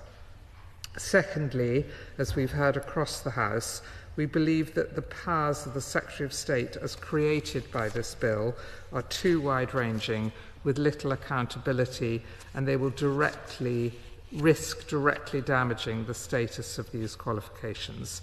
And thirdly, we have real concerns that these changes will lead to harmful delays in addressing some of the most important strategic issues relating to skills development that the government faces and has set out. So given that everyone in this House wants the most effective approach to developing our skills system, it's important to recognise the achievements of the last government and the key challenges which remain, so that the new government benefits from the institutional memory of this House and avoids repeating any mistakes from the past. And the last government did deliver on major simplification of the system, both in relation to T levels, higher technical qualifications and apprenticeship standards. It raised the value of skills-based qualifications in the minds of students and employers, particularly in relation to apprenticeships, which we put on a statutory footing for the first time. We heard very eloquently from the Noble Baroness Lady MacGregor Smith about the importance and effectiveness of putting employers at the heart of the system, which IfATE brought, as well as through the creation of local skills improvement plans, which linked both employers and providers for the first time. We improved the quality of qualifications across the board, including for the missing middle that your lordships referred to tonight. And we laid the foundations for lifelong learning through the Skills Act and the Lifelong Learning Acts of 2023, so that options for training and retraining were available at every stage of a person's career. So I hope the Noble Baroness, the Minister, will confirm that the government will not discard the progress of the past 14 years, but will rather build on it and focus on the key challenges of the future. And it is those challenges which I would like to address now. If we look at the challenges which remain to improve our skills system, I'm genuinely baffled why one would start by creating a new agency within the DFE and abolish IfATE.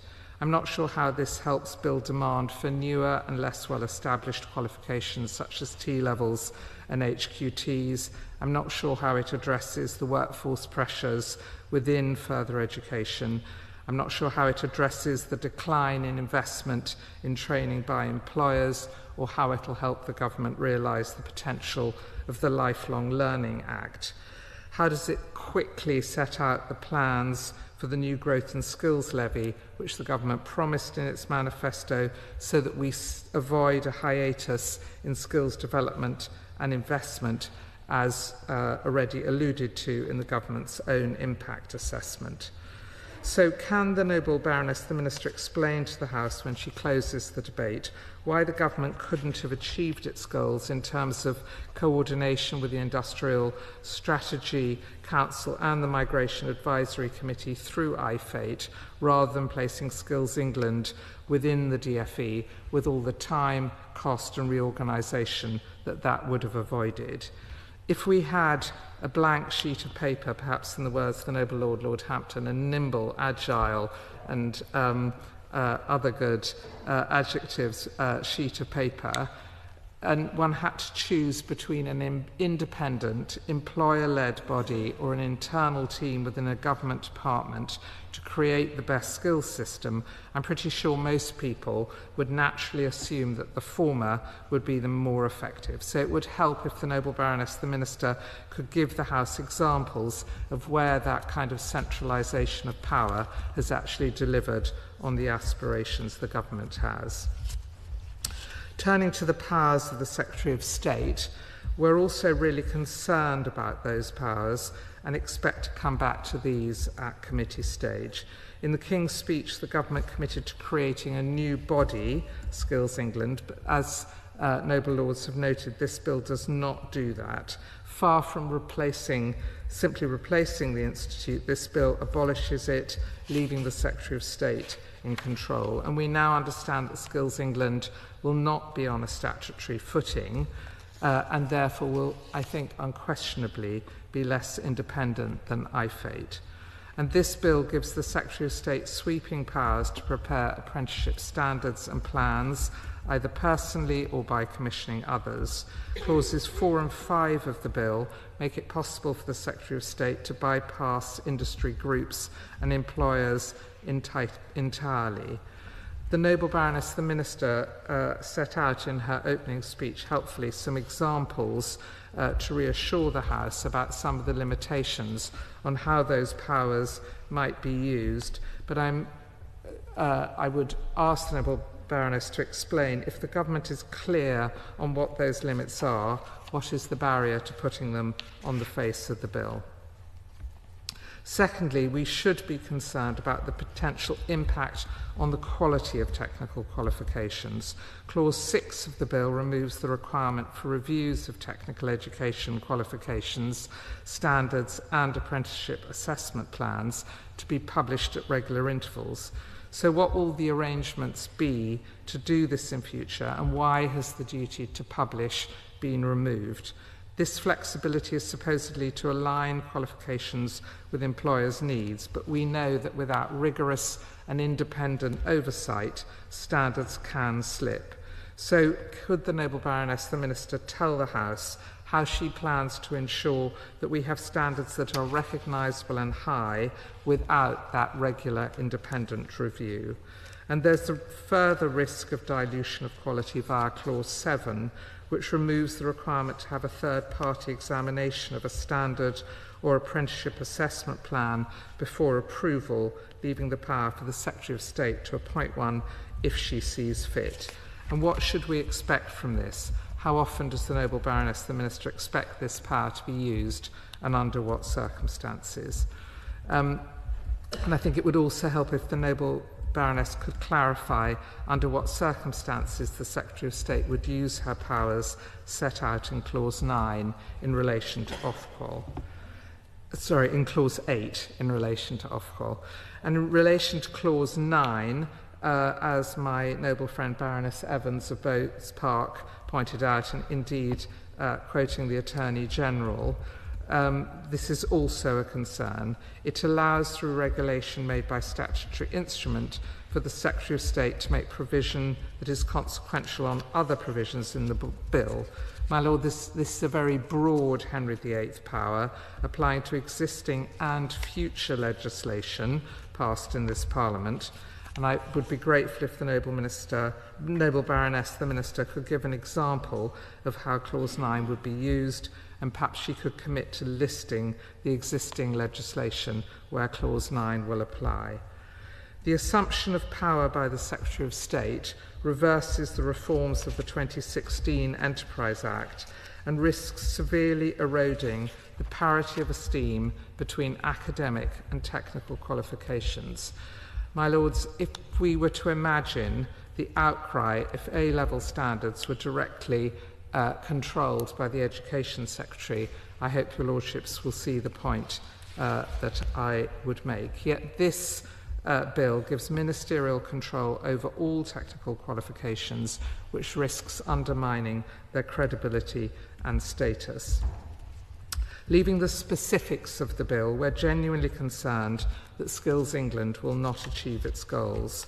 The government is actually creating not one, but 3 new bodies with an interest in skills, with Skills England in the DFE, the Labour Market Advisory Board in DWP, and the new Industrial Strategy Council.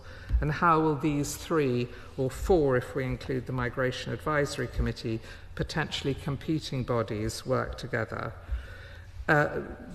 This approach raises so many questions. Can the Noble Baroness, the Minister, reassure the House what level of seniority the head of Skills England will have? And how will Skills England, sitting in a corner of sanctuary buildings, have the authority to influence other government departments? How will it work with the devolved administrations and the mayoral combined authorities? How will it interact with the Office for Students?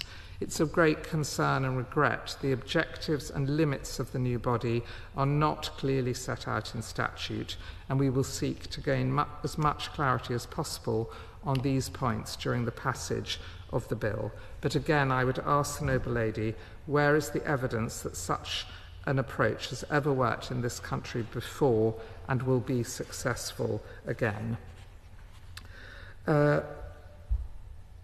My Lords,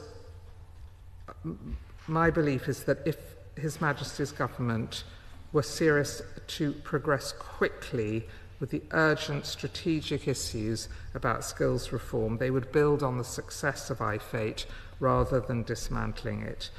The real risks here are firstly that unwittingly the government will create confusion, lower standards and erode trust in technical qualifications, and secondly that the time and cost involved in creating yet another over-centralised agency within the DFE delays addressing the big opportunities and challenges that need to be grasped in this area and leaves us with an unwieldy, unaccountable and ineffective approach. The bill threatens to undo much of the progress made under successive Conservative governments in building a world-class apprenticeship and technical education system, and I have no doubt that the Noble Baroness, the Minister, wants the best for our skills system and for those who learn and work within it. But I have grave doubts that this bill will deliver the system that the country needs and that she wants. And I hope very much that the Noble Baroness, the Minister, will listen to these concerns and act to address them when the bill reaches committee.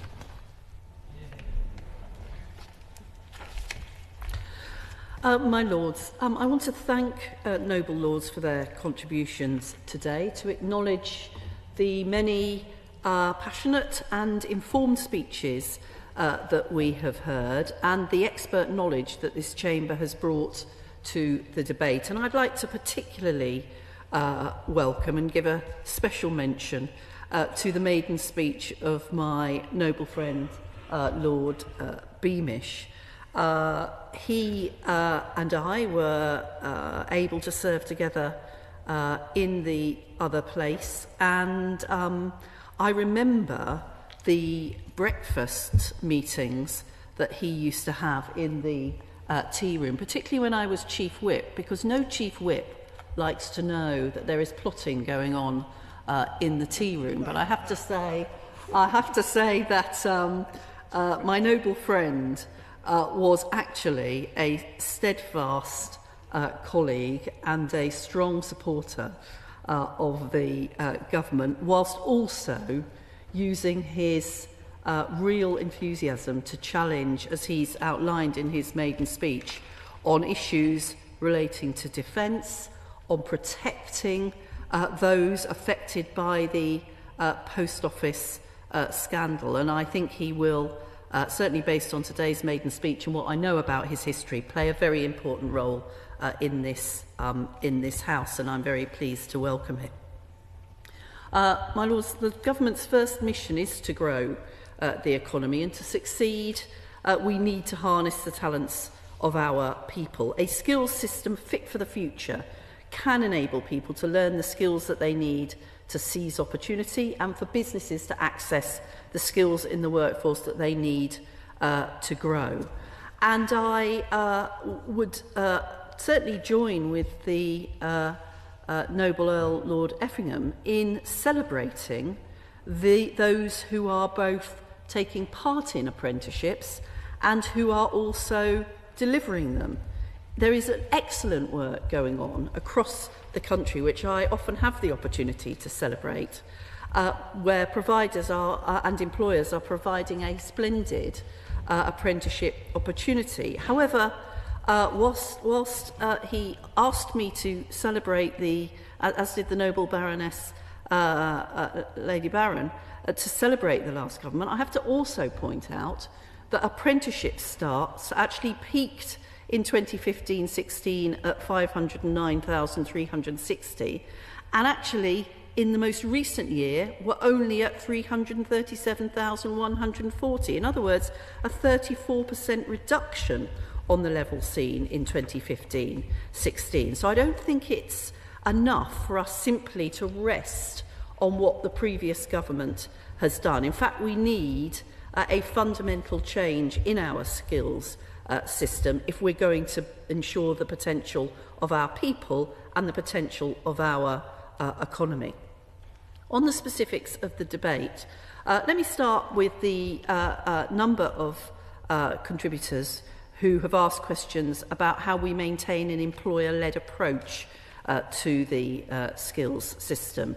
The Noble Lady Baroness Finn Noble Earl Lord Effingham, the Noble Lord Story, have asked questions about that. I want to reassure Noble Lords that employers will continue to play a prominent, a central role in the design and delivery of apprenticeships and technical education. Indeed, it's crucial that apprenticeships and technical qualifications reflect the needs of employers and that employers have confidence in them. And that's why through Skills England we will ensure that there's a comprehensive suite of apprenticeships, training and technical qualifications for individuals and employers to access, all of which will be informed by what employers and other partners tell us that they need. So the default will be that employers will set standards and assessment plans, and I hope that responds to the point made by Lord Story. It is not the case that this legislation enables the Secretary of State to rewrite a standard on a train, even if she were to have the time to do that. Employers remain fundamental. And in fact, regarding standards and assessment plans, the legislation states that the Secretary of State will only be able to prepare these where she's satisfied that it would be more appropriate than using a group of persons. And each time the Secretary of State does this, they will need to make such a consideration, and they won't be able to proceed without doing so. That approach will only be taken in a minority of circumstances where there's a clear rationale for doing so, some of which I outlined in my opening speech, and all of which I will be very happy to go into more detail on in committee. I think the important point was made by my noble friend Lady Wilcox, who using her experience identified some very good examples of the need for flexibility in the system, as was also recognised by others in the debate.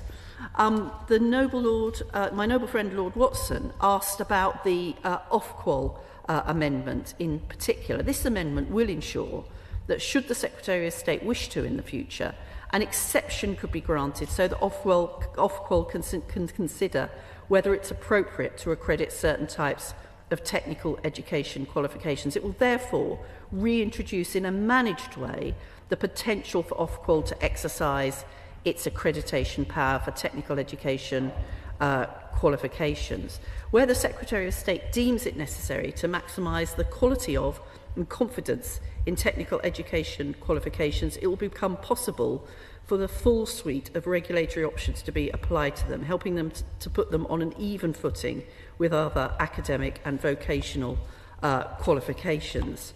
On the specific point that the noble Baroness, Lady Baron raised about Clause 9, these are not, and in fact the noble Lady Baroness Finn, these are not sweeping powers. This is not a undermining of the correct exhortations made by the Attorney General on the use of delegated powers. Clause 9 is in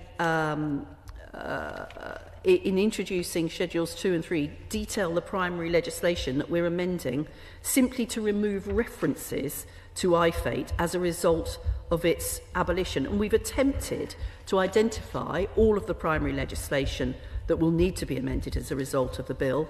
And the Henry VIII power that is included in the bill solely exists in case we uncover any other acts in need of consequential amendment after the passage of the bill. So there is no way that this could be called a sweeping use of delegated powers.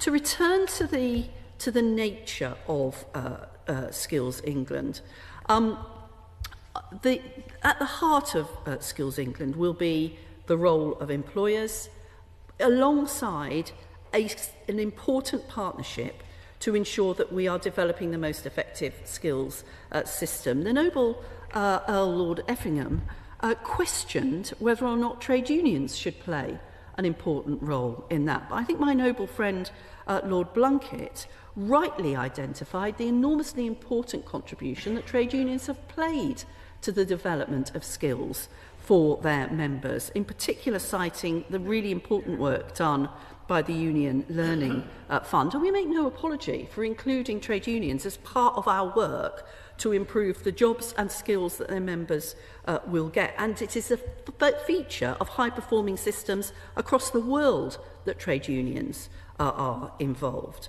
My noble friend Lord Watson talked about the role of higher education. We certainly believe that higher education has a very important role to play in this partnership of Skills England. The noble Lord Ravensdale talked about regional flexibility and the excellent work that he identified. Skills England will collaborate with combined authorities as well as with equivalent bodies in places which have devolution deals but where there's no combined authority present. And it will also work with a wide range of regional organisations as well as other local and regional partners such as employer representative bodies.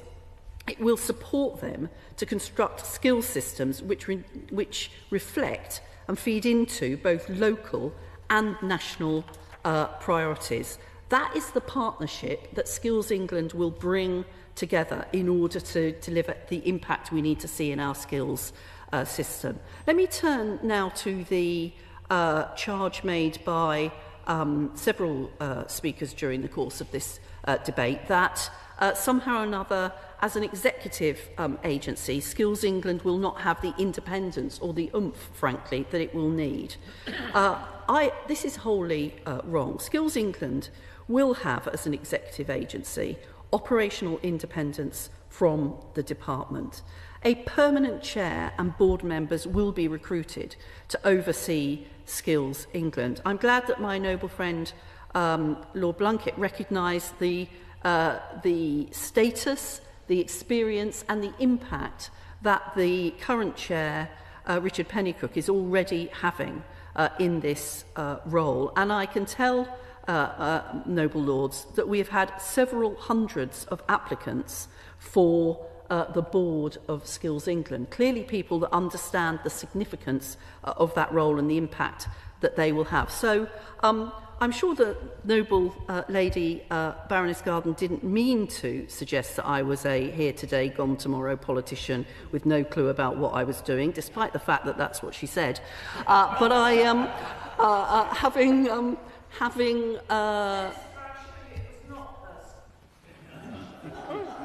okay, I don't note any other ministers in the. But anyway, I won't take it personally in that case. But the important point here is that once in place, it will not be ministers who will be deciding the day-to-day activity of Skills England. It will be the board that will provide scrutiny that Skills England is operating effectively within the agreed framework and will provide assurance functions as well as leadership and direction. But whilst operationally independent, it's critical that Skills England, for many of the arguments made in the debate, has sufficient proximity to government to directly influence and inform policy decisions, as many have argued for. This will allow Skills England to use its insights to influence skills policies and funding decisions, which it's important are retained by the Secretary of State, but where Skills England will have a crucial role in informing them.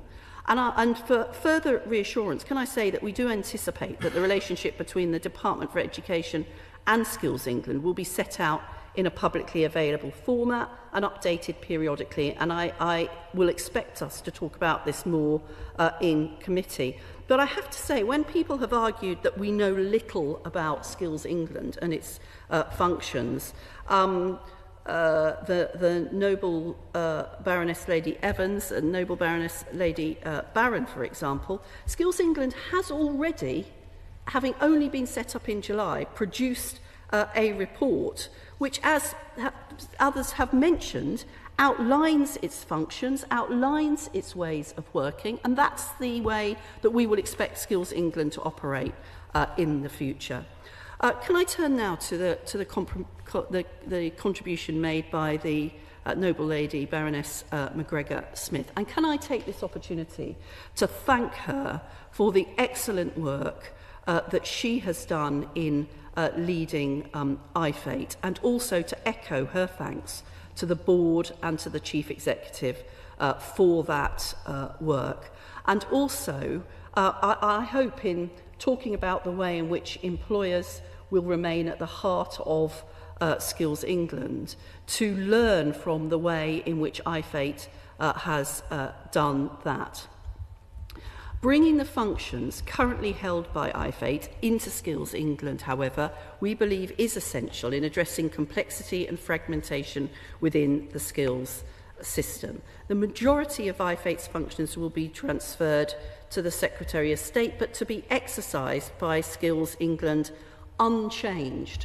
So we will be able to ensure continuity of skills delivery through the transition process. And my officials are working very closely on this with IfATE's senior leadership team.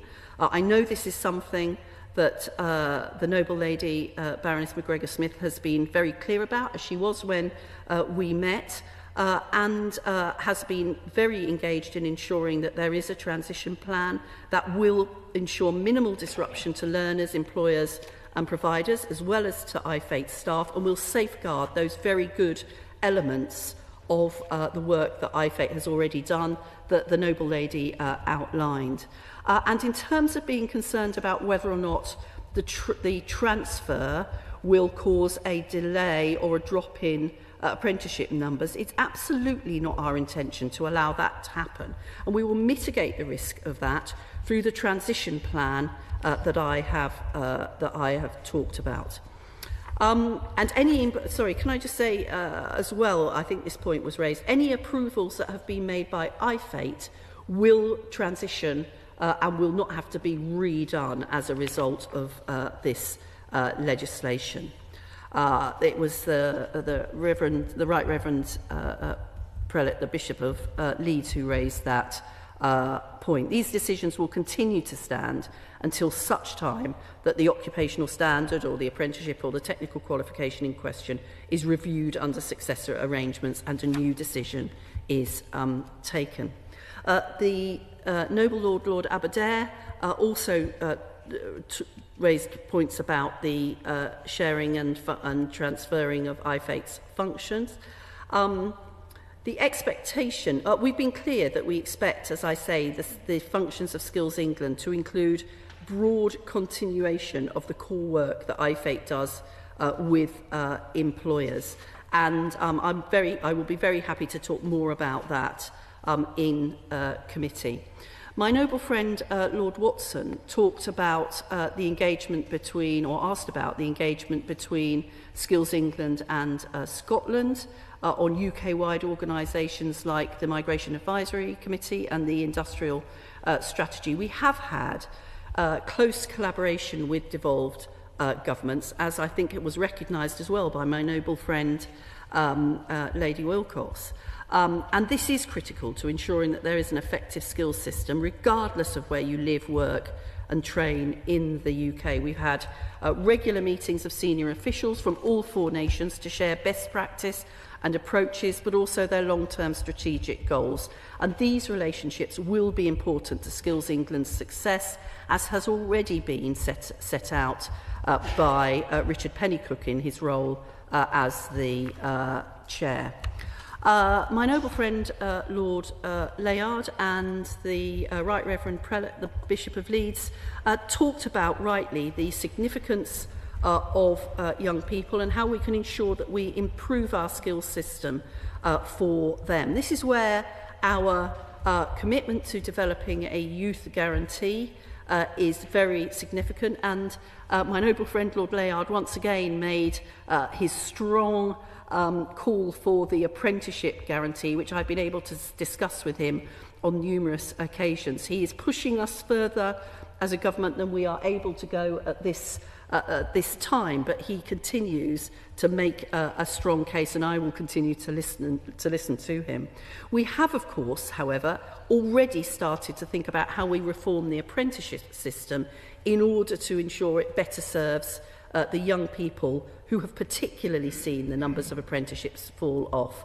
And that's why we recently announced that we would be developing foundation apprenticeships in order to provide a route into apprenticeships for young people who have not been able to benefit from apprenticeships up to this point.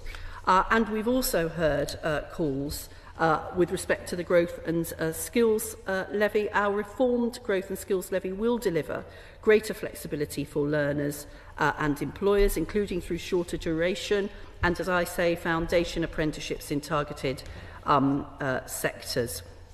And we will want Skills England and the employers it engages with to have a crucial role in determining how that skills levy will be spent. I also recognise the significance of the role of further education as outlined by my noble friend Lord Watson and others in the discussion, and I can assure him that we will continue to do more than perhaps has been the case for FE previously to raise the status and significance of that sector, because it is so important for young people. And we will be including more about our overall role in the post-16 strategy, which we are currently working on. The role of schools is really important, as my noble friend Lady Wilcox, the noble Lord Aberdare, Lord Hampton and Lord Lucas outlined. And I can assure noble lords that the curriculum and assessment review will look at the significance of digital skills, of creativity, of how enterprise and can be developed in our schools. My lords, if we're to meet the skills gaps that persist in our economy, we must address the fragmentation in our skills system. And to respond to the challenge of the noble Baroness, Lady Baron, I don't believe we can do that by simply building on IfATE. We need to, with Skills England, to make sure that we do more than the excellent work that IfATE has done. We've got to make and maintain an authoritative assessment of national and regional skills needs in the economy now and in the future, combining the best possible insights from employers and other key stakeholders. This legislation will enable Skills England to build on IfATE's work, but it will also enable us to build that broader partnership, that broader assessment that will help us to transform our skills system. This bill is an important milestone in the delivery of the government's manifesto commitment to establish Skills England. I look forward to further discussion through the passage of this legislation, and I beg to move. The question is that this bill be now read a second time. As many as that opinion will say content. The contrary not content. The contents have it. My lords, I beg to move the second motion standing in my name on the order paper. The question is that this motion be agreed to. As many as are of that opinion will say content. The contrary not content. The contents have it. My lords, I beg to move the House do now adjourn. The House do now adjourn.